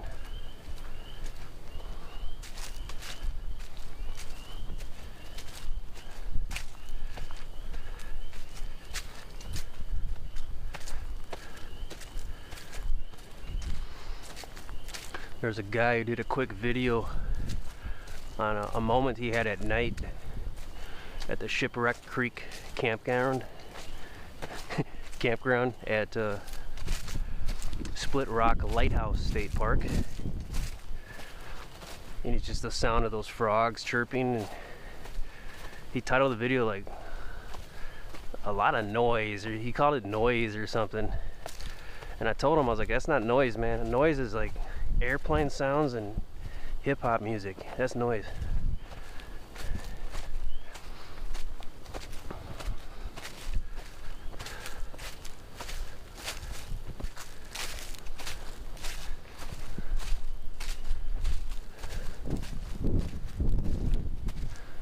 it might get a little, if you heard that all night long though, it might wear you down.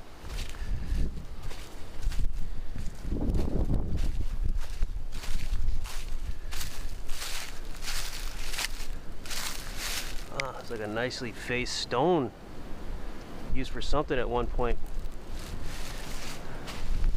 It looks like that was faced. It means facing the stone means you chisel away part of it to give it a nice look.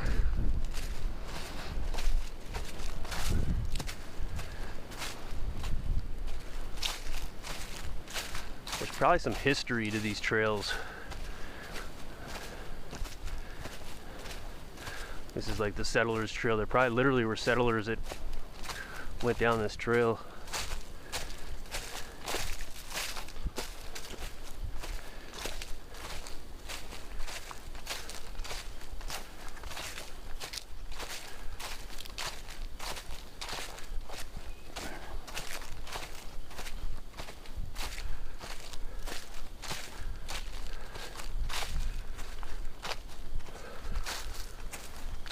Almost looks like a little parking area.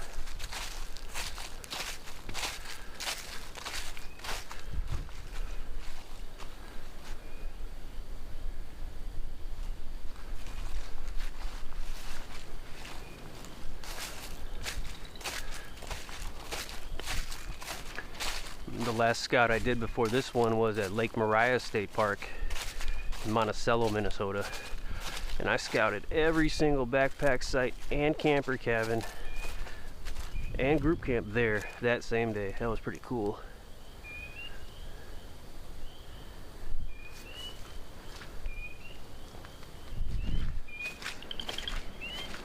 Alright, this is gonna get a little crazy.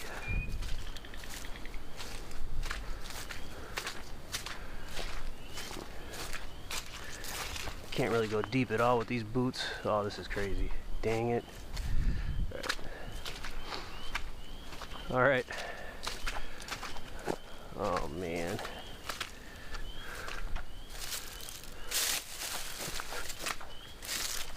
Ooh.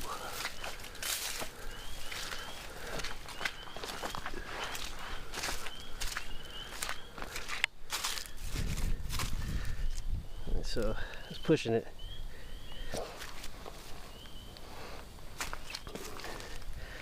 About as far as I'd want to take that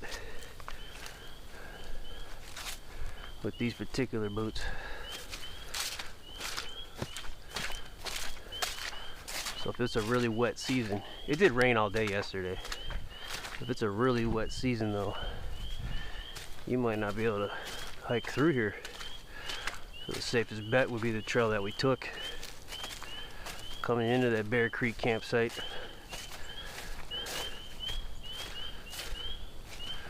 Yeah, it's nice and dry from here on out, for now. I hear black-capped chickadees. They might be noticing me as well.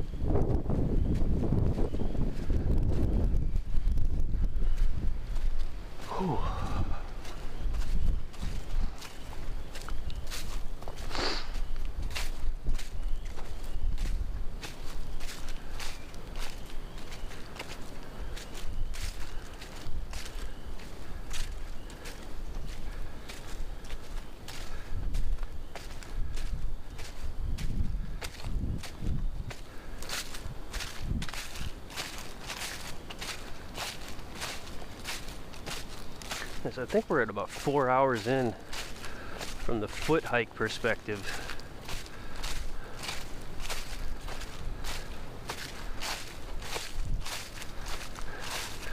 I'm getting hot in the upper body just with the tank on now.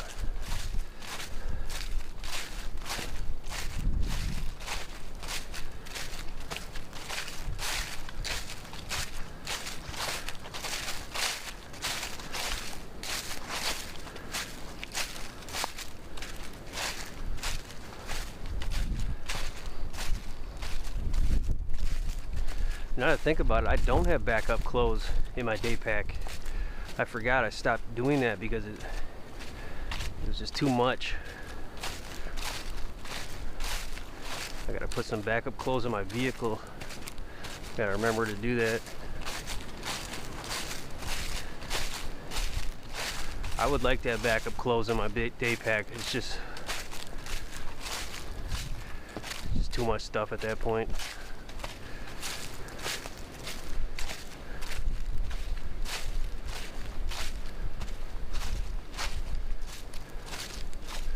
Should probably at least have a backup pair of boxers as a bare minimum. That'd probably be worst case scenario if I needed one of those.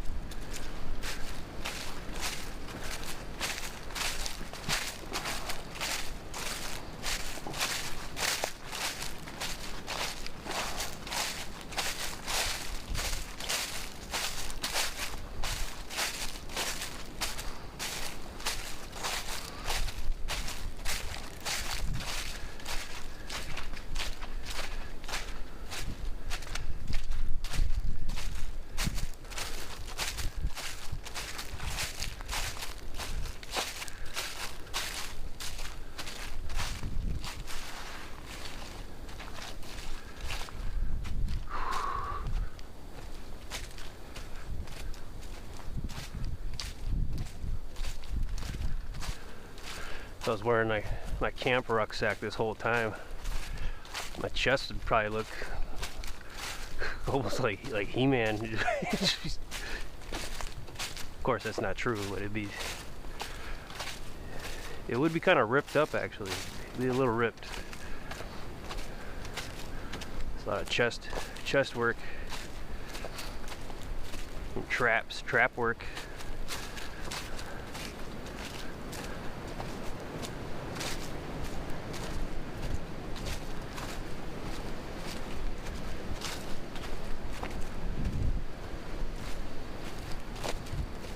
I noticed the traps, that's kind of like the upper neck muscles.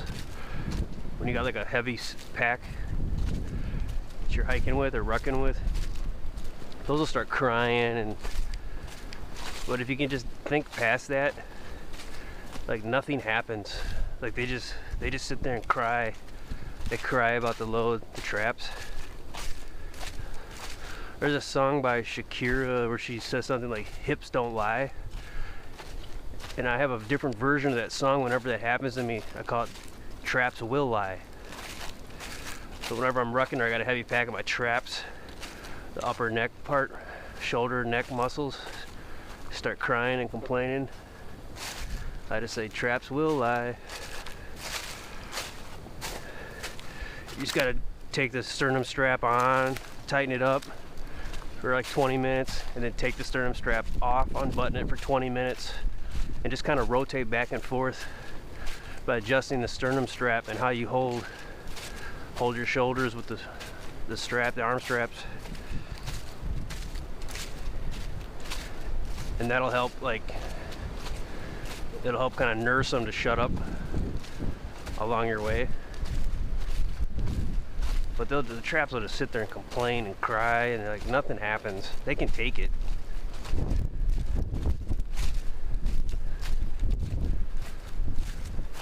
Well, that's really annoying though. It's an annoyance. It pulls from your motivation bucket. And it's draining to have to psychologically bat away that annoyance.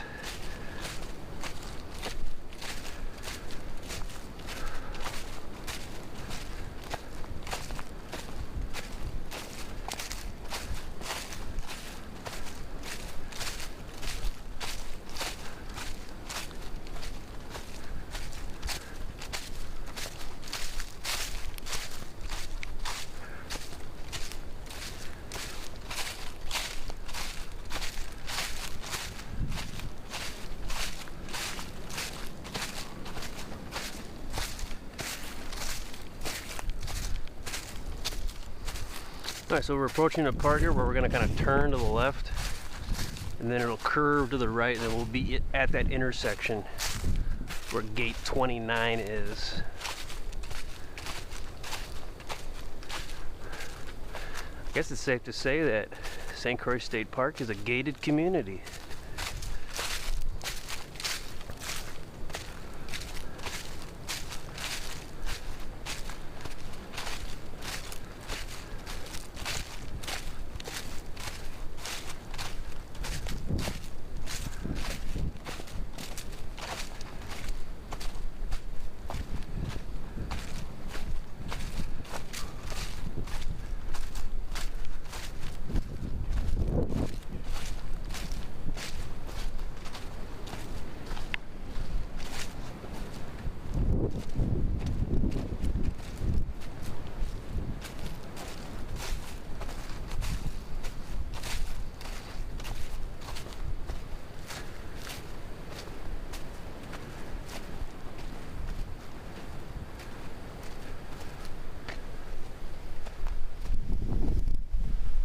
Probably put this trail right here at about a 3 or a 4 scale, 1 to 10.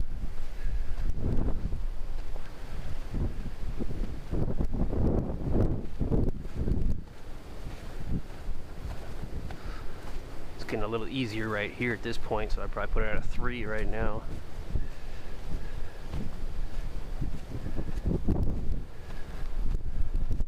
The muddier sections, some of them are looking at like a 6.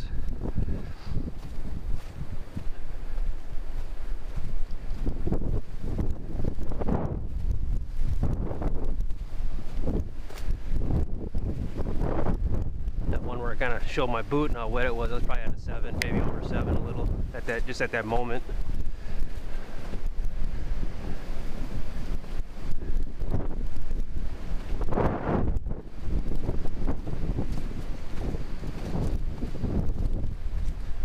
Like the 8, 9, and 10s, those are kind of reserved for like climbing, this constant incline going up almost endlessly. That'd be the 10. It's constantly going up like a mountain. I really have no desire to do any mountain type hiking. I'll do bluffs. There's really no mountains in Minnesota anyways. I'm not really interested in mountains at all.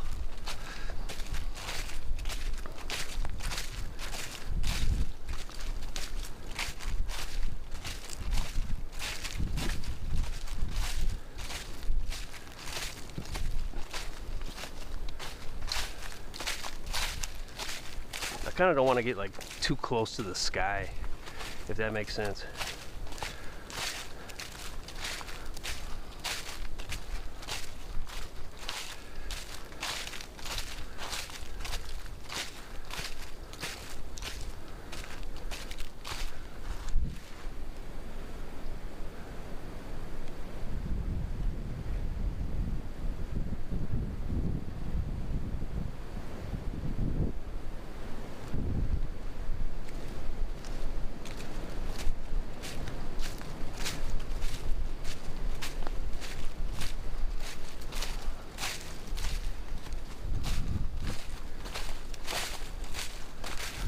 Yeah, so I'm going to be one of the few people that have literally thousands of pictures of the Bear Creek campsite here at St. Croix State Park. It'll help you make a decision whether or not to book it and spend some time there. That's a mild achievement. As long as I am able to edit this footage and put it out there, of course, which will probably be probably 3 months from now, I would say, if I were to guess. I'm gonna have less time to edit though, because I'm gonna be doing more getting out there, doing stuff, collecting footage. I don't want to force editing. I want to do it when I'm ready to do it. Otherwise I cut corners and I don't enjoy myself doing it. But I learn from it. I learn a lot. It helps help me improve on things.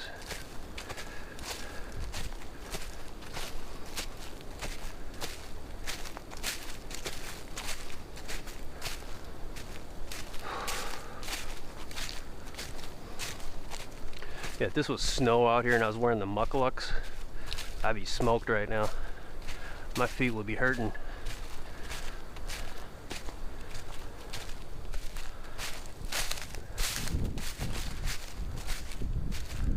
So this is probably the ideal, maybe a little cold. If it was 10 degrees warmer, I'd say it'd be the ideal situation for doing this stuff.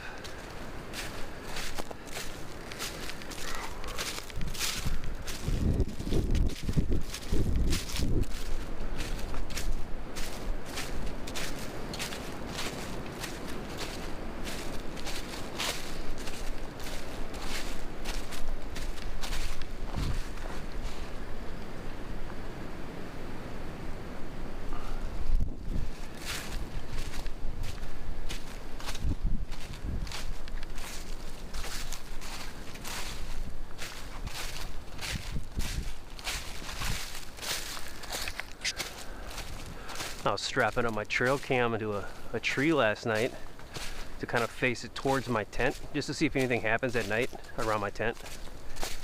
It pretty much never does. Or when it does, it magically doesn't trigger the motion sensor for some stupid reason, even when there's daylight out. She had the snap, a plastic part of the snap broke on me when I was doing it. So now I'm gonna have to come up with a solution to make it better. And I came up with an idea at camp. Use some mall attachment gear that I no longer use on the rucksacks and the packs. Maybe super gluing that to the side and then making a really easy, convenient strap grabber. Because right now, as it was, it took a while to kind of hold it upright and pull the strap in and get it in there. But based on my vision for resolving it, it'll just be quick, wrap around, clamp, and then just hunker in the loose strap you don't need, and you're done. So take like a 60 to 120 second task and turn it into a 20-second task, theoretically. I just don't know how well those clamps are gonna fit on the side of the cam. It might be too big. I might be able to make it work somehow.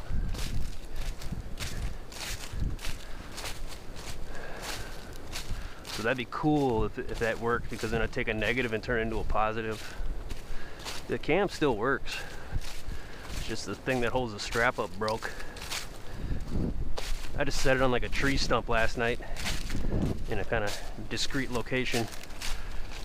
Another problem with not strapping it up is someone can just come by and just grab it and keep walking. There's no effort at all.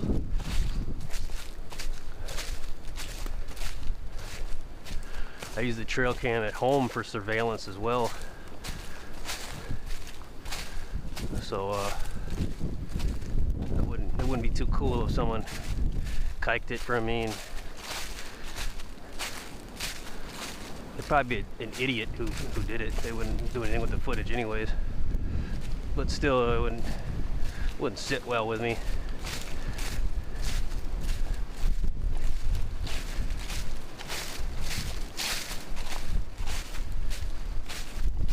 There's this guy on YouTube called Post 10, and he lost a trail cam on like some rapids or something. There's a lot of water that like swept it away.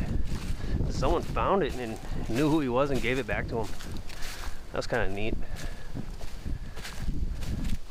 That wouldn't happen with me, though it is possible.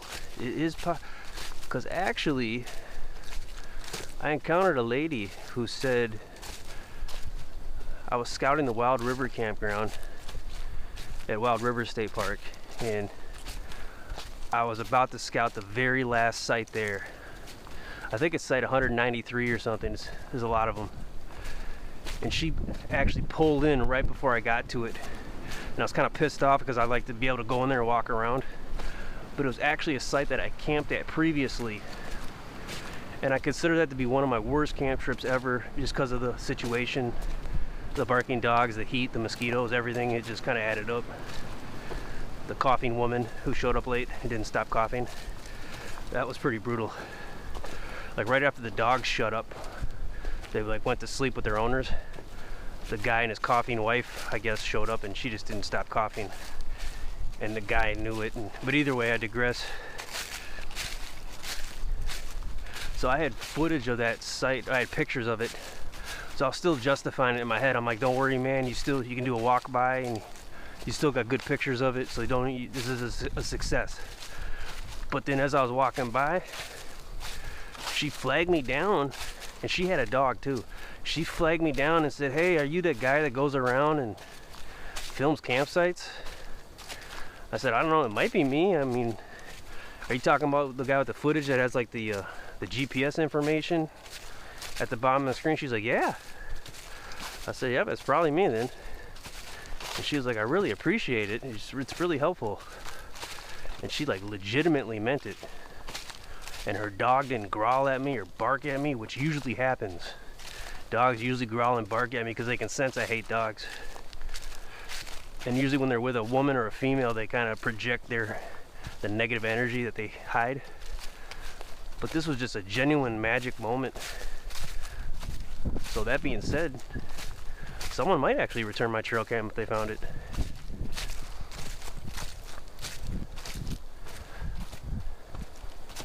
That occurred on St. Patrick's Day of 2025. That moment. And I do have that video published as well. It's a long one, like all of them. Which is the way it should be. No music and long.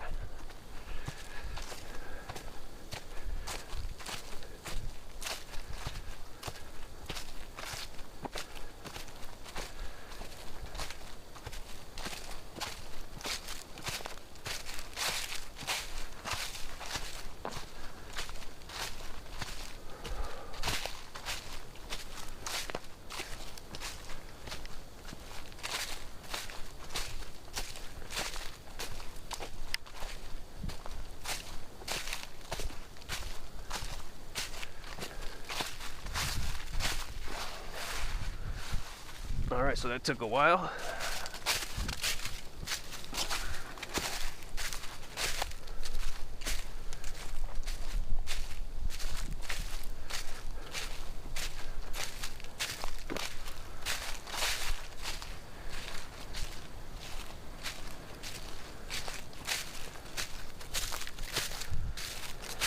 And I have been like wiggling my toes almost constantly. If I wasn't able to do that, I'd probably have blisters in my toes right now.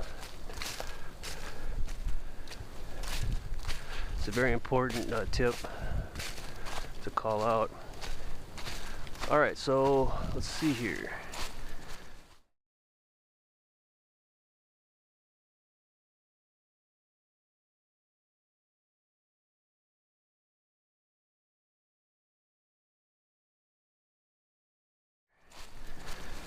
And we might touch on this road here when we're driving around trying to find other parking spots. No, we won't, because this has that boat launch area down there. So we want to go this way towards gate 31, and then from there gate 7, and then we'll connect back with where we were earlier. But that is the Settlers Trail at St. Croix State Park in Hinckley, Minnesota in Pine County on this amazing April day in 2026. Thanks for being here.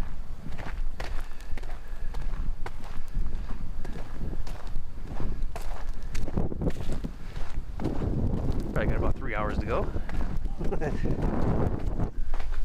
Roughly.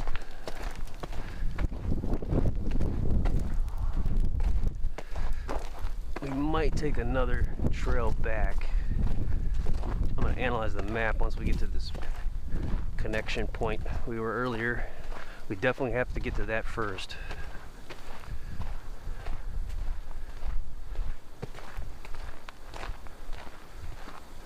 It's kind of neat here. Ooh, sorry.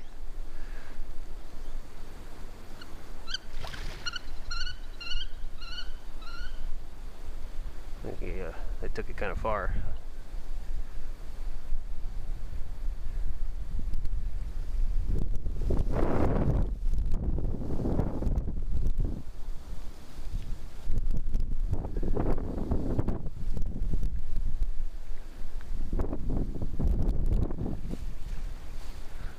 Bunch of cool creeks around here at this state park.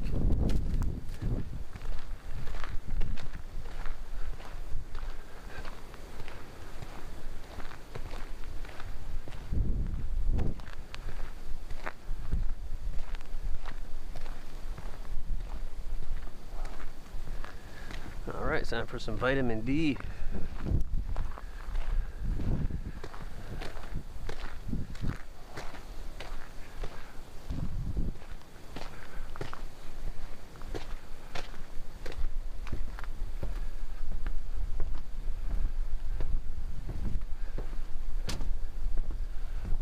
This is a very powerfully built bridge compared to the other ones we were on.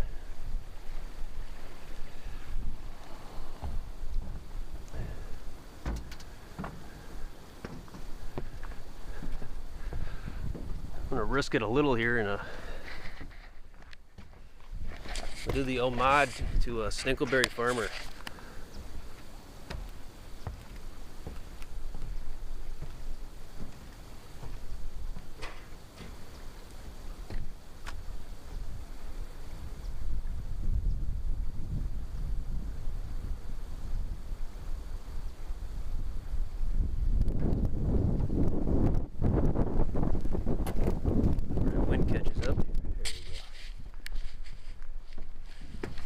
He'd be more daring. He'd put it like right in the middle up here, and I'm not doing that.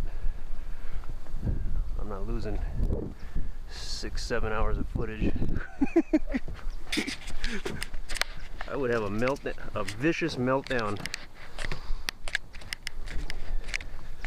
I would just sit here and just spew rhetoric to God for like 2 hours. And curl up in a fetal position.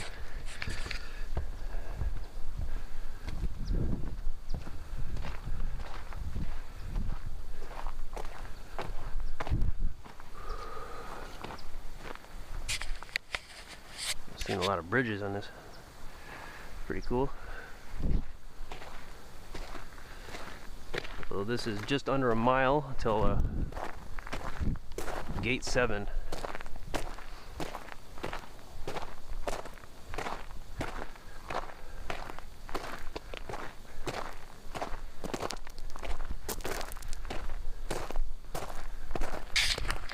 They got like a lot of little gates peppered throughout the state park.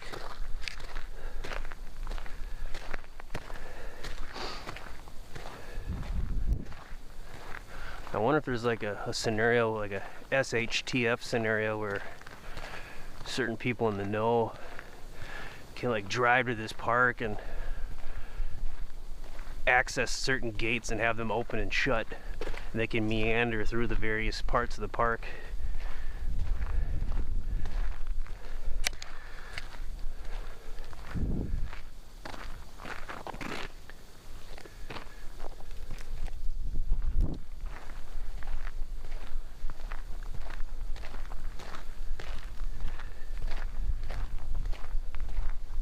I just love when I think I see trash and it's just birch bark. Man, that is cool.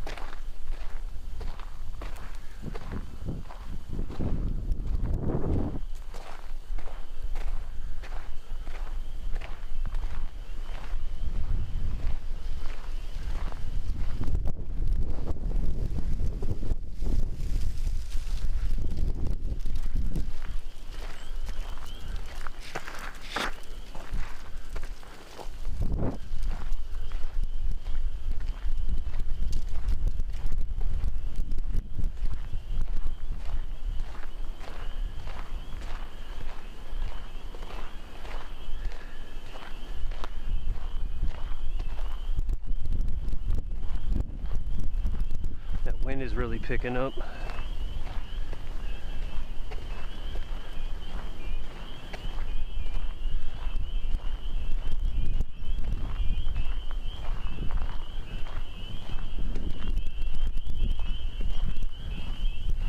Oh, it's a cool area. Wow.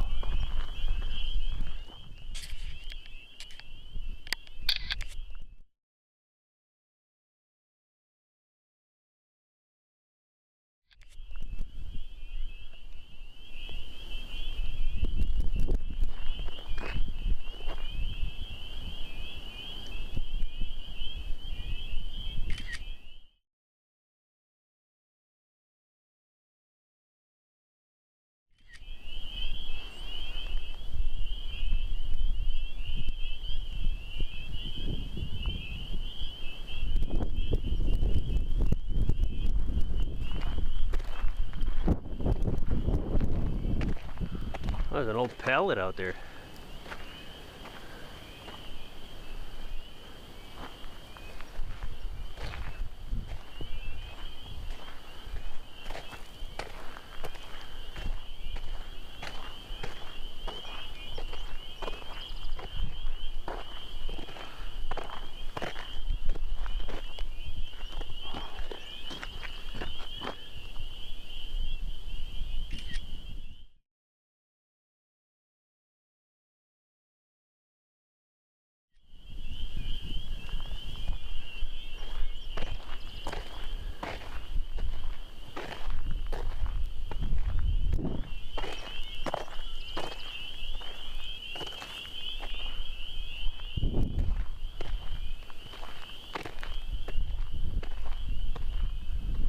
Wonder what that stuff out there is all about.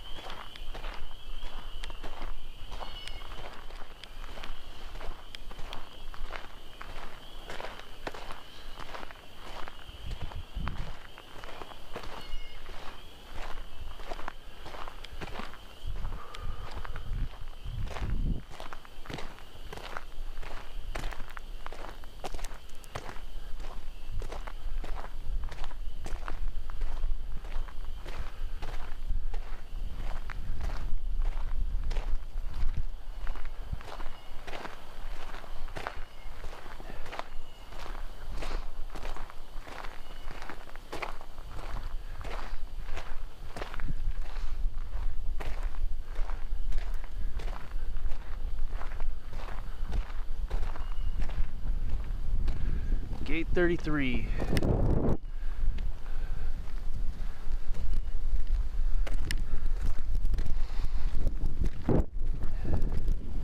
We got a ways to go up here. Gate 31 is there. I don't see 33 on the map. That makes sense. Given the secret society number and everything. Weird.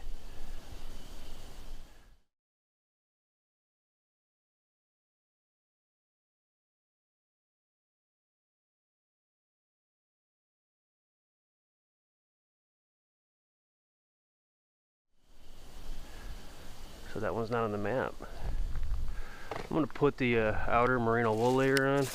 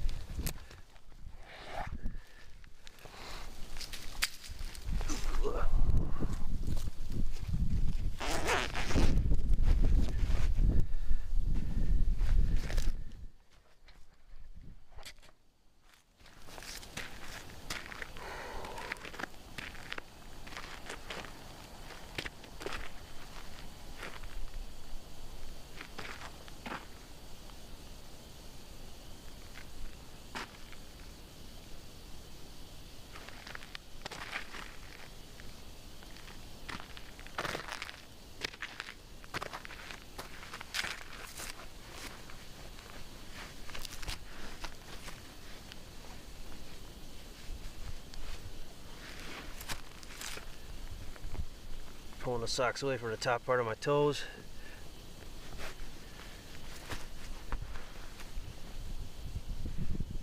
Leaving that gap between the toes and the socks. It's very important. It's always tightening up though and pulling on them as I walk. If I can stay on top of that though, it's really goes a long way. Preventing blisters, etc.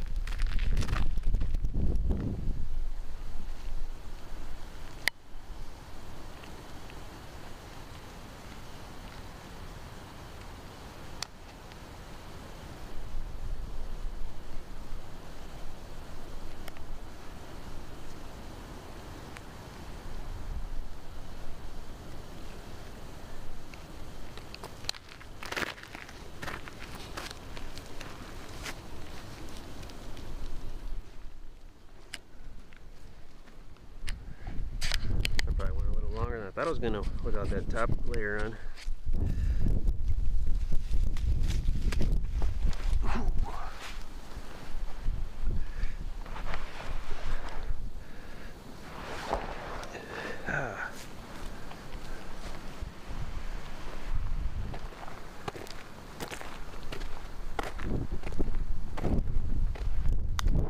It's kind of weird how gate 33 is not on the map. Right across from gate 31. Sand Creek Trail. Okay.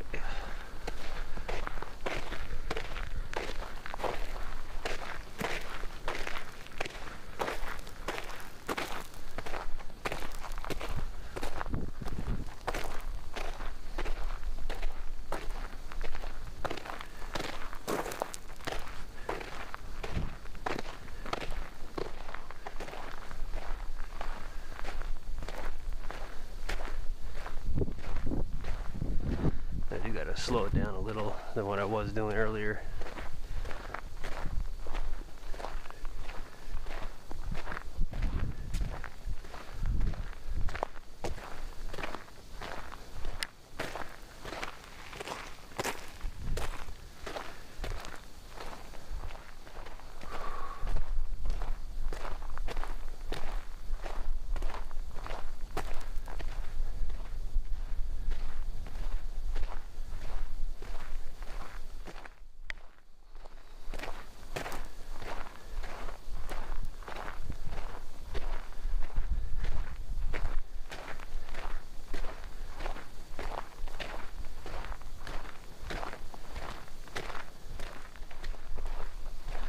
Yeah, so I'm definitely starting to feel the fatigue at this point.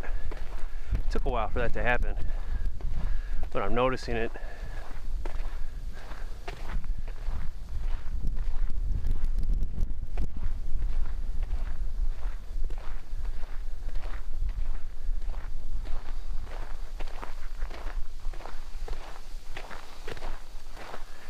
We're probably about 70% complete with the whole ordeal. The wind seems to have died off now that I got the merino wool layer back on. So that's adorable.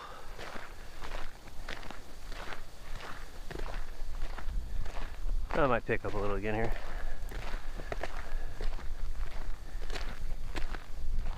This is a pretty bland road to hike. We're out in nature though, that's nice. But road hiking isn't really one of my favorite hikes. I'm still glad we got to see that other part of that trail, that Settlers Trail from the Upper Bear Creek Trail. I don't think I would advise you hike in, backtrack the way we came to get into that site though. You'd be going down this road. There was some parking though down there where I said there was the boat launch, so theoretically that might be another parking option. So I do plan on time stamping a lot of the more prominent sections of this video, and I'm gonna try to do that drive through the different areas here. We're gonna see the different parking areas and I can call them out with timestamps, and then I can also kind of drop in the map, that part of the map at that spot as well. Just kind of thinking out loud.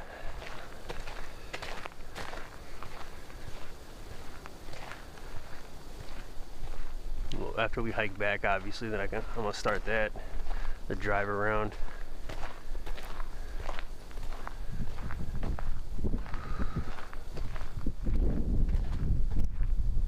I would then be tempted, because I'm in a vehicle, to drive near the Crooked Creek, but I'm gonna have to resist that temptation, just kind of focus exclusively on the Bear Creek for this one. It's obviously too long anyways, and I'll focus exclusively on the Crooked Creek in the future, if I'm allowed to do that one day. The life allows it, the fates allow it.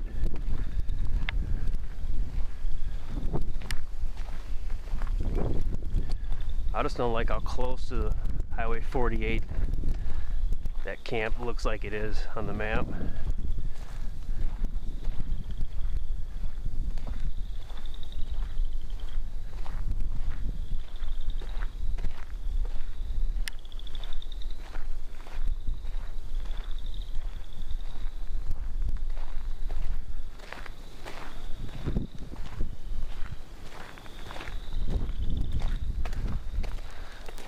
It's getting hot and then cold and hot and then cold.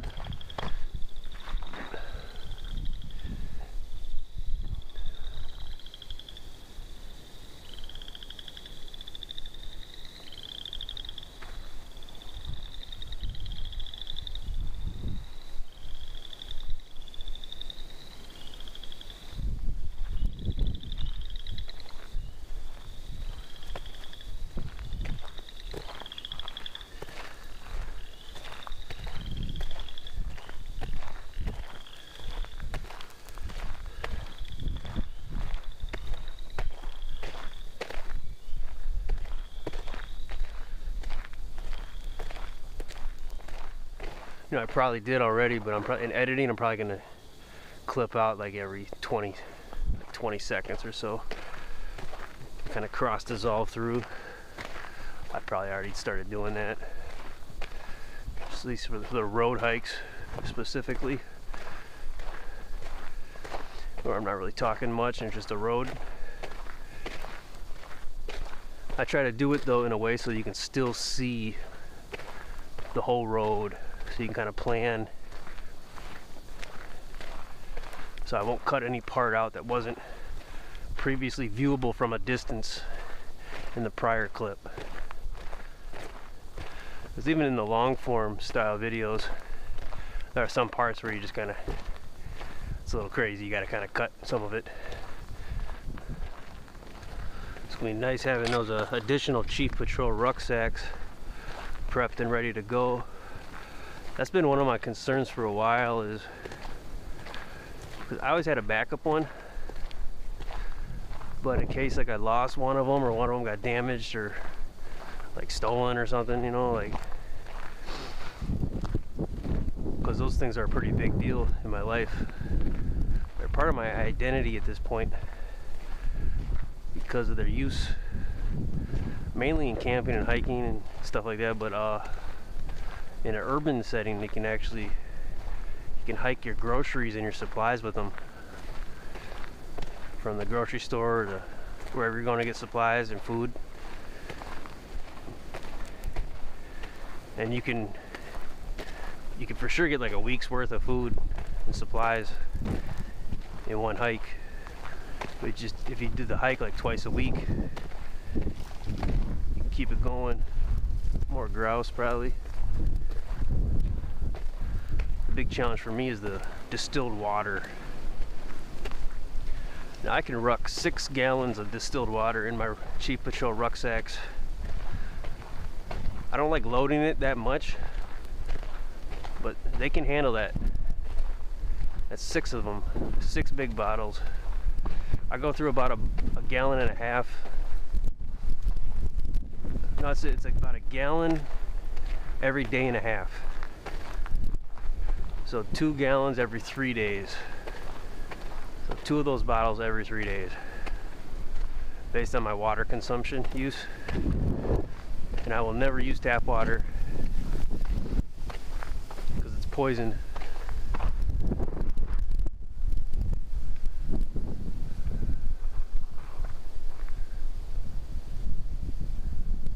Well, that might be like a hawk or something down there.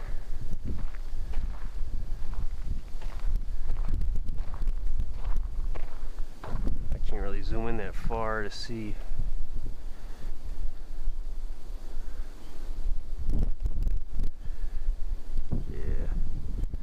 Take a picture and then zoom in on a picture, but I don't have the type of phone that's advanced enough where I can zoom in really far.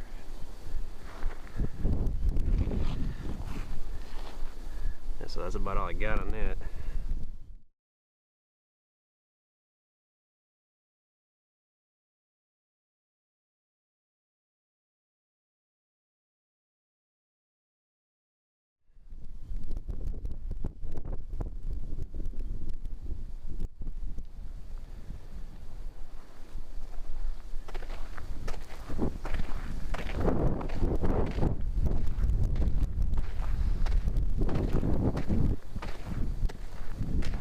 We got SOS only right here. My cell phone case charger is doing good.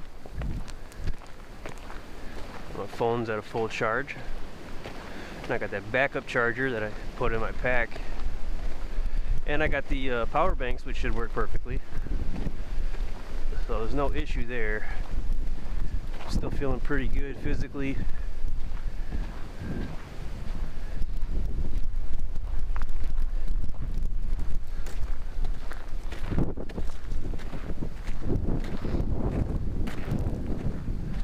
We're honing in on 7 where we were earlier.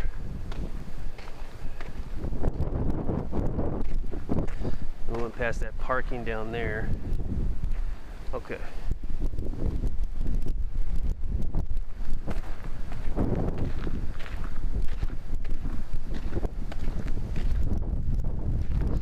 So the map's saying we backtrack this way.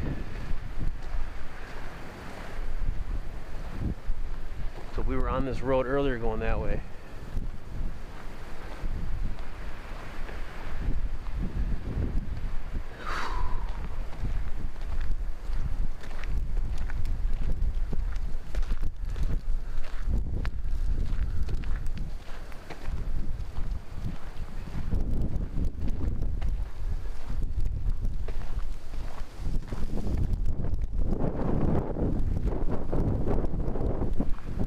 Remember this though. Maybe someone will start coming back to me in a second here.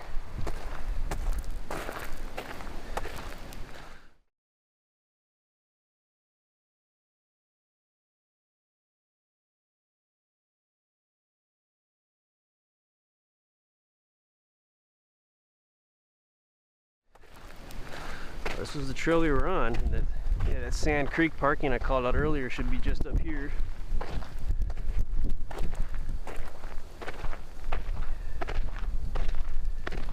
Oh, nope. That might be Sand Creek. There's another creek I remember seeing, I forget the name of it. It wasn't really called on the map. I think it's that way. Or is that other parking that looked identical to it? It says we're on the trail we were earlier. Those stick to it. Trying to notice landmarks here. We got a bourgeois vehicle.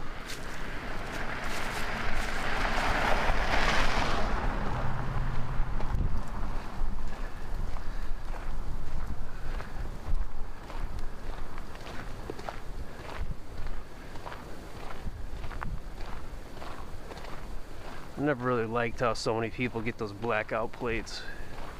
Then we got that new state flag. It's like they're trying to strip away what Minnesota is. Get the Minnesota plate that's a regular Minnesota plate, guys. Don't pay more for that bourgeois hump blackout plate.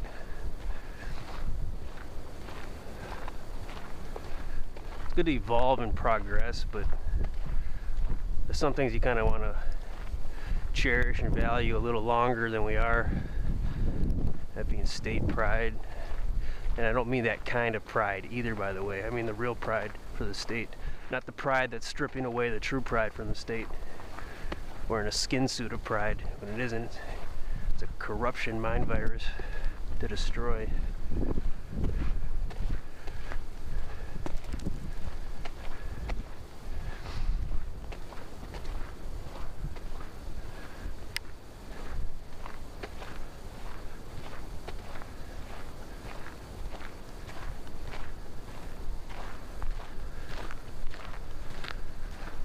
I'm not really remembering this road. Oh, that's because we were on the trail.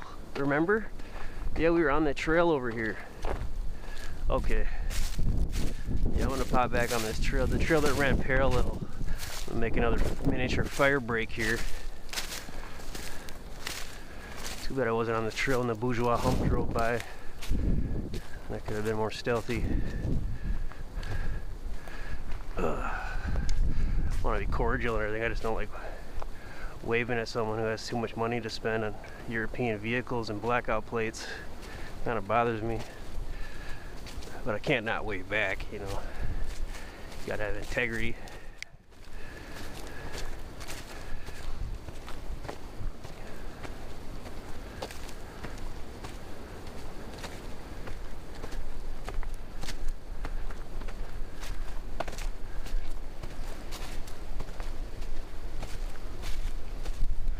Still really impressed that we saw that porcupine. It was getting ready to attack.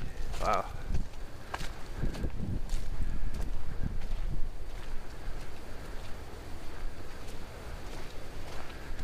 I like how I handled, you know, if I could judge myself, I like how I handled that properly. Like I was ready, I wasn't scared, but at the same time I was aware of the seriousness of the situation.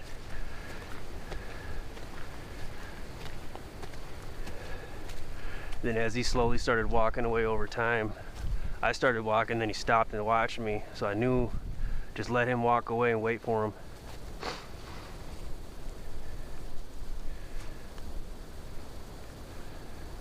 Let's see if I can identify these. We got good lighting here. Oh, we actually have a little bit of cell signal here as well.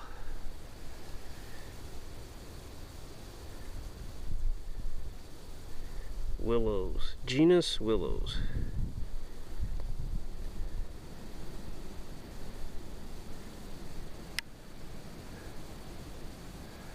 Okay, willows. I'm gonna try to get a depth of field shot.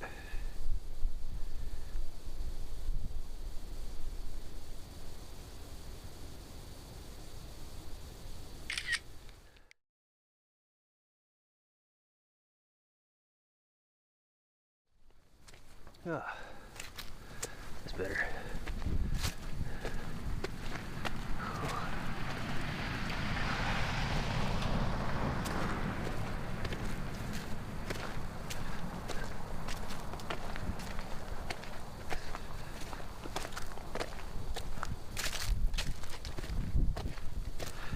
Having the one glove on it. Got that song Bad in my head by Michael Jackson, thinking about it. Don't want to let that song run away in your head. Just start thinking you're cooler than you are. You gotta be careful. Start thinking you can sing and you can dance when you can't.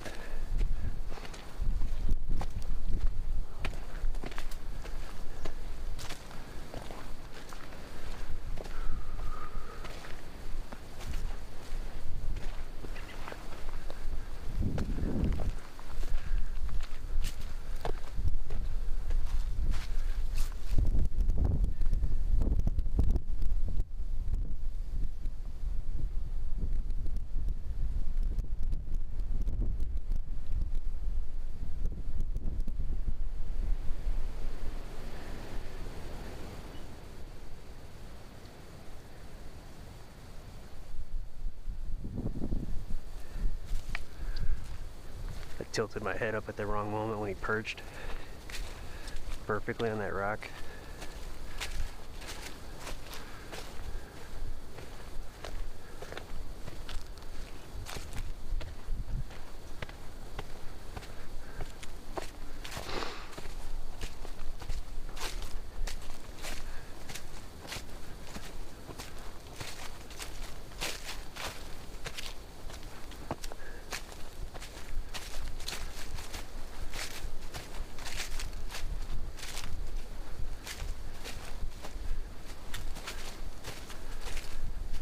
Now, another thing that I recently stopped carrying all the time that I always had on me is a poncho.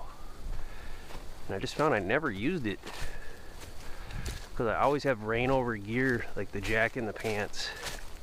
And I never really had a need to like cover up my packs from the rain or the snow because they seem to handle it well for the most part.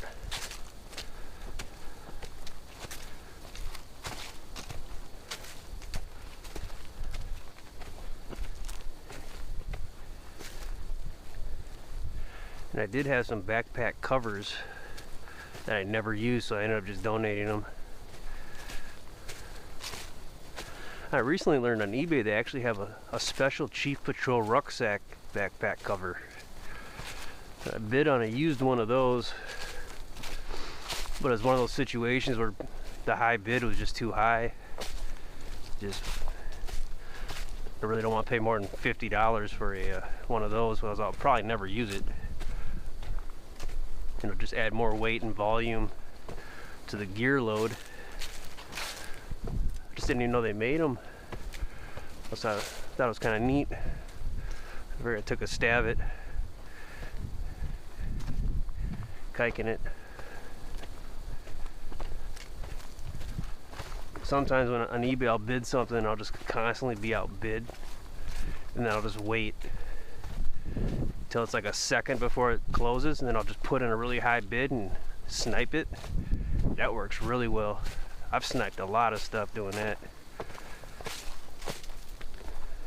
Because you get like a dopamine release every time you bid. It's like your brain just wants to keep doing it. So if you can resist that and just wait. But I already bid too high on the that backpack cover. I don't think it would have mattered anyways, because I think someone already had a really high bid on it. But there are some times where you just know, because when you put a bid and you reach you're the winner, and then someone immediately bids again, and then you bid again and you're the winner again, and then they bid again, you know when you're in a power struggle with someone. So you just let them win until the last second, and then just snipe them. I cut it really close too. I usually have two computers that I'm refreshing at the same time, like every 10 seconds down to the final second. And I just lock it in, and sometimes it's so close that eBay says literally we are determining the winner. It has to determine the winner because it was so close. That's pretty cool when something about it, man. It's just get you real pumped up. Hay Creek, that's it. Hay Creek. So Hay Creek is the one called out on the map, the parking area. We're probably gonna drive through here, take a look at this on our way down there. That other one way down there, past Bear Creek. So get another visual.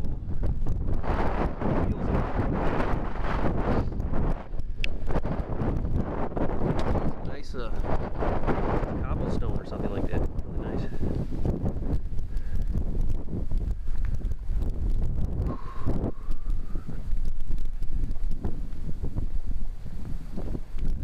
Video is probably gonna be like 50 gigabytes. So all the footage is edited. The raw footage alone would probably be, I'm guessing maybe 70 gigs. We'll see.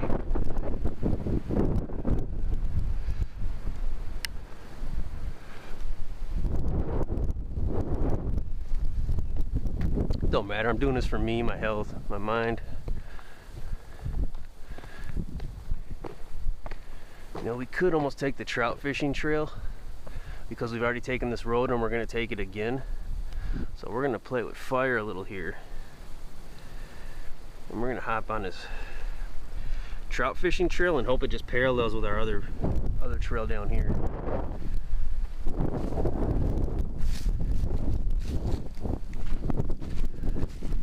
I do like to see both ways, but that's okay. That's okay. We're going to try this one. Spice it up a little. Got a little bland after all that road hiking. I'm guessing this will connect up with where we were earlier, where I was like, huh, look at this trout fishing sign. And then we'll just pop back on over there.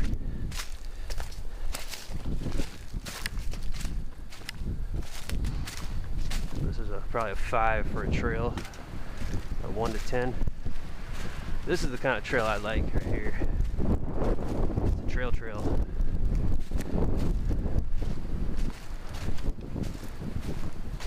We should just parallel the creek and the other path, the other route we took to come in. Right in here.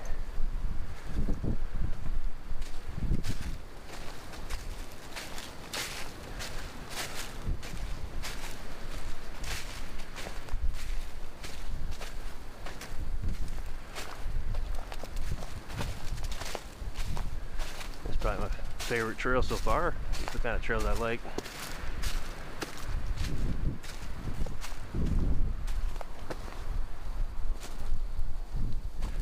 Twisty of the ankles though.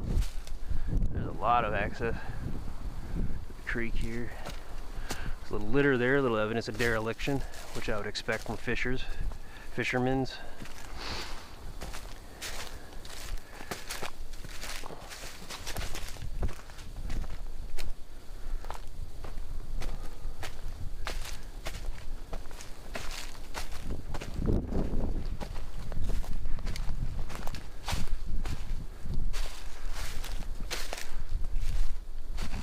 We're gearing up towards tick season.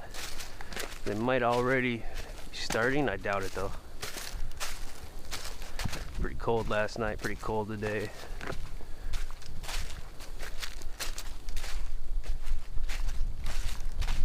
But you're gonna have a higher risk of ticks in trails like this.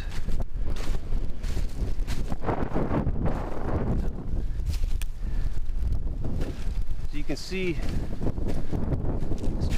trout fishing trail. That parking area there where they would probably park and they come in here to fish. There's litter here, so that's evidence of dereliction. And I shouldn't judge, but I would expect that from people who are fishing.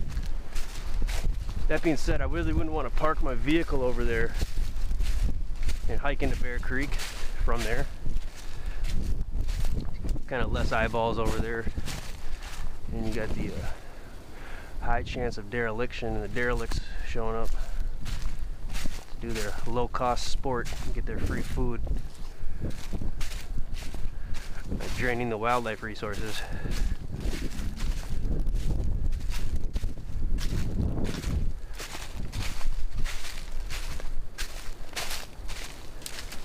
I'm not really against people who fish. It may not sound like that. The guy who actually sold me this full tank tactical chest rig, JT, one of his passions in life is trout fishing. I forget where he is. He's in the backwoods of some eastern state in USA. I think the backwoods of Tennessee, I think. If I were to guess, I'm pretty sure he doesn't litter. Probably cares too much about the land. There's this little stump there. Roots, rocks, and stumps. That was a tough one too. I'm kind of hoping this trail doesn't just disappear after a second. The last thing we need is a detour. Yeah, we're going right along the creek here, just parallel with the trail, which is through a lot of this woodland though.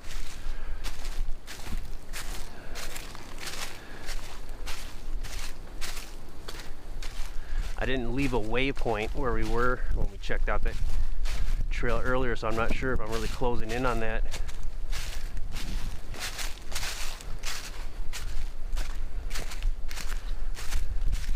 Yeah, you can do trout fishing in here. There's a lot of little access points.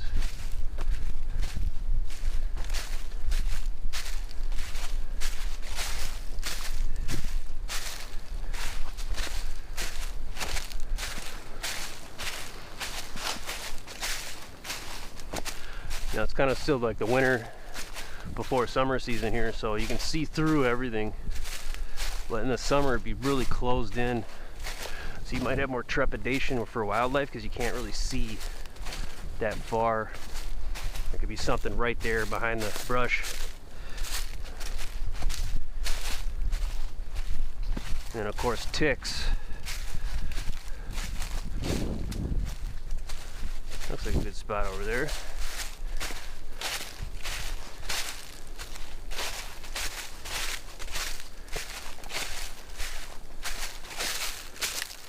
Got a lot of these sticking up here. So that could end very badly depending on your footwear.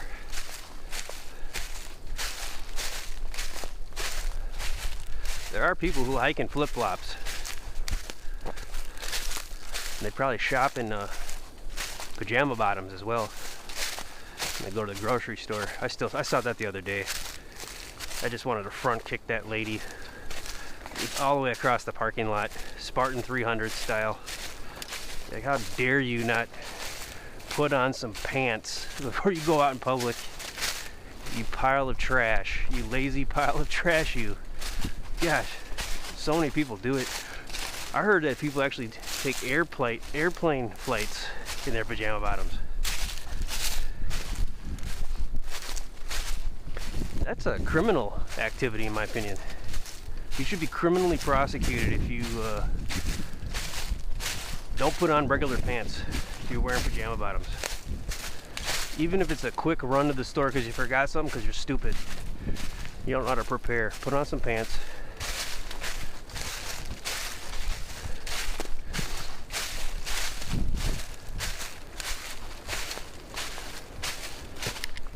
Yeah, keep tripping over those little stumps.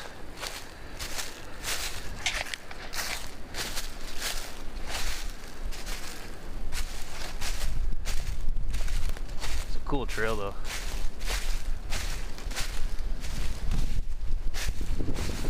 All types of access points. There's more access points here than there are parking spots. These are just everywhere.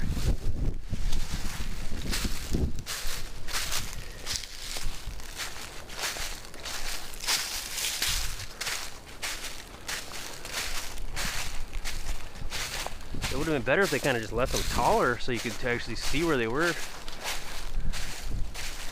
It's like someone just had a chainsaw and just walked through here and just made all these trip points.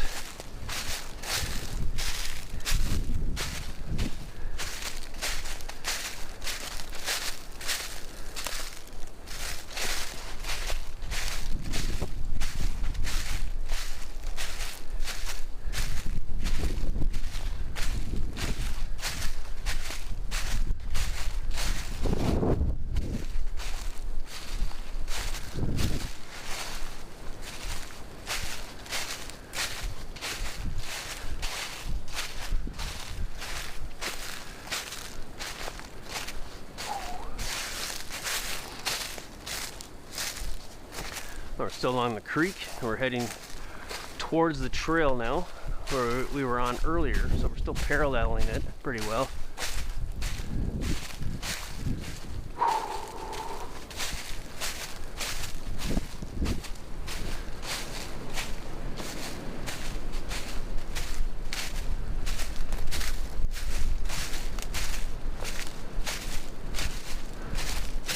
Probably easier for me to see where the trail is in real life than it is on the camera footage.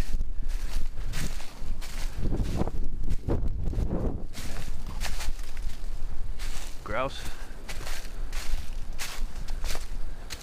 Still getting a little paranoid that the trail's just gonna stop and I'm gonna have to backtrack, and that wouldn't be fun. Okay, now we're turning back in the right direction here. Them grouse really have a lot of bass in their wings. I'm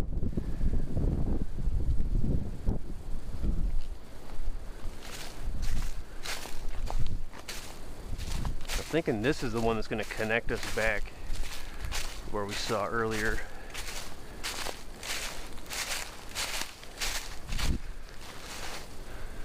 We might have actually been here.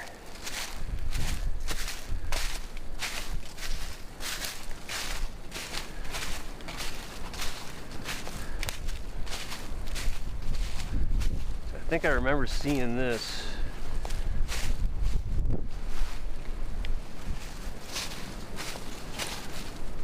Uh-oh. Nope, we were not here. Just gotta go over this to get to here.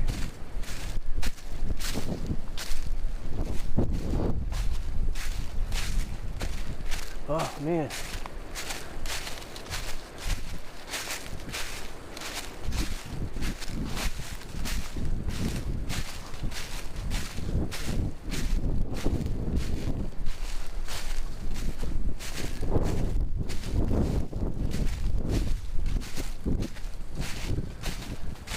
little tree stumps make this not a fun trail, actually. You're constantly tripping over them and abusing your feet along the way.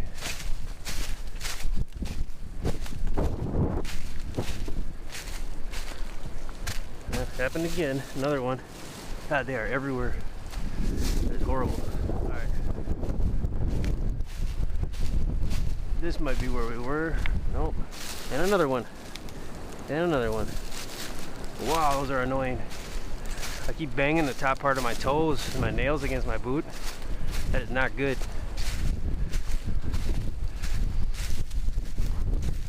That was a bad move on the forestry part.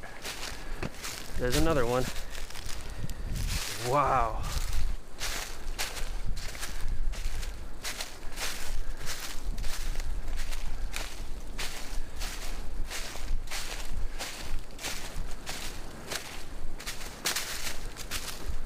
There might be someone push that.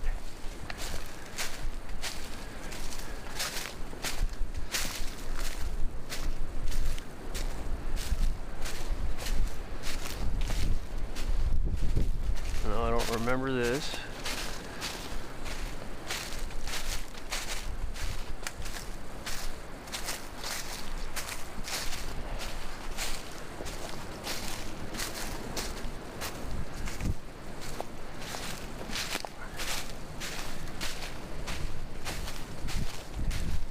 The trail should be right over there that we were on earlier.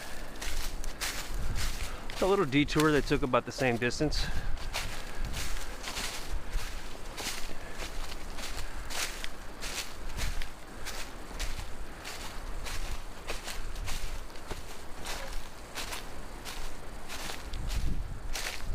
Now this is another access point, I think.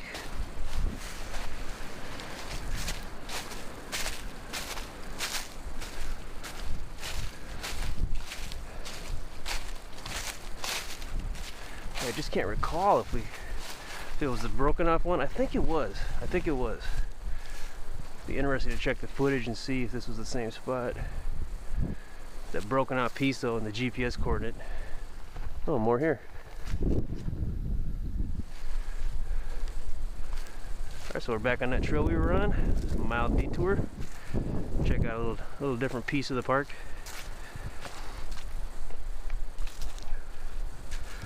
We're about 2.5 miles away from the trail center. Whew. So scouting this one backpack site, hiking in and back from where you're supposed to park, is took me about as long if not longer than scouting every site at Lake Croix State Park. And they have a lot of sites there, well, for backpack sites and cabins. There's no drive-in sites there. If there was, there'd be way more, obviously, because they stack them right on top of each other. And the group camps here, it's right by where we parked. There's about 8 of them, and they're all in the same area. You could literally just go in there and take the camera and do this, and you would have scouted all of them.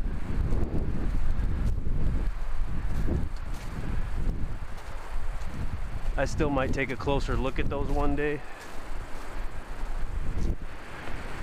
But I mean, that's pretty much what it looked like from the vehicle in the parking area. And even on the map.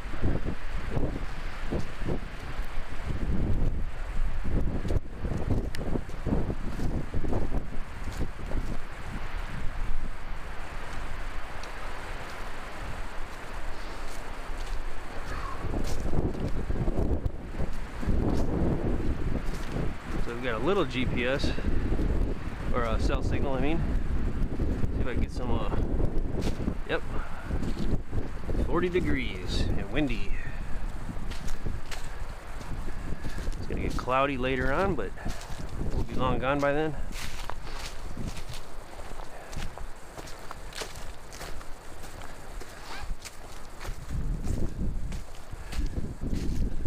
We're at 11 miles, subtract half a mile, so 10.5 miles we've hiked so far for this scout.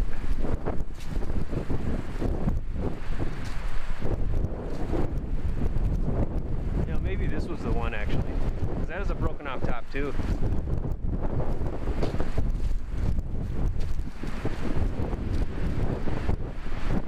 Yeah, I think maybe it was this one I checked out, yeah. There's a curve between the trees, 3 trees. Just can't recall.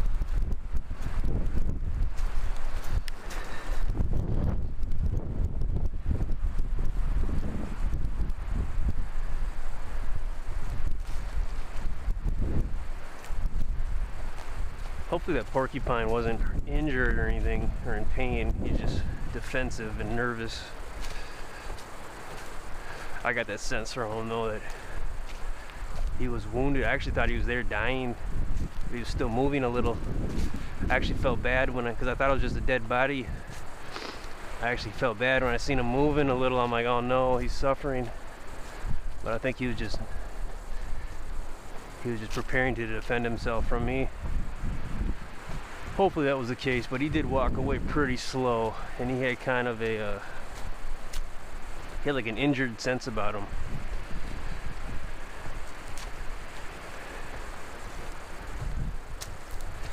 And when he's equipping his quills, it just kind of looked like it was just one more thing he had to deal with that he didn't need to deal with.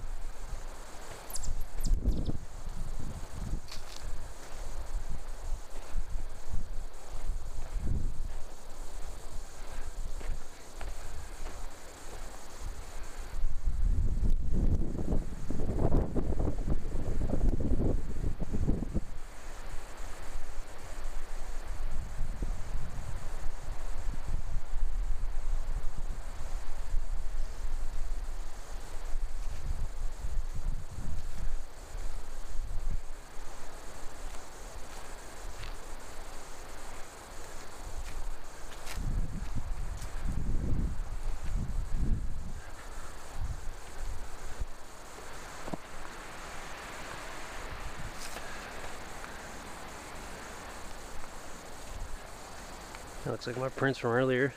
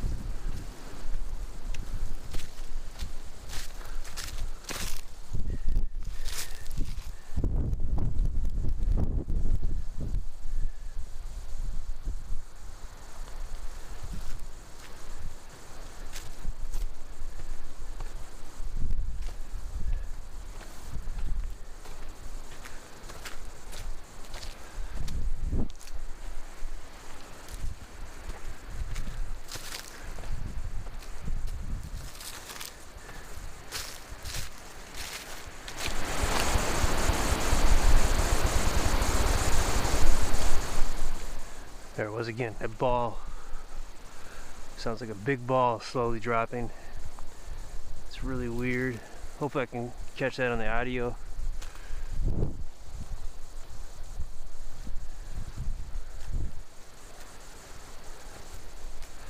I'd really like to find out what that sound is.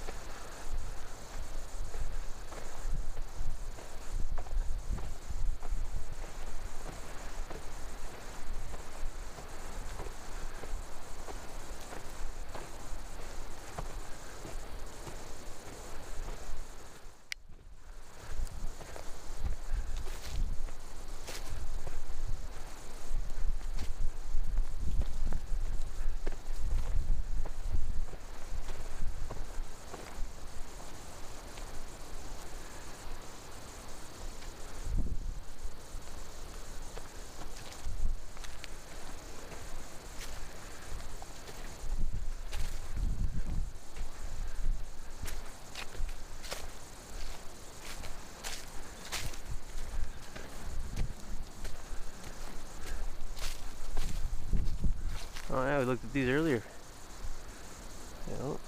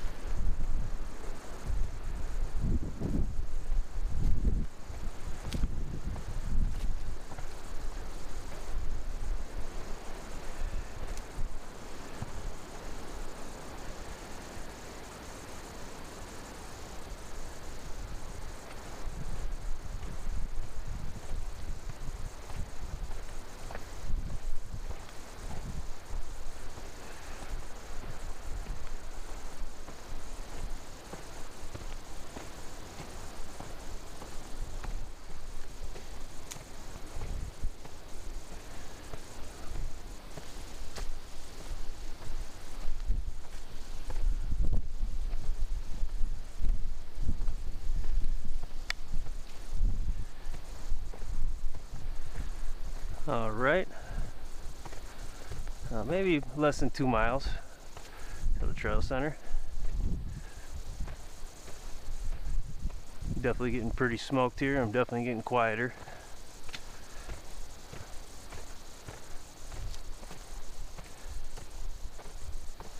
The sun's kind of beating on me too.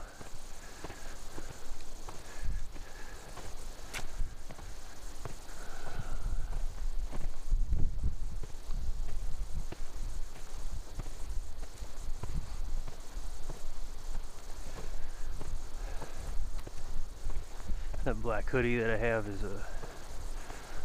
making it hotter as well with the sun hitting it.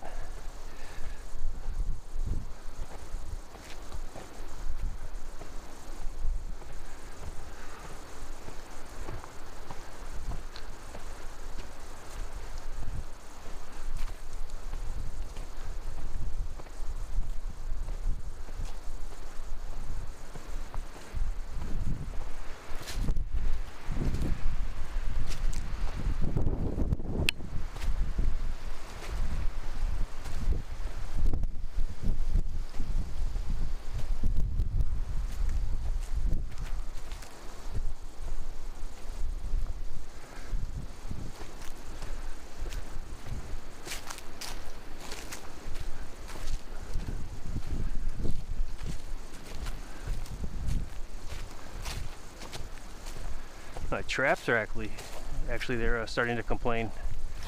The upper shoulder, neck muscles. Gonna loosen up the sternum strap. Let the straps hang back a little. Have the pack hang off my back a little.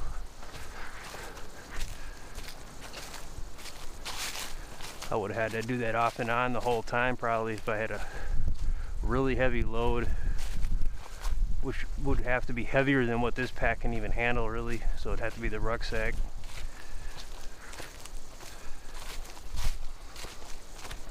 They do have waist belts for the pack I'm currently wearing.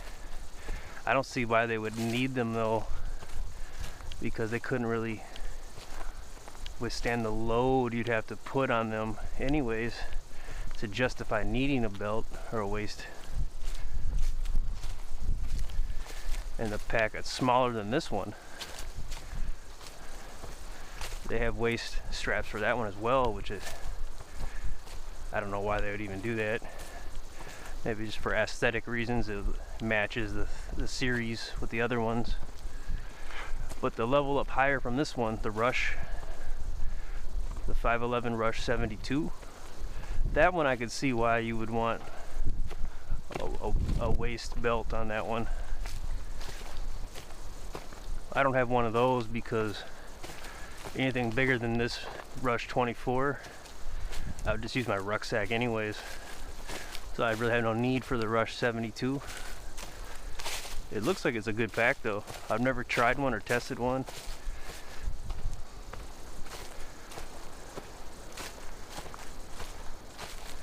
And the number represents the amount of hours it's supposed to get you through.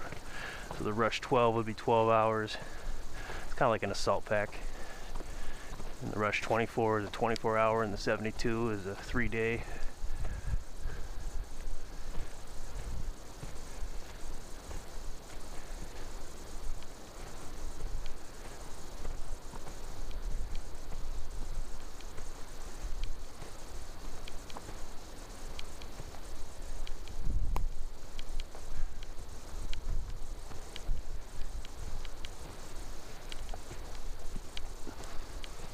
I'm not sure what kind of birds these are, but I think that's the feather I saw earlier.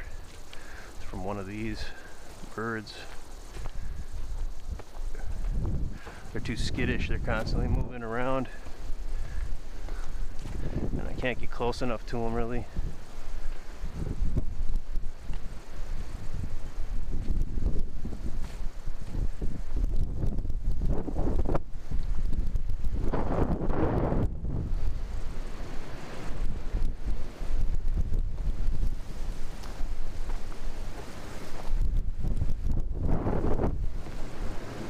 Really stoked we saw that porcupine.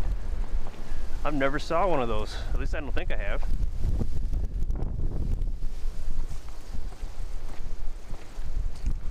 That is really cool. Even got a badge, one of the mammal badges on my sea cap for it.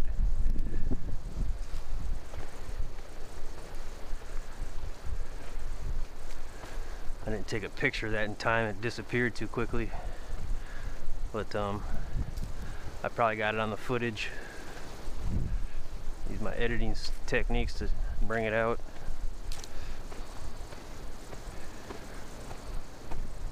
I'm getting quicker at editing too. And I'm getting better at making sure the footage is good to begin with and doesn't require a lot of editing. Several things I had to do to fix that. That took a while. It's kind of balancing out now though. Hoping that everything in 2026 will be a good standard. Won't make editing a nightmare.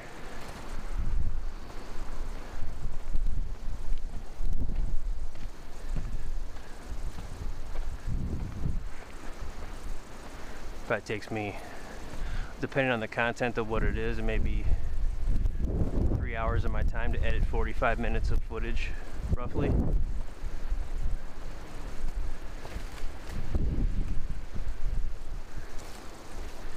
It might be 3 hours of my time for every 1 hour of footage, something like that, 3-to-1 ratio.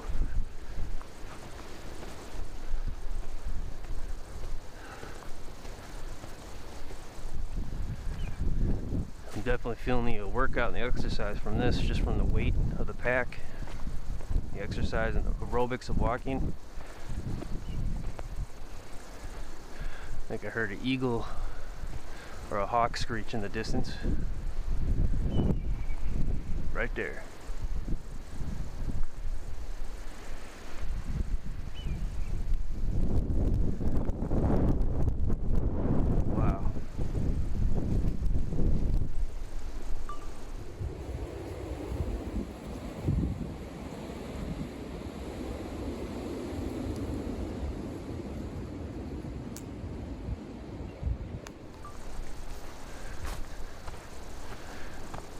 Bird's having a time of its life in that wind.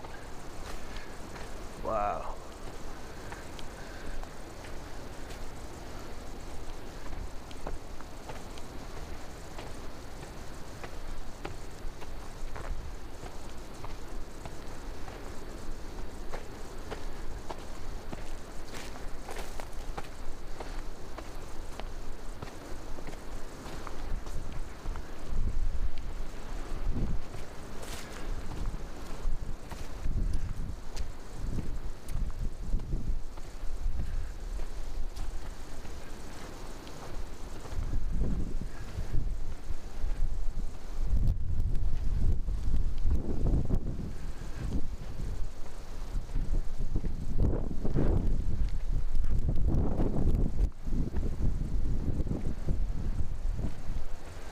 Kind of hard to believe that the Bear Creek camp, that it's set up the way it is with how far you have to hike when it looks like it's a group camp.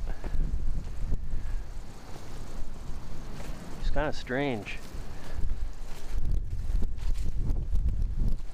And they're not open all year round. So we'll check the roads out here in a little bit, see if we can park closer to it. But I don't see why you couldn't just park nearer to it.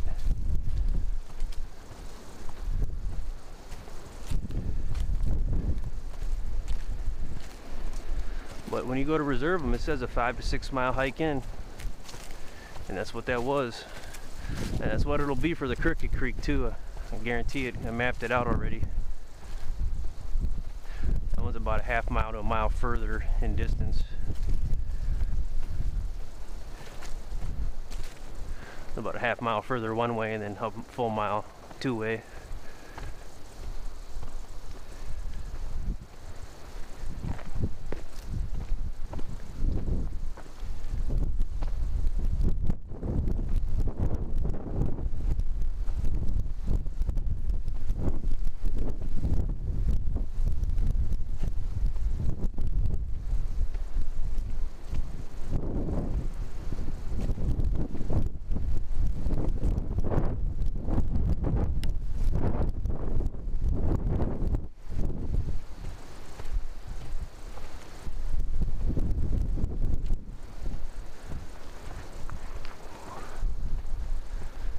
My shoulders are definitely feeling pretty ripped right now. I noticed my definition of my upper body's been getting better, more toner over the weeks.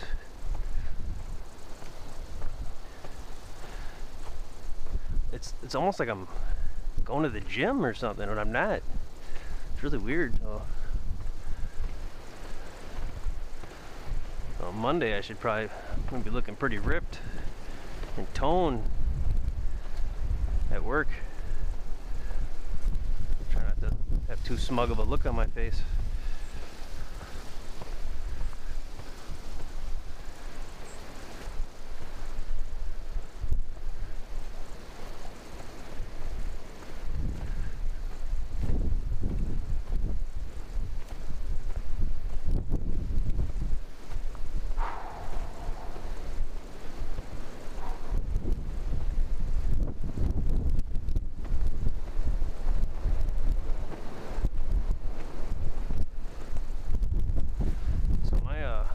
Joint in my left pelvis area, it's not acting up at all, and that's been bothering me so much lately. I thought that was going to be a new thing in my life, but that seems to have gone away.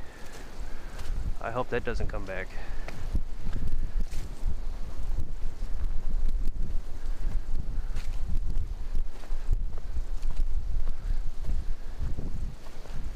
Kind of calling that out.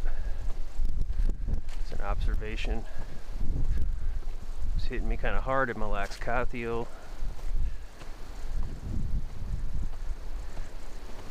I'm pretty sure Afton and William O'Brien as well is acting up every time.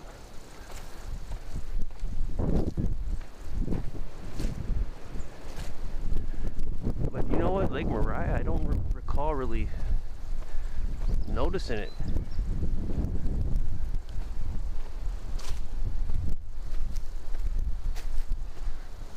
Maybe it was around that time it started healing up whatever was wrong with it.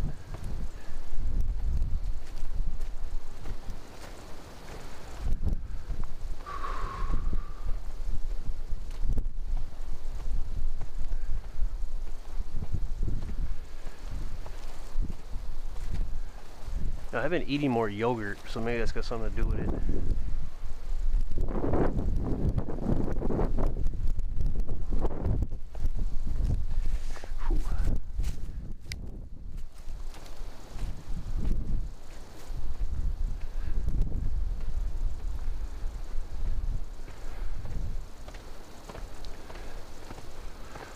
Technically, I'm a vegetarian for the most part. However, I will eat bakery items that use eggs as an ingredient and butter as an ingredient.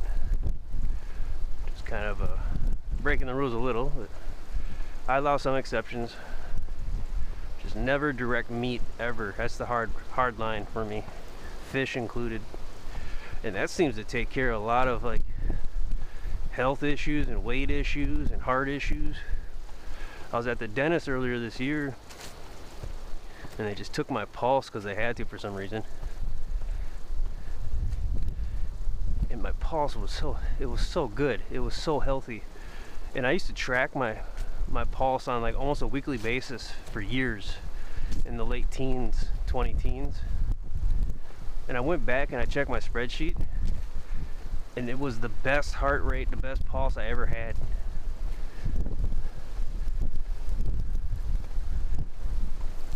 Just insane. And I attribute it to well, not eating meat, of course, but like hiking and camping and stuff, like getting out here and doing this stuff, and working in a warehouse too. That's a big one. I used to work in an office type work from home thing until they let me go because they're a bunch of humps. But my life got better anyways after I got let go from that horror show of inadequate bureaucracy and stupidity decision making. It was pretty bad.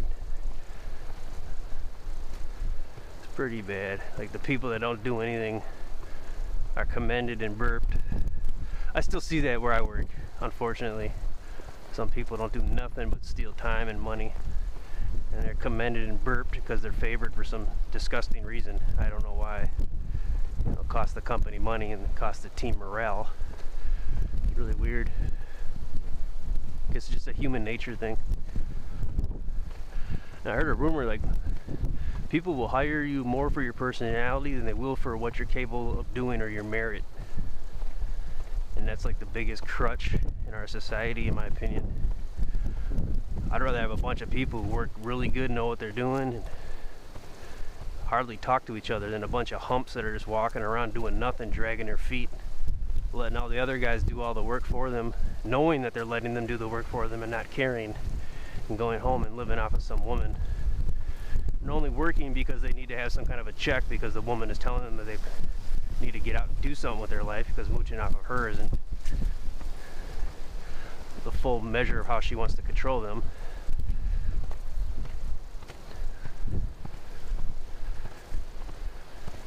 That's not always the case, though.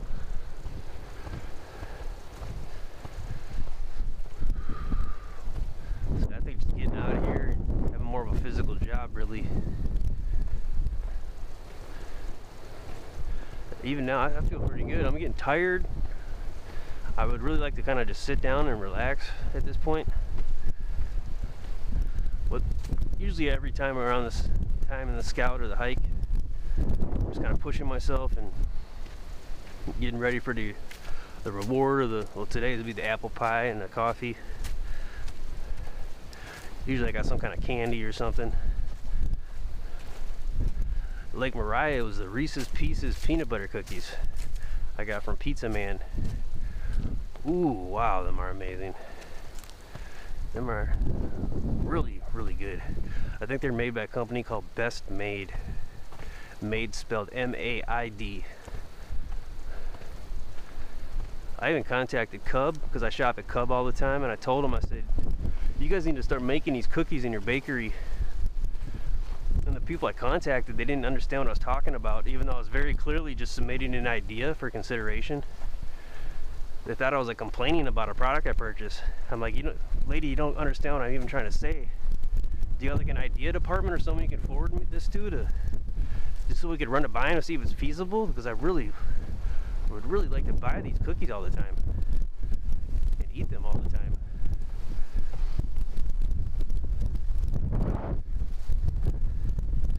And she finally got it. It's another one of those situations she's probably hired based on her personality rather than her merit.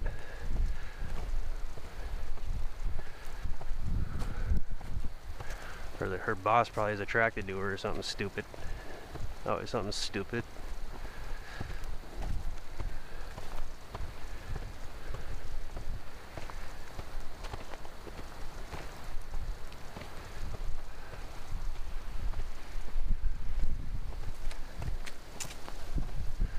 Kind of mad how those thorns got me at that camp. I didn't really have nothing magical happen at that camp. And the thorns pulled at my merino wool hoodie, and so I'm not walking away from that camp super stoked. Just kind of sad because of the major effort to get to it and come back. But that's okay, that's why we do this, so we learn. And it's just me personally, my own, what I'm looking for.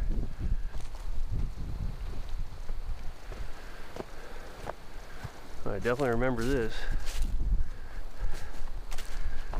Alright, 4 or 5 hours later, we're here. We're back. We're gonna start hiking these roads here with the vehicle. Oh, gate 0. Look how 0 counts as a number.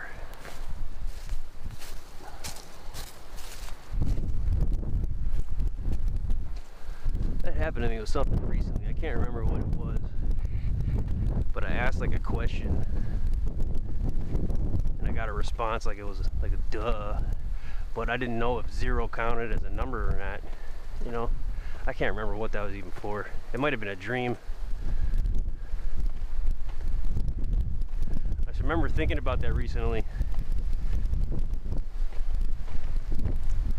Thinking like haven't you ever played video games? Like, hasn't 0 ever counted for you in anything in life?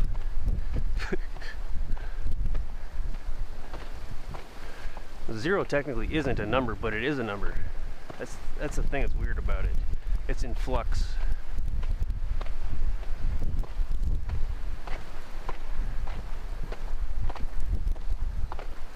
I guess 0 never really counted. It just means you have nothing left. That number represented what is to come. I remember talking about that when playing video games, like in the 90s and the 80s. Like, oh, 0 counts. 0 doesn't count when it comes to lives. Maybe that's just a skewed memory now.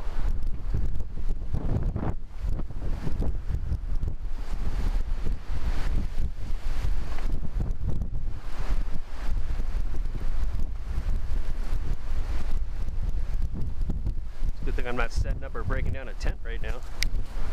Look like a stinkleberry farmer in Nebraska. Whew. I've had a few windy ones where the tent tried blowing away on me. I even had some where everything was all set up and I was in the tent and the wind was blowing so hard it was pressing down on the tent poles, pushing it in. That's how strong the wind was. Man, that is awesome when that happens, man. Because my tent can handle it. My tent's a pretty low profile to the ground.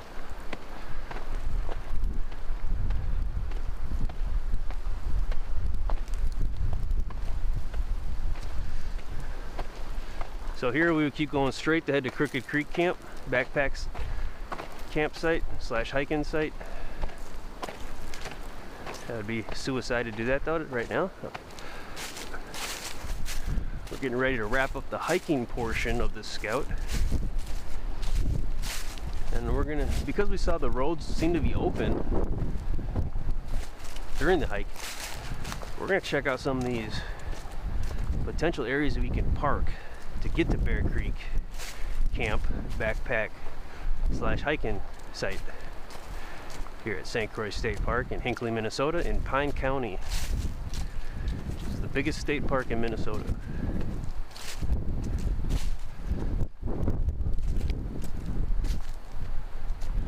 kind of wondering now if Crooked Creek is going to have structures in it similar to Bear Creek, and my guess is it won't. I'm just going to guess and say it's probably more like a regular backpack site or a regular campsite you'd normally see. Hopefully there will still be wood there, firewood available.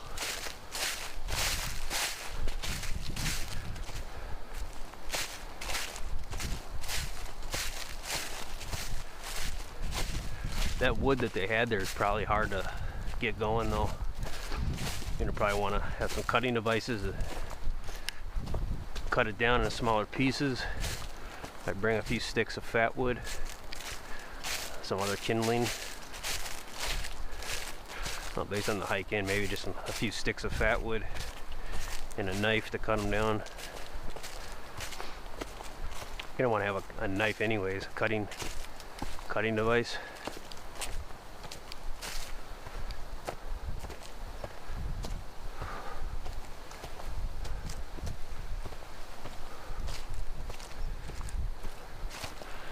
So this is the longest hike to a site. And Crooked Creek is alleged to beat it by just a little bit. Okay. That's a fire break, so go this way.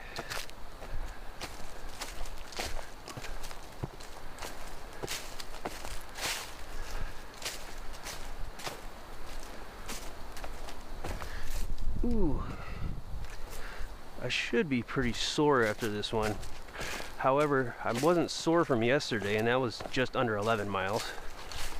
And I wasn't sore the next day after Lake Croix State Park hike, which that one was at less than 10 miles. I couldn't believe that. That ended up being a bit easier than I thought. I was very well prepared and planned though for it. And I went at it very efficiently. Just like this one. This one took a little longer than I thought, and I was even planning it would take long.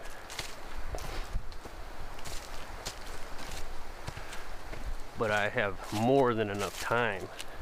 Had a huge time window to work with. Technically I could probably go for another 3 hours and I'd be okay.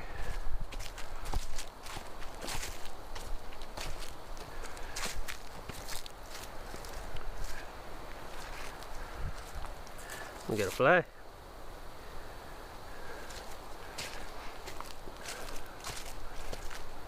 So being antagonized by insects throughout your hike to this camp would be pretty grueling. It really would be. And when I saw that video, that guy I spoke about earlier, he was battling insects when he's hiking. It looked like he just did a stealth or somewhere in a park. But yeah, them insects and the heat, it really was, you could tell it weighed him down a lot.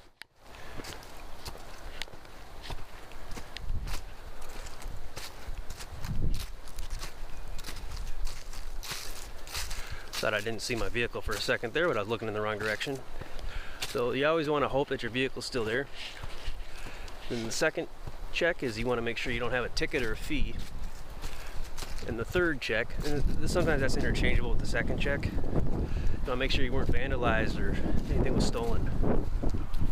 Those two kind of go together. Vandalization and theft. Put them in the same bucket.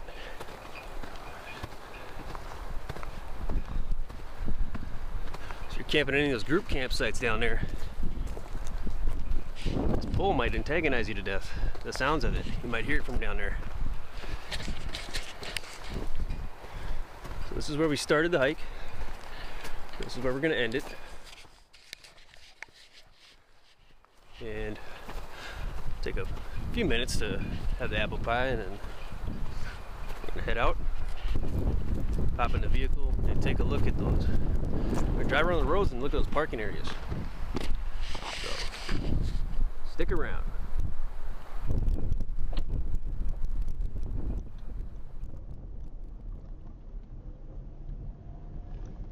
All right, here we go. So that was a pretty awesome hike. It's about 12 miles. So about 6 in and 6 back. We got to see the campsite. We got to take a look around the area, some of the trails around the area. We even walked past a couple potential parking candidates a little bit closer to that spot. And since we noticed that the roads appear to be open, we're just going to go ahead and, before we wrap things up, we're going to drive through those roads and see if we can access them with the vehicle. And these would then be potential parking spots for the Bear Creek Camp backpack / hiking site as well. So we're going to get a really exhaustive, well-rounded view of the experience of camping at this particular backpack campsite here at St. Croix State Park. Thanks for sticking around. Really appreciate it.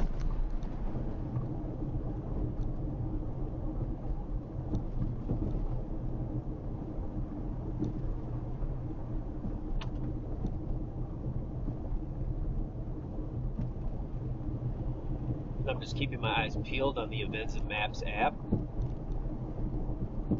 tracking our progress through this fairly large state park.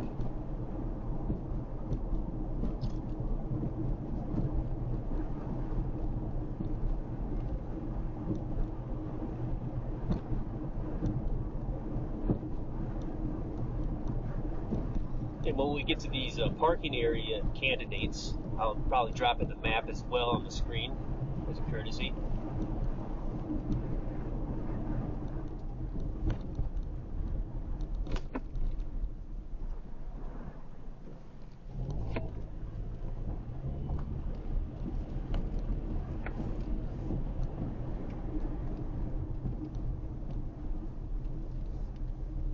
Alright, so it's here.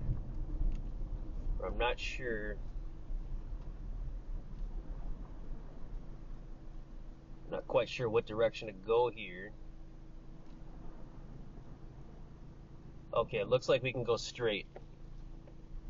So at this intersection here, just past the station, the ranger station, essentially, you would take a right. Once you get here from the park entrance, you take a right, go straight. The vehicle, I wonder if that's Gina's vehicle.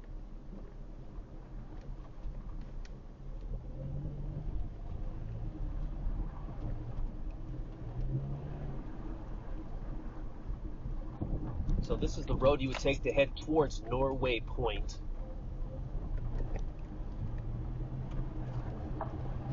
And that should be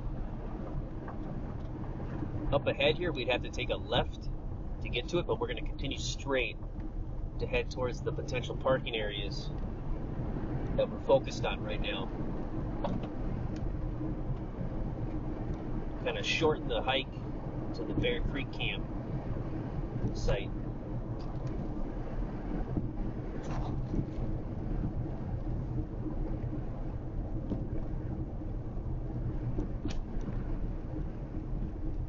Next 12 miles, dead end road.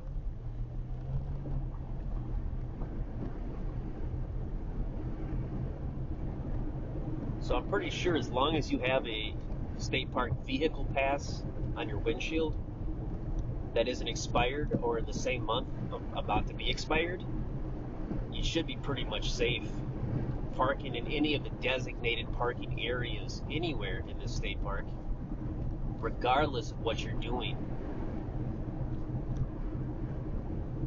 Don't hold me to that. I'm pretty sure, though, you would be okay as long as you're inside of the state park. So here you would take a left, get to Norway Point Group Center and the guest house.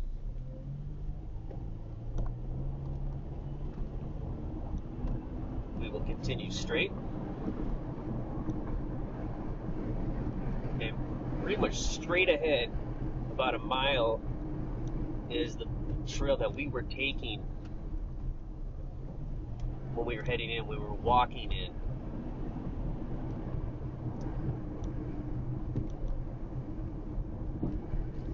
Just to our right here is another trail. That trail will take you, if you head north in the direction we're pointed now, that'll take you right to that trail that we were on earlier, the one that we just got off of, that we were walking from. That one that I mentioned was about 2.5 miles or so. when we were on it.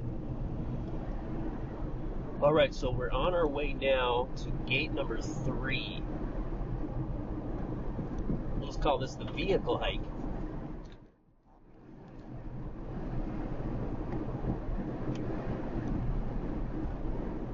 And after a hike like that, being in a vehicle, you really appreciate being in a vehicle.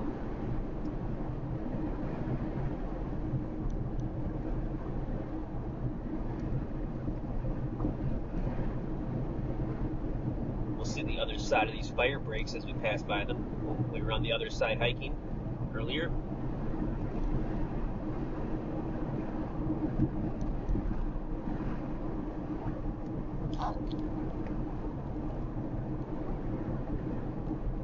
My GPS on my Garmin says we are on Head of the Rapids Road, and Clayton Beach Road is ahead.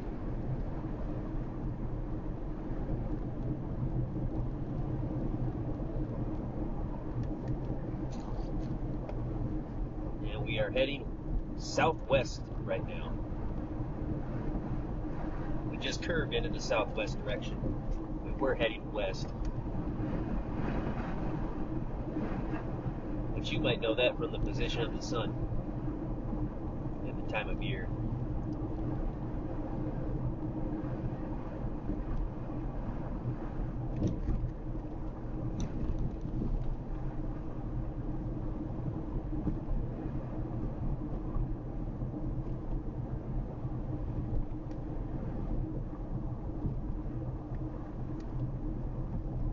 Alright, so we are approaching gate number 3. This intersects this road, so this probably would barricade the road if it were closed. I don't really have a photographic memory, so I can't really recall if it was closed or not. I don't think it is, though, because we saw those other vehicles. Alright. So, okay, I'm remembering this. We came out from the right side. Gate 3 is closed, but it doesn't intersect with this road. I see. And we did walk past that in the hike. Okay, so continuing straight to the first parking area. First parking candidate other than the trail center, which you'll probably for sure be able to park there every time. Right here, the Hay Creek parking area.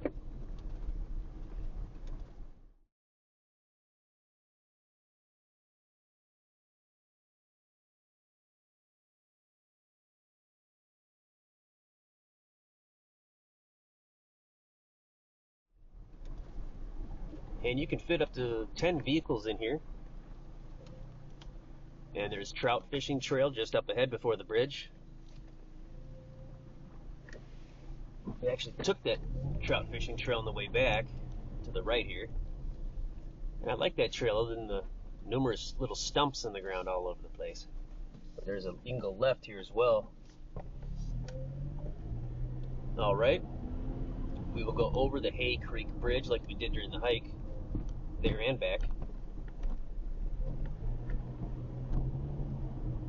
And remember, after you pass that, if you're hiking and just to your right here after the Hay Creek Bridge, take a right and get on that trail, that foot trail.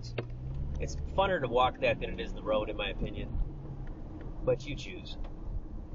Now, to the left here, there is Clayton Beach picnic area and picnic shelter. So this is also a potential parking area candidate as well. We're going to have a lot of options for parking, essentially. So depending on what's available, you may be able to cut your hiking time down to substantially, essentially.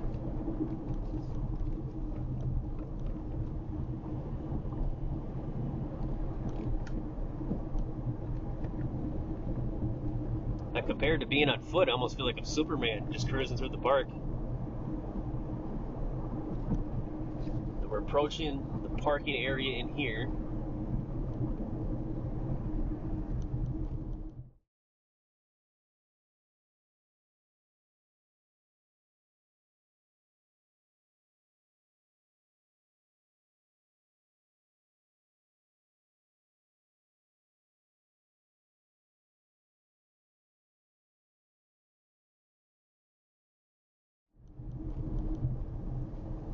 Oh, that's the bourgeois hump is here. Wow. We're just gonna drive around and look at this area. Swimming, beach, picnic area, and parking. So you can park in here as well, but there's no trail out of here as it looks like. You'd have to go back out the road, hike out the road we just came in, and then hop back on that road we were just on, and then continue your hike over there.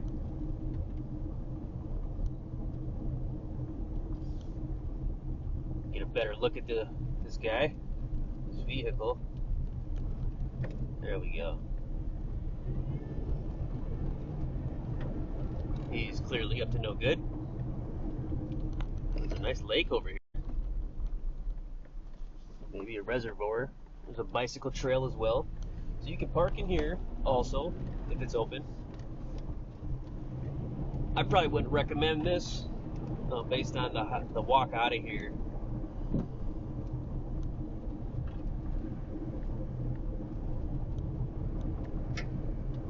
As far as risk goes, I'd say it's equally risky parking here as it is over in the Hay Creek area. Although you probably won't have a lot of fisher days. Bourgeois hump and the boomer is following me.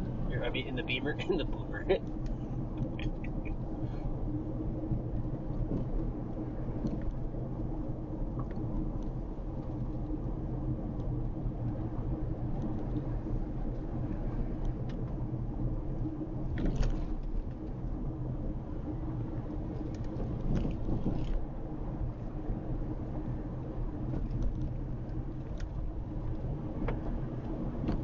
If I had the rights to that, man, music, I would probably play it right now.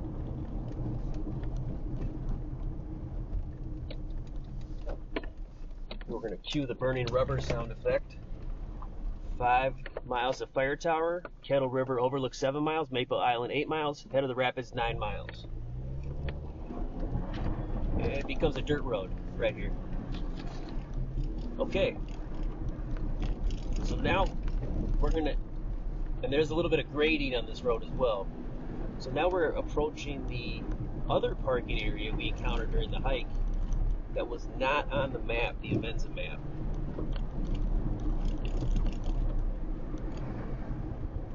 Yeah, that should be the Sand Creek parking area, which is like the twin of the Hay Creek parking area.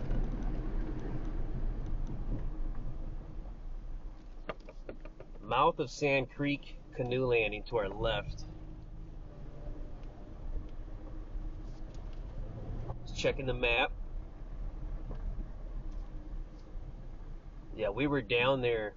We were hiking down there when we came back. Okay, yeah, we came out of there. That was it when we were walking on that road for a long time. So we might check that out on the way back.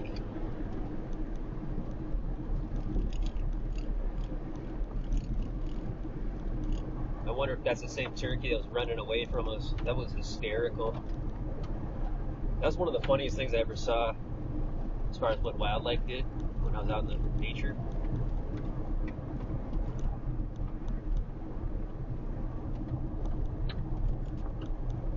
So that trail we took is just to our right. It's parallel to us. This road goes right along with it.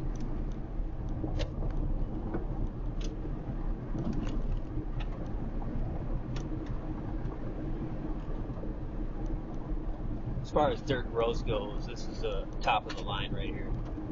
It's really good dirt road. A little bit of grading in some parts, so be cautious.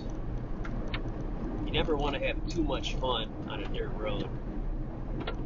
I got that piece of wisdom from an old country boy. He can take care of himself. Outdoor ADV. Outdoor ADV.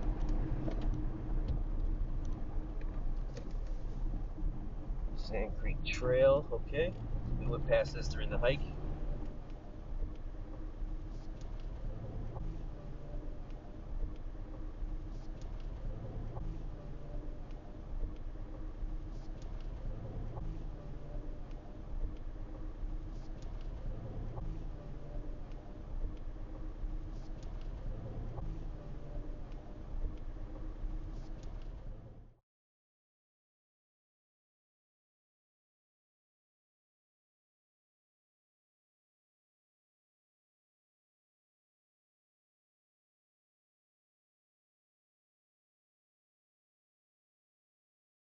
Okay, this one. This is the one that's not on the map. Sand Creek parking area right here. So similar to Hay Creek, there's about 10 spots. So this would be a better parking option for Bear Creek campsite because it's closer. And again, as long as you got that vehicle pass, you'd probably be okay. So this is just after Gate 9. Just after Gate 9. And right before Sand Creek, obviously. Really be careful the pothole there. I really like this. This is probably my favorite passing here with the island to the left. We saw that when we hiked over it. So now we're going around. There's the trail we got onto our left. So we're now paralleling the trail we hiked on our left side now. It's left of us from this road. Oh, we're coming across that area where we saw that porcupine as well.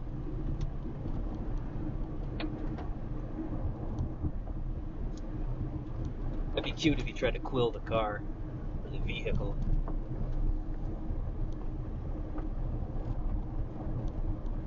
Yeah, that was a pretty cool moment, encountering that porcupine. It could have got serious, but that was a cool moment. He was definitely ready to defend himself.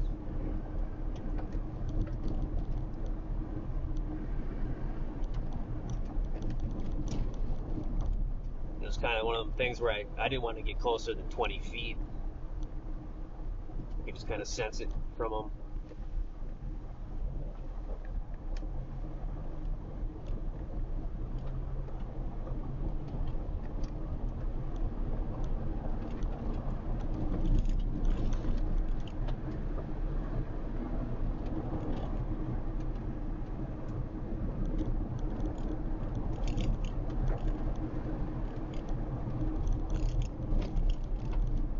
Trying to see if I can notice the trail to our left here through the woods. Yeah, I do see it. Oh, that was an awesome hike. We get moisture here? Nope.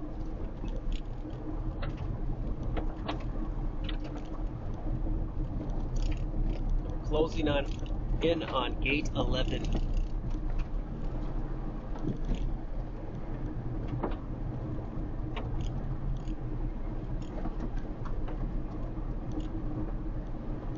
I definitely could have just drove to these parking spots like I originally had planned. So this is one of them situations where calling the office and asking for the information actually hurt me. It made it worse. But it's still good that you can see what it's like if these areas are blocked off. And they kind of expect you to park at the all-season trail center anyways, it sounds like. That's kind of the expectation.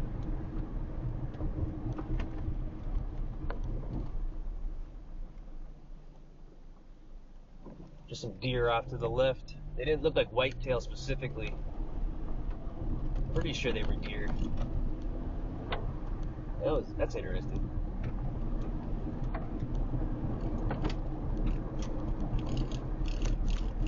Sharp curve. So this is the area, Gate 11. So straight through Gate 11, it's closed obviously.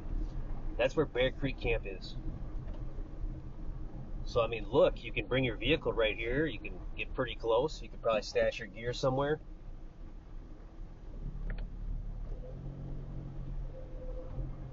So now we're going to continue on about 1.5 miles to that parking area.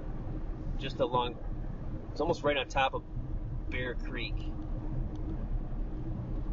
I can't wait to see what this looks like.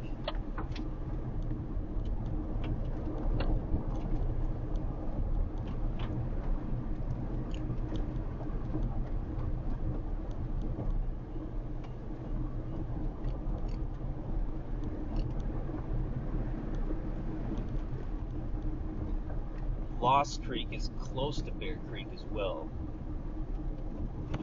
Wow, so this is Lost Creek, it looks like. Yep, we're crossing over Lost Creek. That's cool, we got to see that too.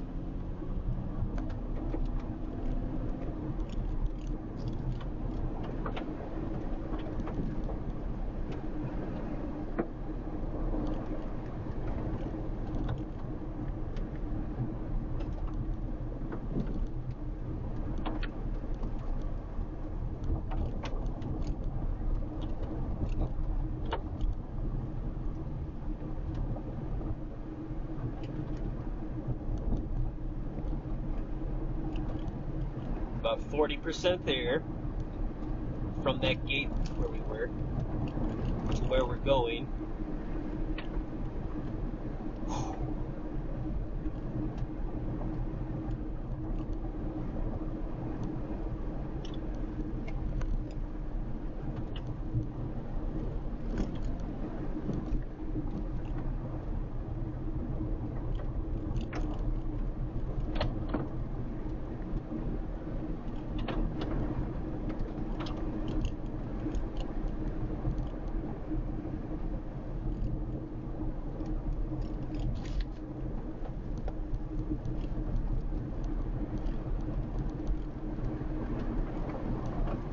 This park is just huge.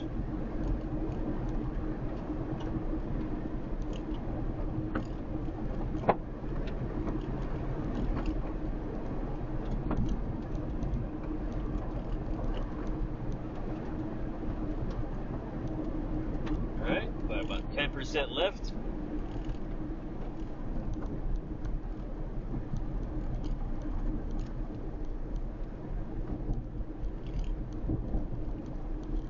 Closing in on that parking area.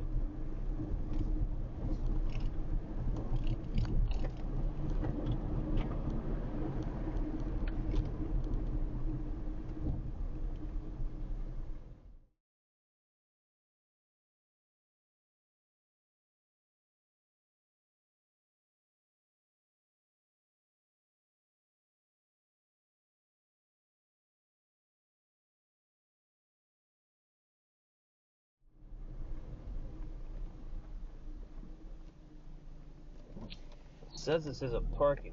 There it is. You gotta be kidding me. Oh my god, you've gotta be kidding me. You're not gonna believe this.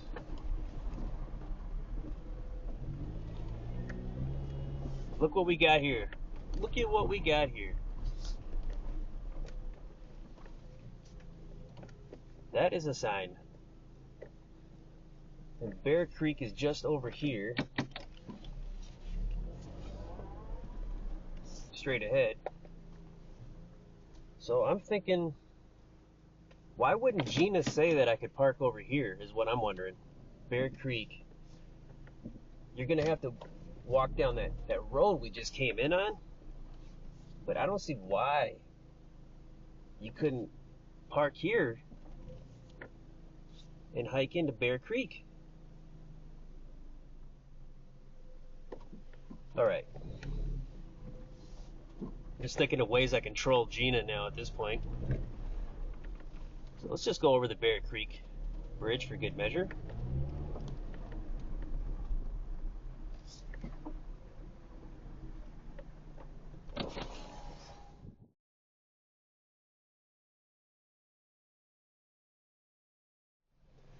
Just took a picture from the driver's side of the vehicle.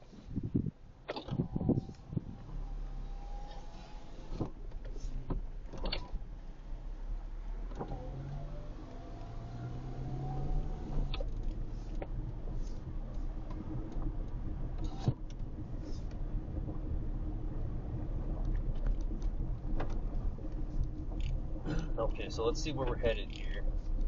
So this is a really long road that takes you down to gate 21, and then there's more parking at the Kettle River High Banks. So we're not going to check that out.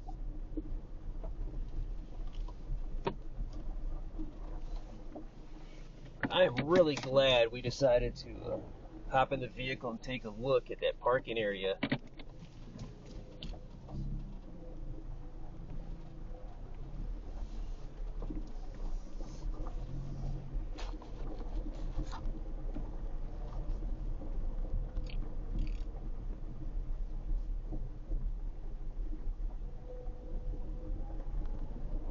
Alright, so now there's just one more area I want to check out for parking options.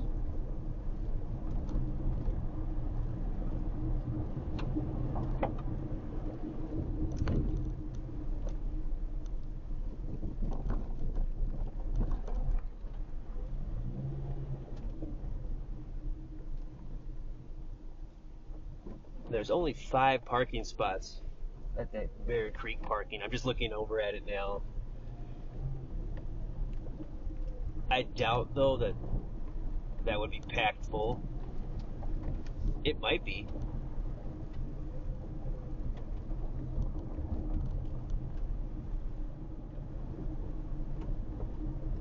So if you did park there, this is the road that you would take to hike from your vehicle.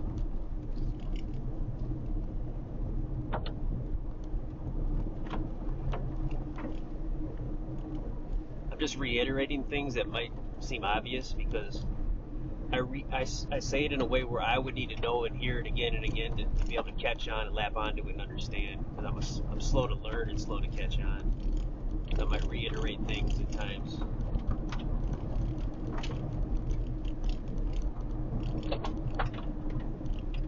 So this wouldn't be the funnest of hikes because it's just this dirt road and you're probably going to have vehicles driving past you and it might be dry and dusty, so you're going to get dust from the dirt road. However, it'll turn roughly a 6-mile hike into a less than 2-mile hike, roughly. So you'll shave about 4 miles off the hiking. And you also have the option to stash your gear, like park your vehicle over here and stash your gear somewhere. So you can just walk down this road and then pick up your gear here and then hike into the campsite. I'm sorry, we're not there yet. We're not there yet. Gate 11. Gate 11. We're about halfway there.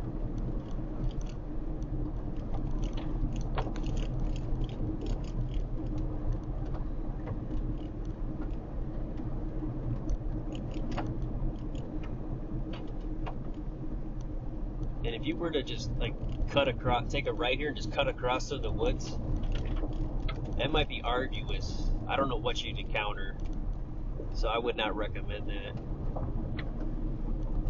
You're probably gonna, yeah, you might have to go over Lost Creek actually. So I wouldn't recommend that at all. Unless you're like a Marine or something, like a Green Beret or something.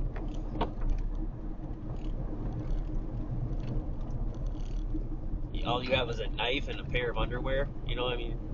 And you'd be okay if you can handle yourself with just that. Sure, go ahead, cut through there.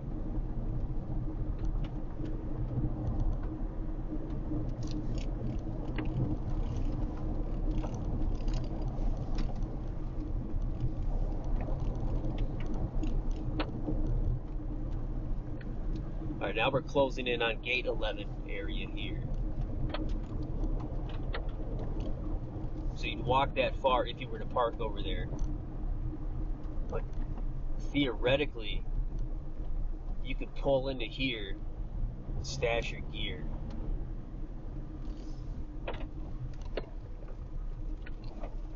And I don't know when this gate opens up or how that works, what these gates are all about. I don't know what these gates are all about. But you could stash, if you got something to hide your gear pretty well and you're pretty confident, you could just stash it in here. You could definitely stash firewood easily. Though you wouldn't need that, as we saw, because there's plenty of firewood there, so don't worry about that. And then just walk. You can even drive here, stash your stuff. Make sure you do it well, and then you could park at the trail center and do a really easy, gearless hike in with just the bare essentials and maybe a small pack. And you're golden. And we saw the hike in from this point into that campsite. So this is all really good to know.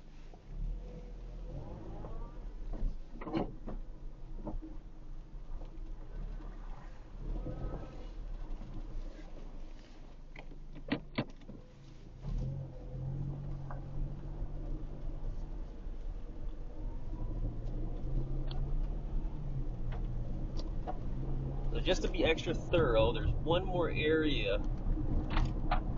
When we were on the hike, I said that's where the boat launch is. Because after we were on the Bear Creek Trail and the Settlers Trail, there's that boat launch area.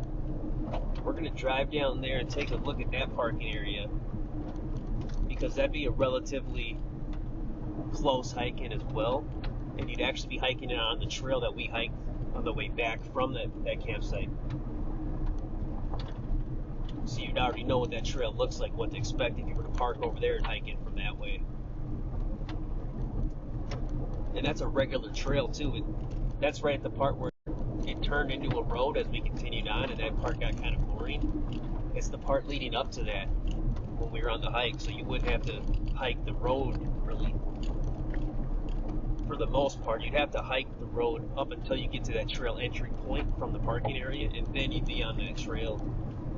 But as we saw, it could get pretty wet on that trail. So if it's a rainy, wet season, you might not be able to get through there and stay dry.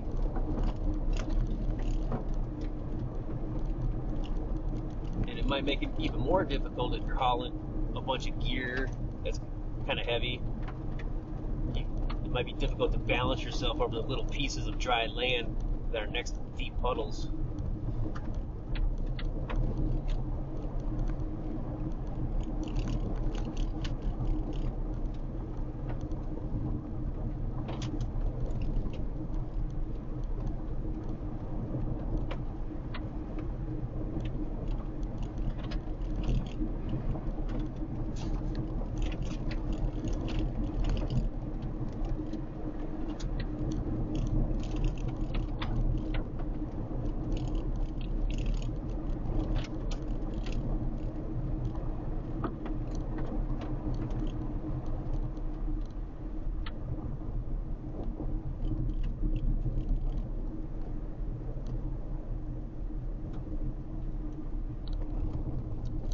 We're going to take a right when we get to gate number 7.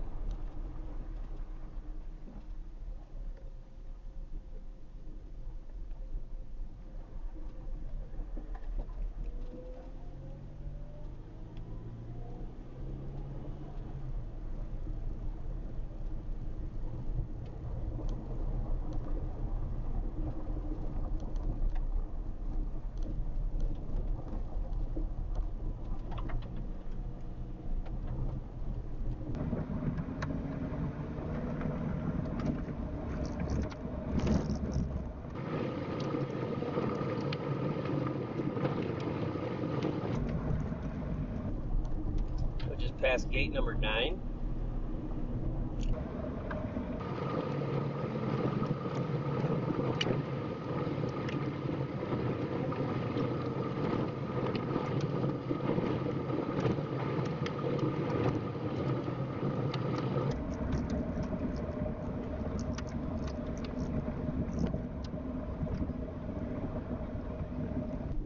All right, gate 7.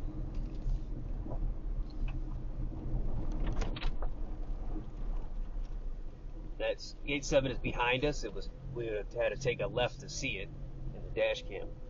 So this is that road we were hiking on earlier. Kind of stretched on for a while. Once we get to the top of this road, we're going to see that trail we came out of earlier. We're going to head the other direction and see that parking area down by the boat launch.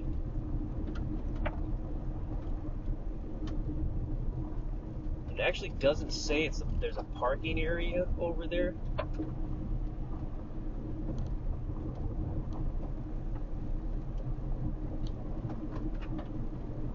There's no parking icon per se. Still, we're going to take a look at it because I'm interested. We got the time.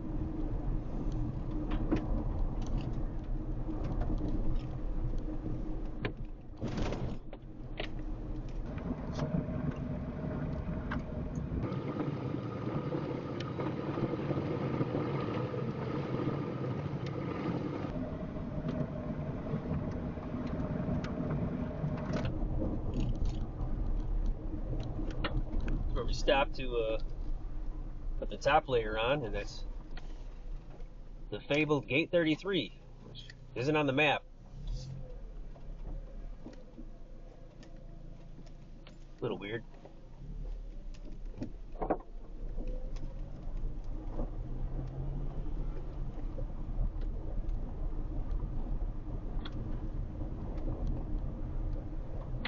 This is that cool area we saw.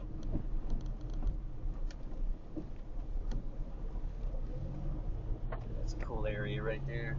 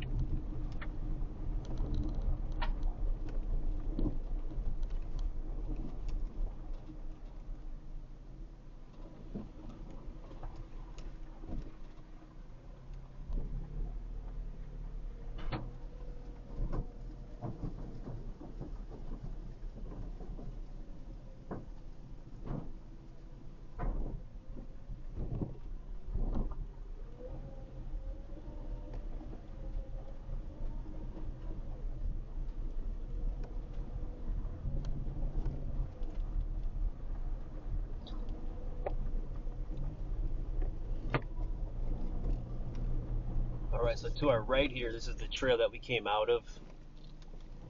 The Settlers Trail. So that's the trail you would take to hike in if you were able to park down here where we're going. We're going to take a look and see now.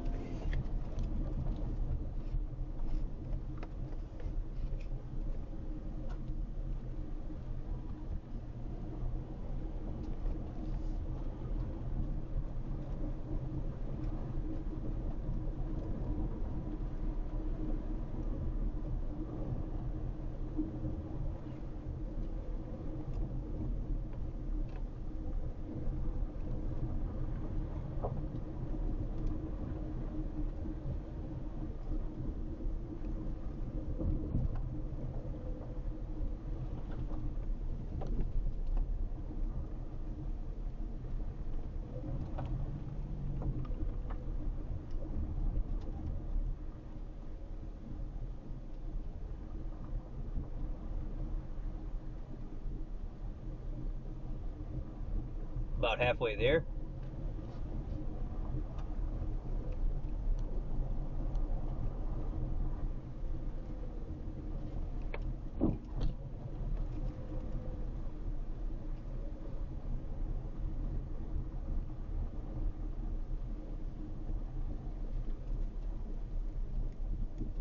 So we got parking right in here.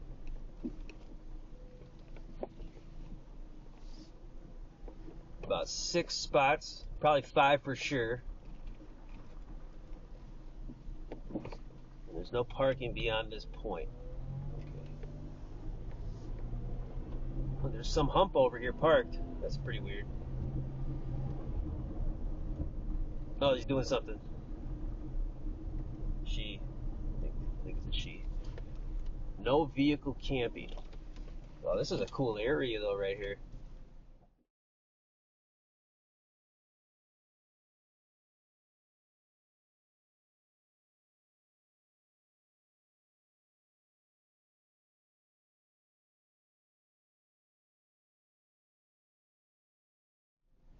There's a backpack campsite at Wild River State Park that kind of looks like this. It kind of has this view right here.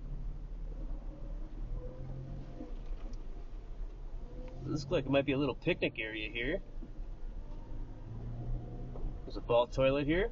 Mouth of Sand Creek.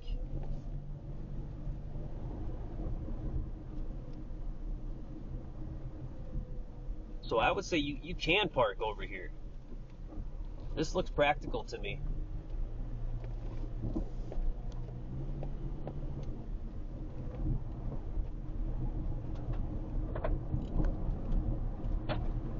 So then if you did park here, you would this would be the hike back through this road and into the logging trail, which we hiked back from earlier.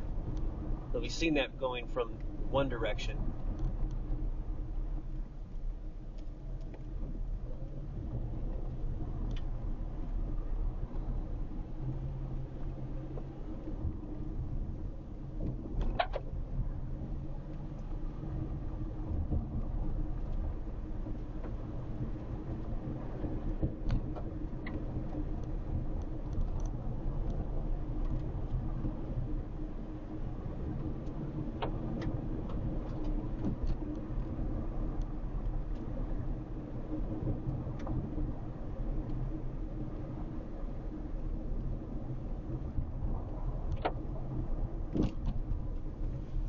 And then right here is where the hiking trail would begin, on the Settlers Trail, down to Bear Creek Camp. You hit that intersection at Bear Creek Trail, and then you take a right. And we hiked all that. We saw that. So there you go. Those are the potential parking options for the Bear Creek Camp backpack/hiking site here at St. Croix State Park in Hinckley, Minnesota, in Pine County.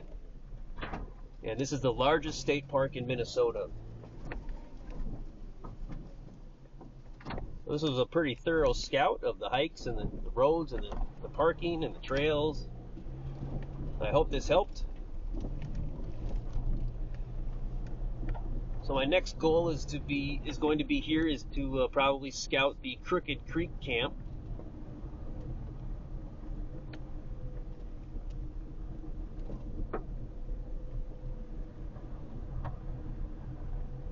Now I do have some time, and this is already a long video. So what I'm thinking is we're gonna take a road over near there, kind of like we just did for this camp. We're gonna take the road and see how close we can get to it with just the roads. And in order to do that, we're going to want to go to a place called St. John's Landing at Gate 14, more the eastern part of the park, just shy of Highway 48.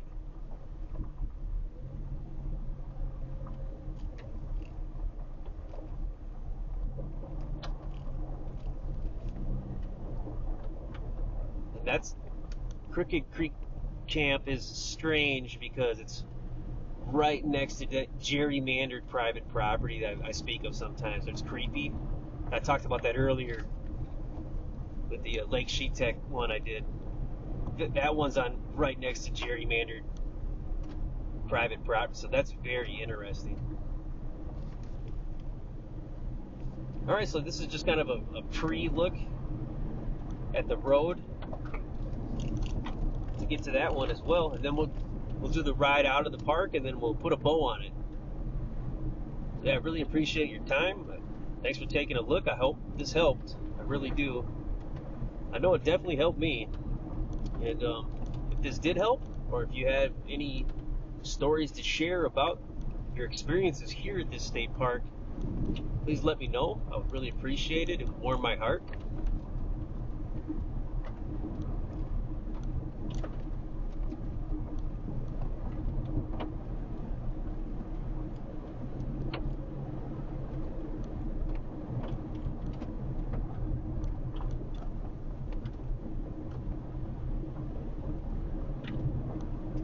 It'll probably be about a 10-minute drive to get to St. John's Landing from here.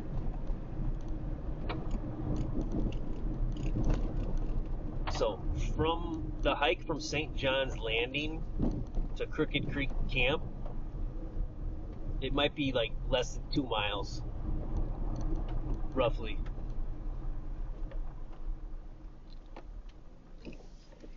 Yep, about 2 miles, I would say, looking at the map here. Probably less. So if you can park at St. John's Landing, great. And I kind of do want to know for myself for next time when I come here, check that out. Life allows me to do that. But I don't really see any other potential parking opportunities in that portion of the park for that backpack site, like the ones that we saw over here for this backpack site.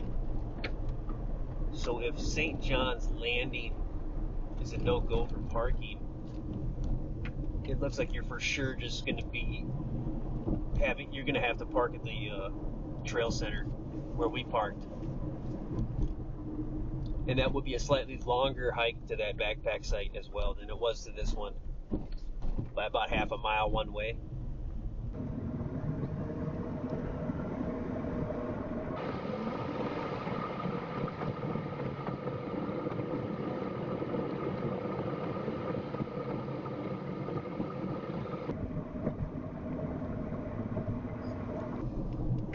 So it looks like we're headed back towards the trail center.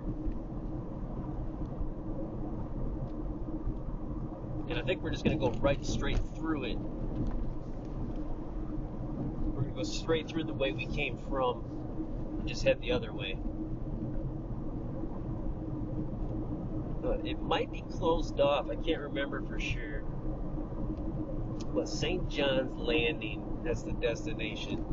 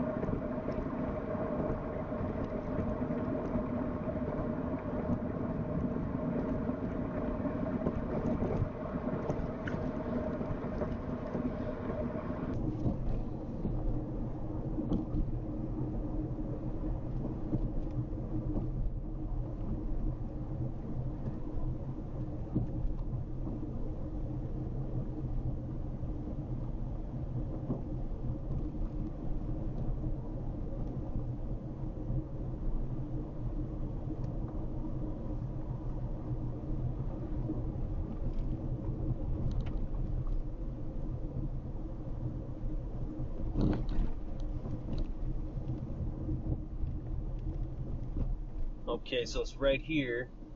We're just going to go straight through.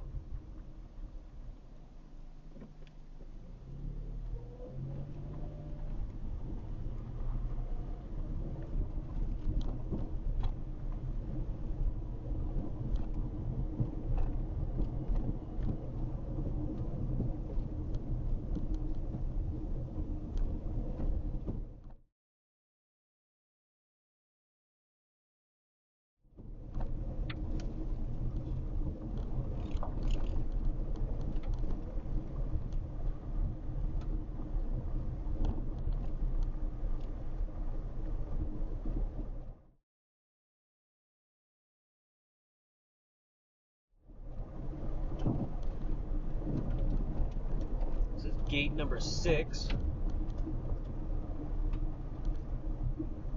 So towards Little Yellow Banks and St. John's Camp. And there's a St. John's Trail here.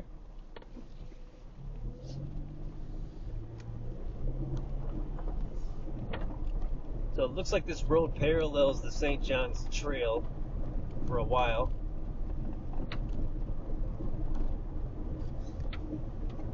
Our next point is gate number 8, which is just under 2 miles away.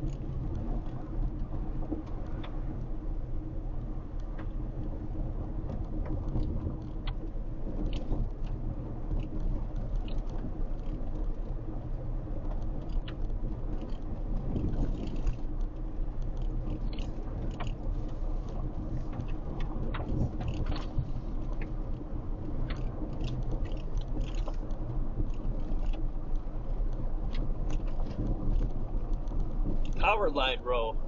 I ain't seen one of those yet. This road is more heavily graded than the other dirt roads.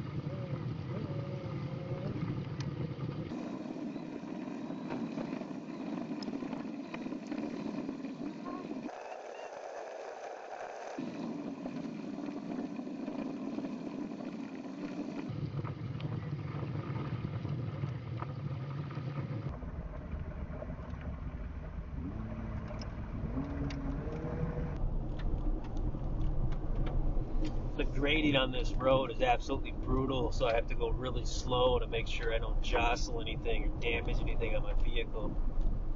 I don't really have a Ford pickup truck or a Pig 150 or anything like that,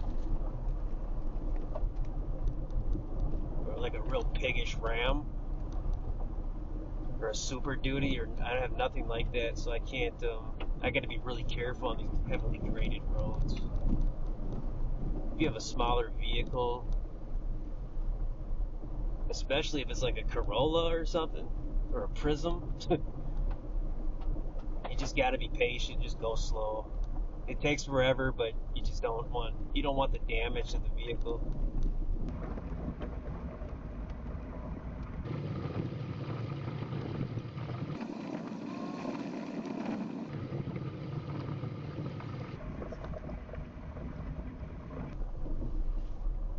That's gate 8 or gate G8.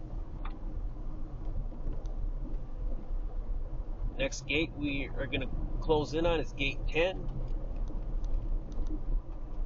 That's like almost 2 miles away, I guess. A similar distance as from the previous gate to that one.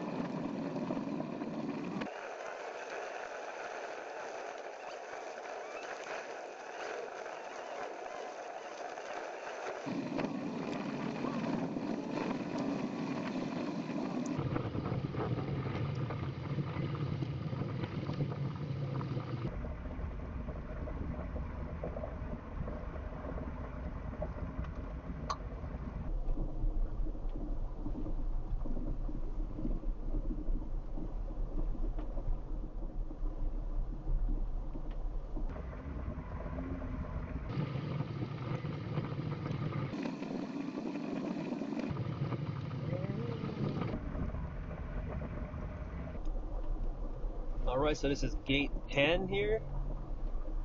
It's just to our left.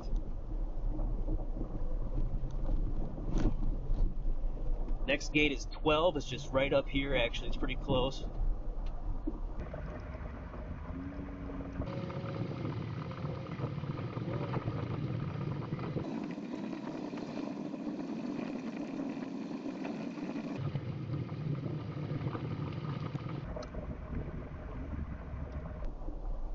Gate 12 is to our left,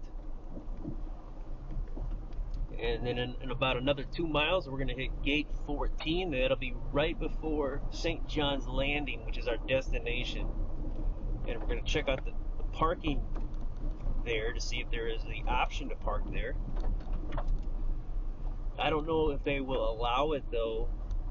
I'm thinking they're going to have a gate there, and that's probably like an area that you have to actually reserve or book to get in there.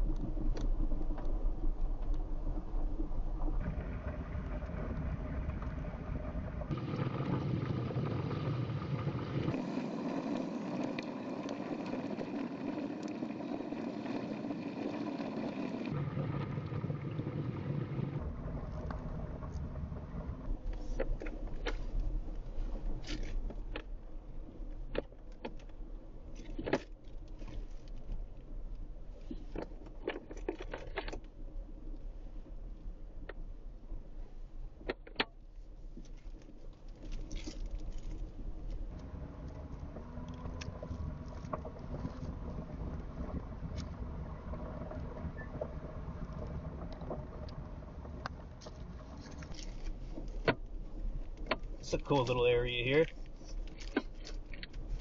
You gotta be careful you don't drive off the road though.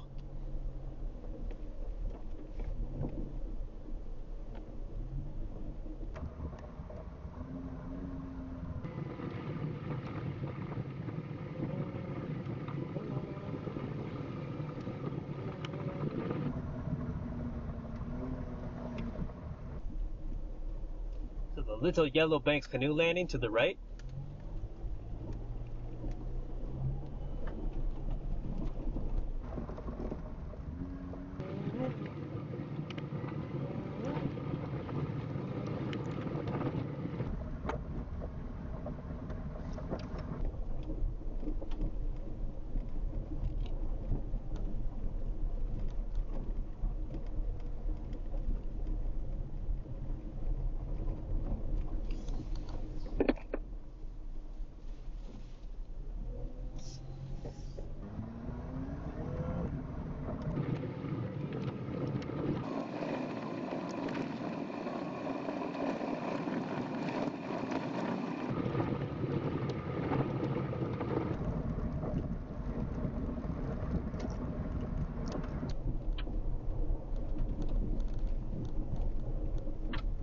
Alright, gate 14. St. John's Landing Group Center. Group Center guests only. So it's a bust. It's a bust. Okay.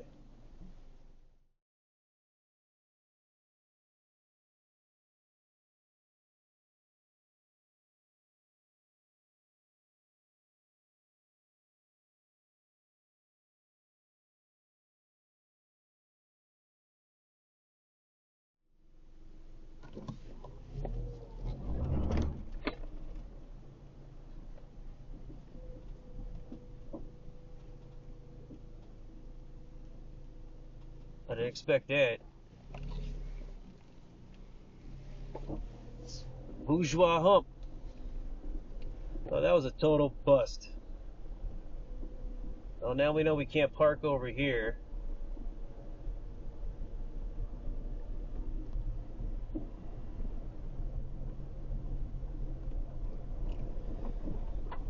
Ugh. Alright, good enough. I'm just going to time lapse it out of here. Thanks for taking a look. Take care.